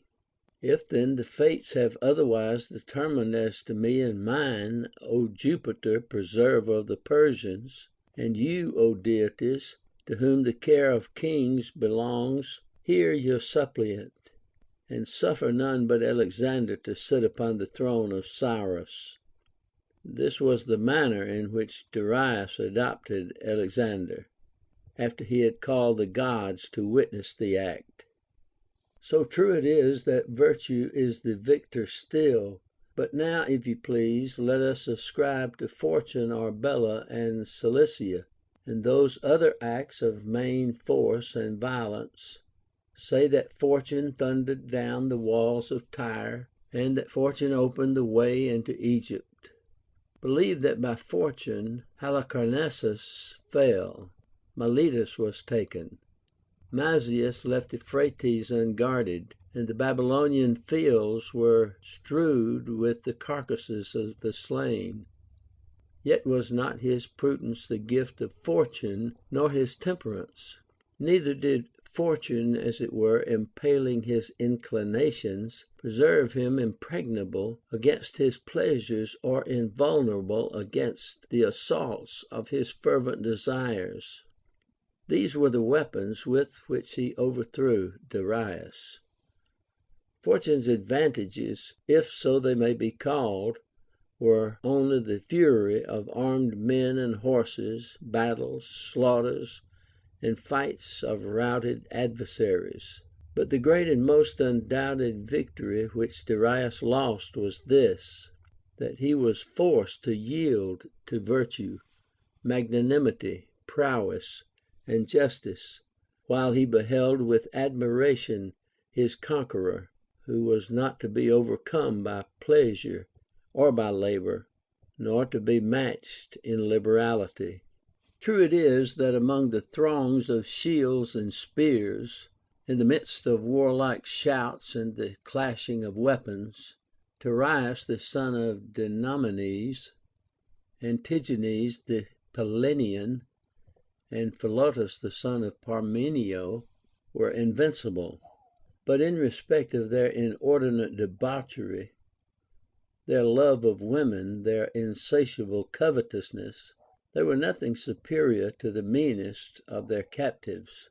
For the last of these vices Darius was particularly noted. And when Alexander set the Macedonians out of debt and paid off all their creditors, Darius pretended among the rest to owe a great sum of money, and brought a suborned person to demand the sum as due to him. But being discovered, he would have laid violent hands upon himself, had not Alexander forgiven him and ordered him the money, remembering that at the battle of Perinthus, fought by Philip, being shot into the eye with a dart, he would not suffer the head of it to be pulled out till the field was clear of the enemy.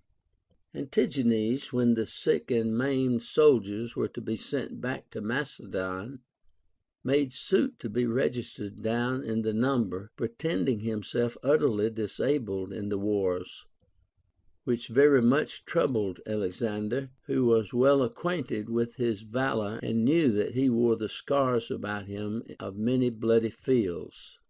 But the fraud being detected, that was concealed under some pleasant infirmity, Alexander asked him the reason of his design, and he answered, he did it for the love of Telesippe, that he might accompany her to the sea, not being able to endure a separation from her.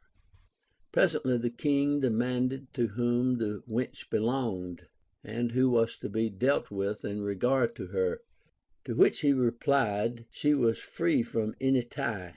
Well then, said the king, let us persuade her to stay, if promises or gifts will prevail. So ready was he to pardon the dotages of love in others, so rigorous to himself. But Philotas, the son of Parmenio, exercised his incontinency after a more offensive manner. Antigona was a Pylian virgin among the captives taken about Damascus, a prisoner before to Autophratides, who took her going by the sea into Samothrace.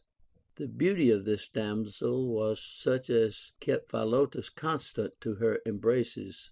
Nay, she had so softened and mellowed this man of steel, I know not how, that he was not master of himself in his enjoyments, but told her the very secrets of his breast. Among other things he said, what had Philip been but for Parmenio? And what would Alexander now be but for Philotas? What would become of Ammon and the dragons should we be once provoked? These words Antigona prattled to one of her companions, and she told them to Craterus. Craterus brings Antigona privately to Alexander, who forbore to offer her the least incivility, but by her means piercing into Philotas's breast, he detected the whole. Yet for 7 years after he never discovered so much as the least sign of jealousy, either in his wine or in his anger, nor did he ever disclose it to any friend, even to Hephaestion, from whom he never concealed the most inward of his counsels and designs. For it is said that once, when Alexander had just opened a private letter from his mother and was quietly reading it, Hephaestion looked over his shoulder and began to read it likewise.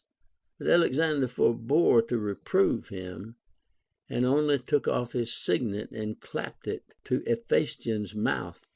These recitals may suffice, without being tedious, to show that he exercised his authority according to all the most illustrious and royal methods of government, to which grandeur, if he arrived by the assistance of fortune, he is to be acknowledged the greater, because he made so glorious a use of her. So that the more any man extols his fortune, the more he advances his virtue, which made him worthy of such fortune. End of section 35. Recording by Tony Richardson. This is End of the Morals, Volume 1, by Plutarch, translated by several hands, corrected and revised by William W. Goodwin.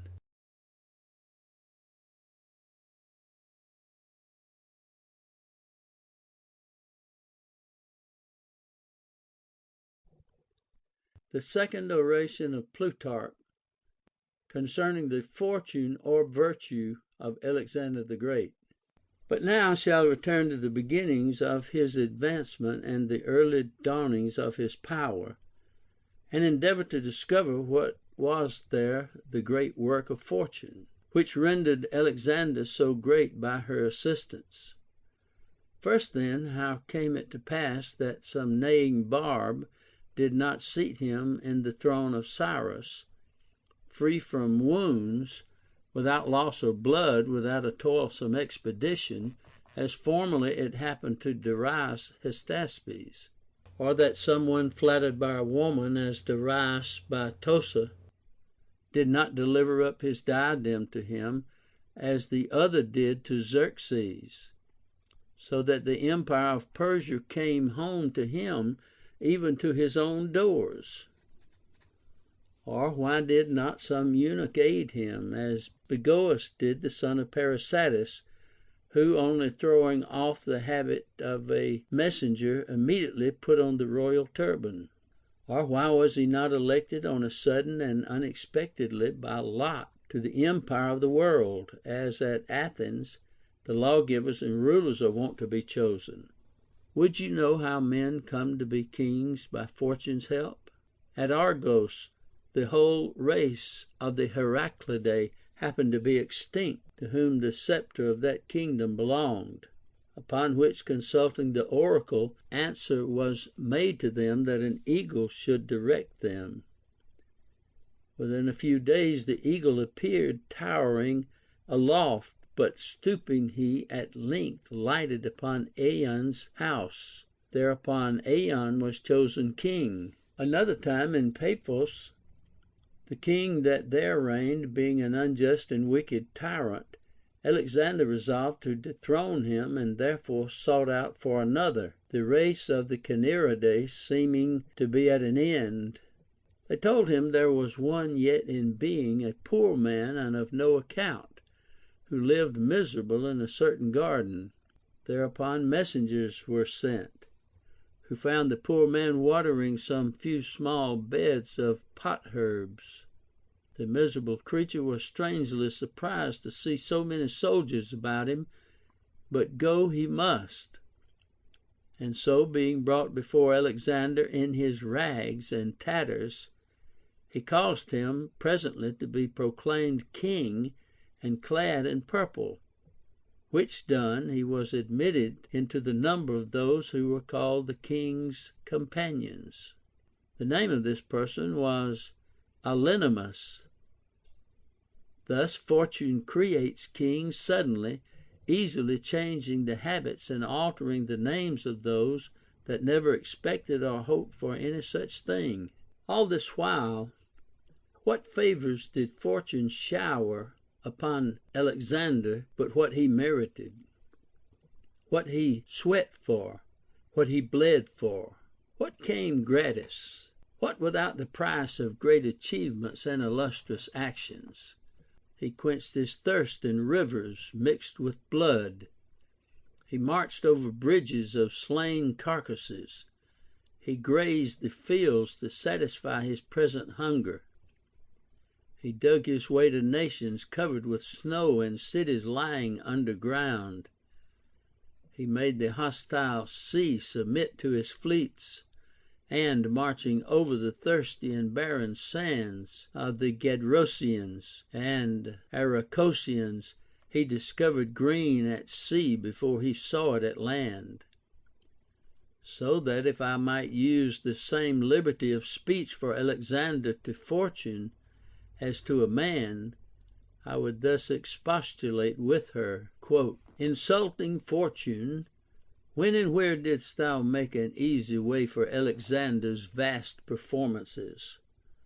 What impregnable rock was ever surrendered to him without a bloody assault by thy favor? What city didst thou ever deliver unguarded into his hands? Or what unarmed battalion of men? What faint-hearted prince, what negligent captain or sleepy sentinels did he ever surprise? When didst thou ever befriend him with so much as a fordable river, a mild winter, or an easy summer? Get thee to Antioch, the son of Seleucus, to Artaxerxes, the brother of Cyrus. Get thee to Ptolemy Philadelphus. Their fathers proclaimed them kings in their own lifetime. They won battles which no mothers wept for.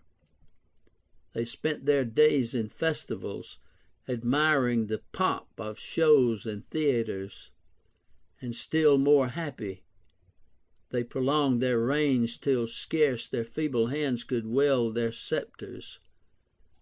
But if nothing else, behold the body of Alexander wounded by the enemy, mangled, battered, bruised, from the crown of his head to the soles of his feet, with spears and swords and mighty stones. At the battle of the Granicus his helmet was cleft to his very skull. At Gaza he was wounded in the shoulder with a dart. Among the Maragandi he was shot in the shin so desperately that the bone of his shank was broken and started out of his skin. In Hyrcania he was struck in the neck with a stone which caused such dimness in his eyes that for many days he was in danger of losing his sight. Among the Assaracans he was wounded in the heel with an Indian dart, at which time he thus derided his flatterers with a smiling countenance, saying, "This is blood, and no immortal ichor." Such stream as issues from a wounded god. At Issus He was run through the thigh with a sword by Darius, as Chares relates, who encountered him hand to hand. Alexander also himself, writing the truth with all sincerity to Antipater, said, "It was my fortune to be wounded with a poniard in the thigh, but no ill symptoms attended it, either when it was newly done or afterwards during the cure." Another time, among the Mali, he was wounded with an arrow 2 cubits in length, that went in at his breast and came out at his neck, as Aristobulus relates. Crossing the Tanais against the Scythians and winning the field, he pursued the flying enemy 150 furlongs, though at the same time laboring with a dysentery. Well contrived vain fortune to advance and aggrandize Alexander, by lancing, broaching, boring every part of his body. Not like Minerva, who, to save Menelaus, directed the dart against the most impenetrable parts of his armor, blunting the force of the weapon with his breastplate, belt, and scarf, so that it only glanced upon his skin and drew forth 2 or 3 drops of blood. But contrariwise, thou hast exposed his principal parts naked to mischief, driving the wounds through the very bones, rounding every corner of his body, besieging the eyes, undermining the pursuing feet, stopping the torrent of victory, and disappointing the prosecution of noble designs. For my part, I know no prince to whom fortune ever was more unkind, though she has been envious and severe enough to several. However, other princes she destroyed with a swift and rapid destruction, as with a whirlwind. But in her hatred against Alexander, she prolonged her malice, and persisted still implacable and inexorable, as she showed herself to Hercules. For what Typhons and monstrous giants did she not oppose against him? Which of his enemies did she not fortify with store of arms, deep rivers, steep mountains, and the foreign strength of massy elephants? Now had not Alexander been a personage of transcending wisdom, actuated by the impulse of a more than ordinary virtue, but had he been supported only by fortune, he would have trusted to her as her favorite, and spared himself the labor and the turmoil of raging so many armies and fighting so many battles, the turmoil of so many sieges and pursuits, the vexations of revolting nations and haughty princes, not enduring the curb of foreign dominion, and all his tedious marches into Bactria, Maracanda, and Sogdiana, among faithless and rebellious nations, who were ever breaking out afresh with new wars, like the hydra putting forth a new head so soon as one was cut off. And here I may seem to utter an absurdity, but I will venture to speak it as being an undoubted truth, that it was by fortune that he came very near losing the reputation of being the son of Jupiter Ammon. For who but one sprung from the gods, Hercules excepted, would ever have undertaken and finished those hazardous and toilsome labors which he did? Yet what did Hercules do but terrify lions, pursue wild boars, and scare birds, enjoined thereby by one evil man, that he might not have leisure for those greater actions of pursuing Ateus and putting an end to the murders of Busiris. But it was virtue that enjoined Alexander to undertake that godlike labor, not covetousness of the golden burden of 10,000 camels, not the possession of the Median women or glorious ornaments of Persian luxury, not greediness of the Calibonian wine, or the fish of Hyrcania, but that he might reduce all mankind, as it were, into one family, under one form of government and the same custom of intercourse and conversation. This love of virtue was thoroughly inbred, and increased and ripened as he grew in years, so that once being to entertain the Persian ambassadors in his father's absence, he never asked them any questions that savored of boyish imbecility, never troubled them to answer any questions about the golden vine, the pendant gardens, or what habit the king wore, but still desired to be satisfied in the chiefest concerns of the empire, what force the Persians brought into the field, and in what part of the army the king fought, as Ulysses asked, where are the magazines of arms, and where the barbed steeds provided for the war. He also inquired which were the nearest roads for them that traveled from the sea up into the country, at all of which the ambassadors were astonished, and said, "This youth is a great prince, but ours a rich one." No sooner was Philip interred, but his resolution hurried him to cross the sea, and having already grasped it in his hopes and preparations, he made all imaginable haste to set foot in Asia. But fortune opposed him, diverted him, and kept him back, creating 1,000 vexatious troubles to delay and stop him. First she contrived by the Illyrian and Tribalic wars, exciting to hostility the neighboring barbarians. But they, after many dangers run and many terrible encounters, being at length chased even as far as Scythia, beyond the river Ister, and returned back to prosecute his first design.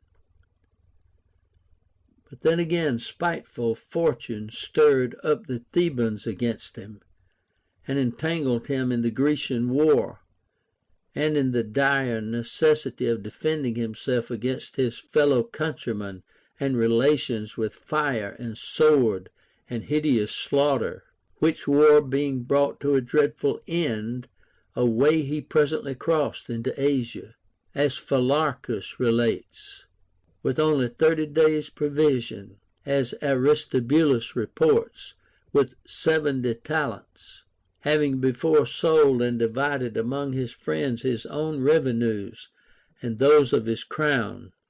Only Plutarchus refused what he offered him, asking him at the same time what he had left for himself, and when Alexander replied, "Nothing but hopes," then said he, "We will be content with the same, for it is not just to accept thy goods, but we will wait for those of Darius." What were then the hopes with which Alexander passed into Asia?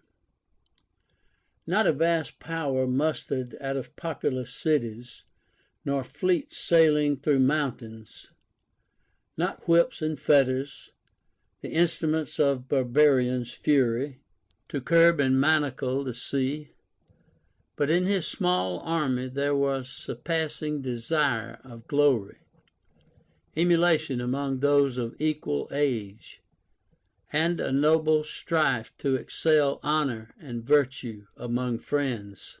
Then, as for himself, he carried with him all these great hopes: piety towards the gods, fidelity to his friends, generous frugality, temperance, beneficence, contempt of death, magnanimity, humanity, decent affability, candid integrity, constancy in counsel, quickness in execution, love of precedence and honor, and an effectual purpose to follow the steps of virtue. And though Homer, in describing the beauty of Agamemnon, seems not to have observed the rules of decorum or probability in any of his three similitudes, like thundering Jove's, his awful head and eyes, the gazing crowd with majesty surprise, in every part with form celestial graced, his breast like Neptune's, and like Mars his waist.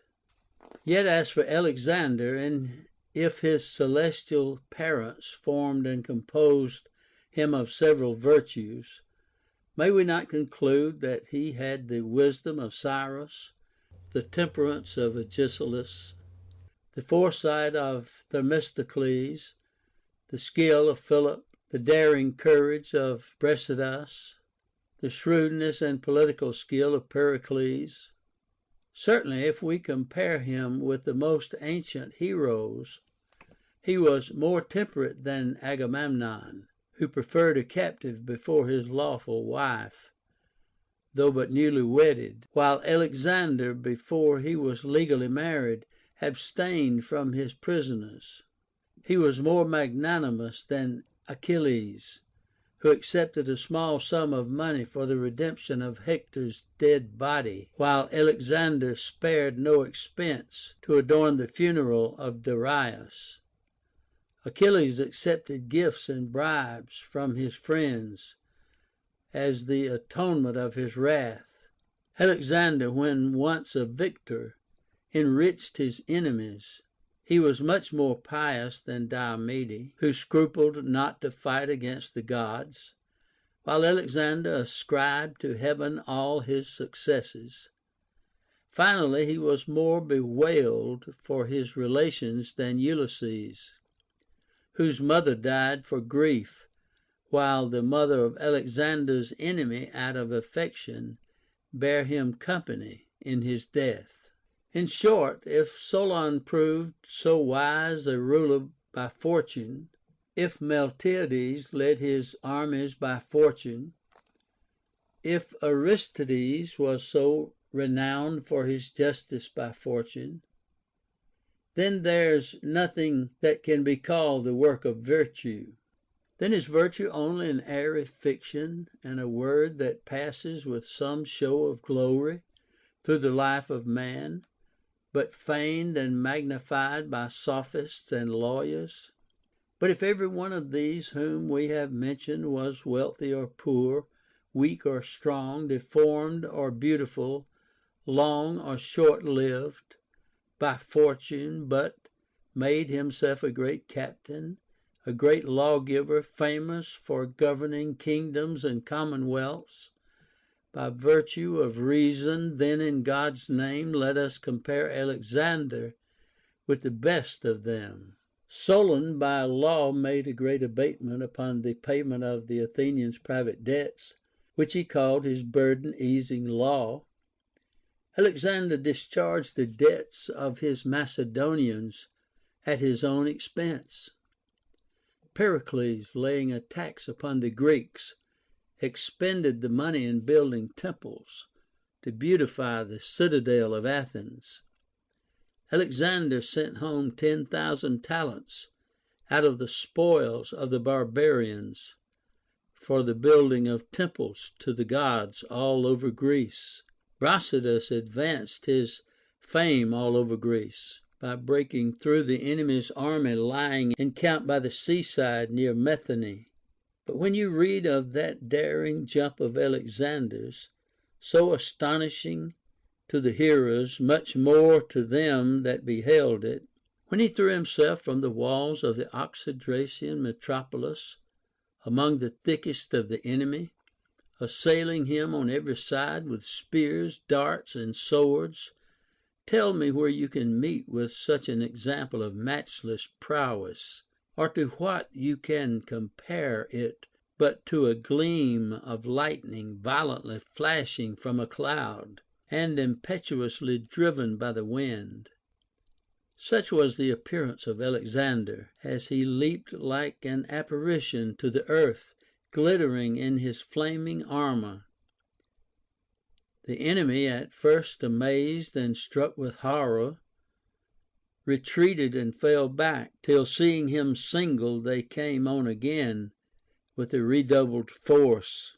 Now was not this a great and splendid testimony of Fortune's kindness, to throw him into an inconsiderable and barbarous town, and there to enclose and immure him a prey to worthless enemies?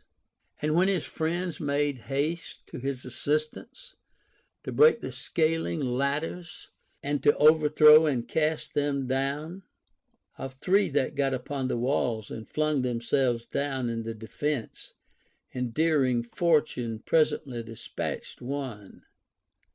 The other, pierced and struck with a shower of darts, could only be said to live. Without, the Macedonians foamed and filled the air with helpless cries, having no engines at hand. All they could do was to dig down the walls with their swords, tear out the stones with their nails, and almost rend them out with their teeth. All this while Alexander, Fortune's favorite, whom she always covered with her protection, like a wild beast entangled in a snare, stood deserted and destitute of all assistance, not laboring for Susa, Babylon, Bactria, or to vanquish the mighty Porus. For to miscarry in great and glorious attempts is no reproach. But so malicious was Fortune, so kind to the barbarians, such a hater of Alexandria, that she aimed not only at his life and body, but at bereaving him of his honor and sullying his renown. For Alexander's fall had never been so much lamented, had he perished near Euphrates or Hydaspes by the hand of Darius, or by the horses, swords, and axes of the Persians, fighting with all their might and main in defense of their king, or had he tumbled from the walls of Babylon, and all his hopes together. Thus Pelopidas and Epaminondas fell, whose death was to be ascribed to their virtue, not to such a poor misfortune as this. But what was the singular act of Fortune's favor which we are now inquiring into? What indeed, but in the farthest nook of a barbarous country, on the farther side of a river, within the walls of a miserable village, to pen up and hide the Lord and King of the world, that he might there perish shamefully at the hands of barbarians, who should knock him down and pelt him with whatever came next to hand. There the first blow he received with a battle axe cleft his helmet and entered his skull.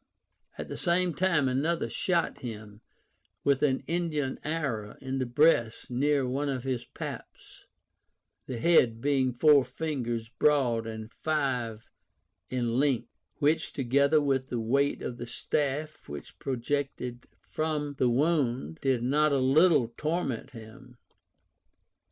But what was worst of all, while he was thus defending himself from his enemies before him, when he had laid a bold attempter that approached his person sprawling upon the earth with his sword, a fellow from a mill close by came behind him, and with a great iron pestle gave him such a bang upon his neck as deprived him of the present both of his senses and his sight. However, his virtue did not yet forsake him, but supplied him still with courage, infusing strength withal and speed into those about him. For Ptolemy, Limnaeus, and Leonatus, and some others who had mounted or broken through the wall, made to his succor, and stood about him like so many bulwarks of his virtue, out of mere affection and kindness to their sovereign, exposing their bodies, their faces, and their lives in his defense. For it is not fortune that overrules men to run the hazard of death for brave princes, but the love of virtue allures them, as natural affection charms and entices bees to surround and guard their chief commander. What person then at that time, beholding in security this strange adventure, would not have confessed that he had seen a desperate combat of fortune against virtue, and that the barbarians were undeservedly superior through fortune's help, but that the Greeks resisted beyond imagination through the force of virtue? So that if the barbarians had vanquished, it had been the act of fortune or some evil genius or divine retribution. But as the Greeks became the victors, they owed their conquest to their virtue, their prowess, their friendship and fidelity to each other. For these were all the lifeguard Alexander had at that time, fortune having interposed the wall between him and all his other forces, so that neither fleets nor armies, cavalry nor infantry, could stand him in any stead. Therefore the Macedonians routed the barbarians, and buried those that fell under the ruins of their own town. But this little availed Alexander, for he was carried off with the dart sticking in his breast, having now war in his own bowels, while the arrow in his bosom was a kind of cord, or rather nail, that was driven through his breastplate and fastened to his body. When they went about to dress him, the fork shape of the iron head would not permit the surgeons to draw it forth from the root of the wound, being fixed in the solid parts of the breast that fortify the heart. Nor durst they attempt to cut away the shaft that stuck out, fearing they should put him to an excess of torment by the motion of the iron in the cleft of the bone, and cause a new flux of blood not easy to be stopped. Alexander, observing their hesitation and delay, endeavored himself with a little knife to cut off the shaft close to the skin, but his hand failed him, being seized with a heavy numbness by reason of the inflammation of the wound. Thereupon he commanded the surgeons and those that stood by him to try the same thing themselves, and not to be afraid, giving them all the encouragement he could. Those that wept he upbraided for their weakness. Others he called deserters, that refused him their assistance in such a time of need.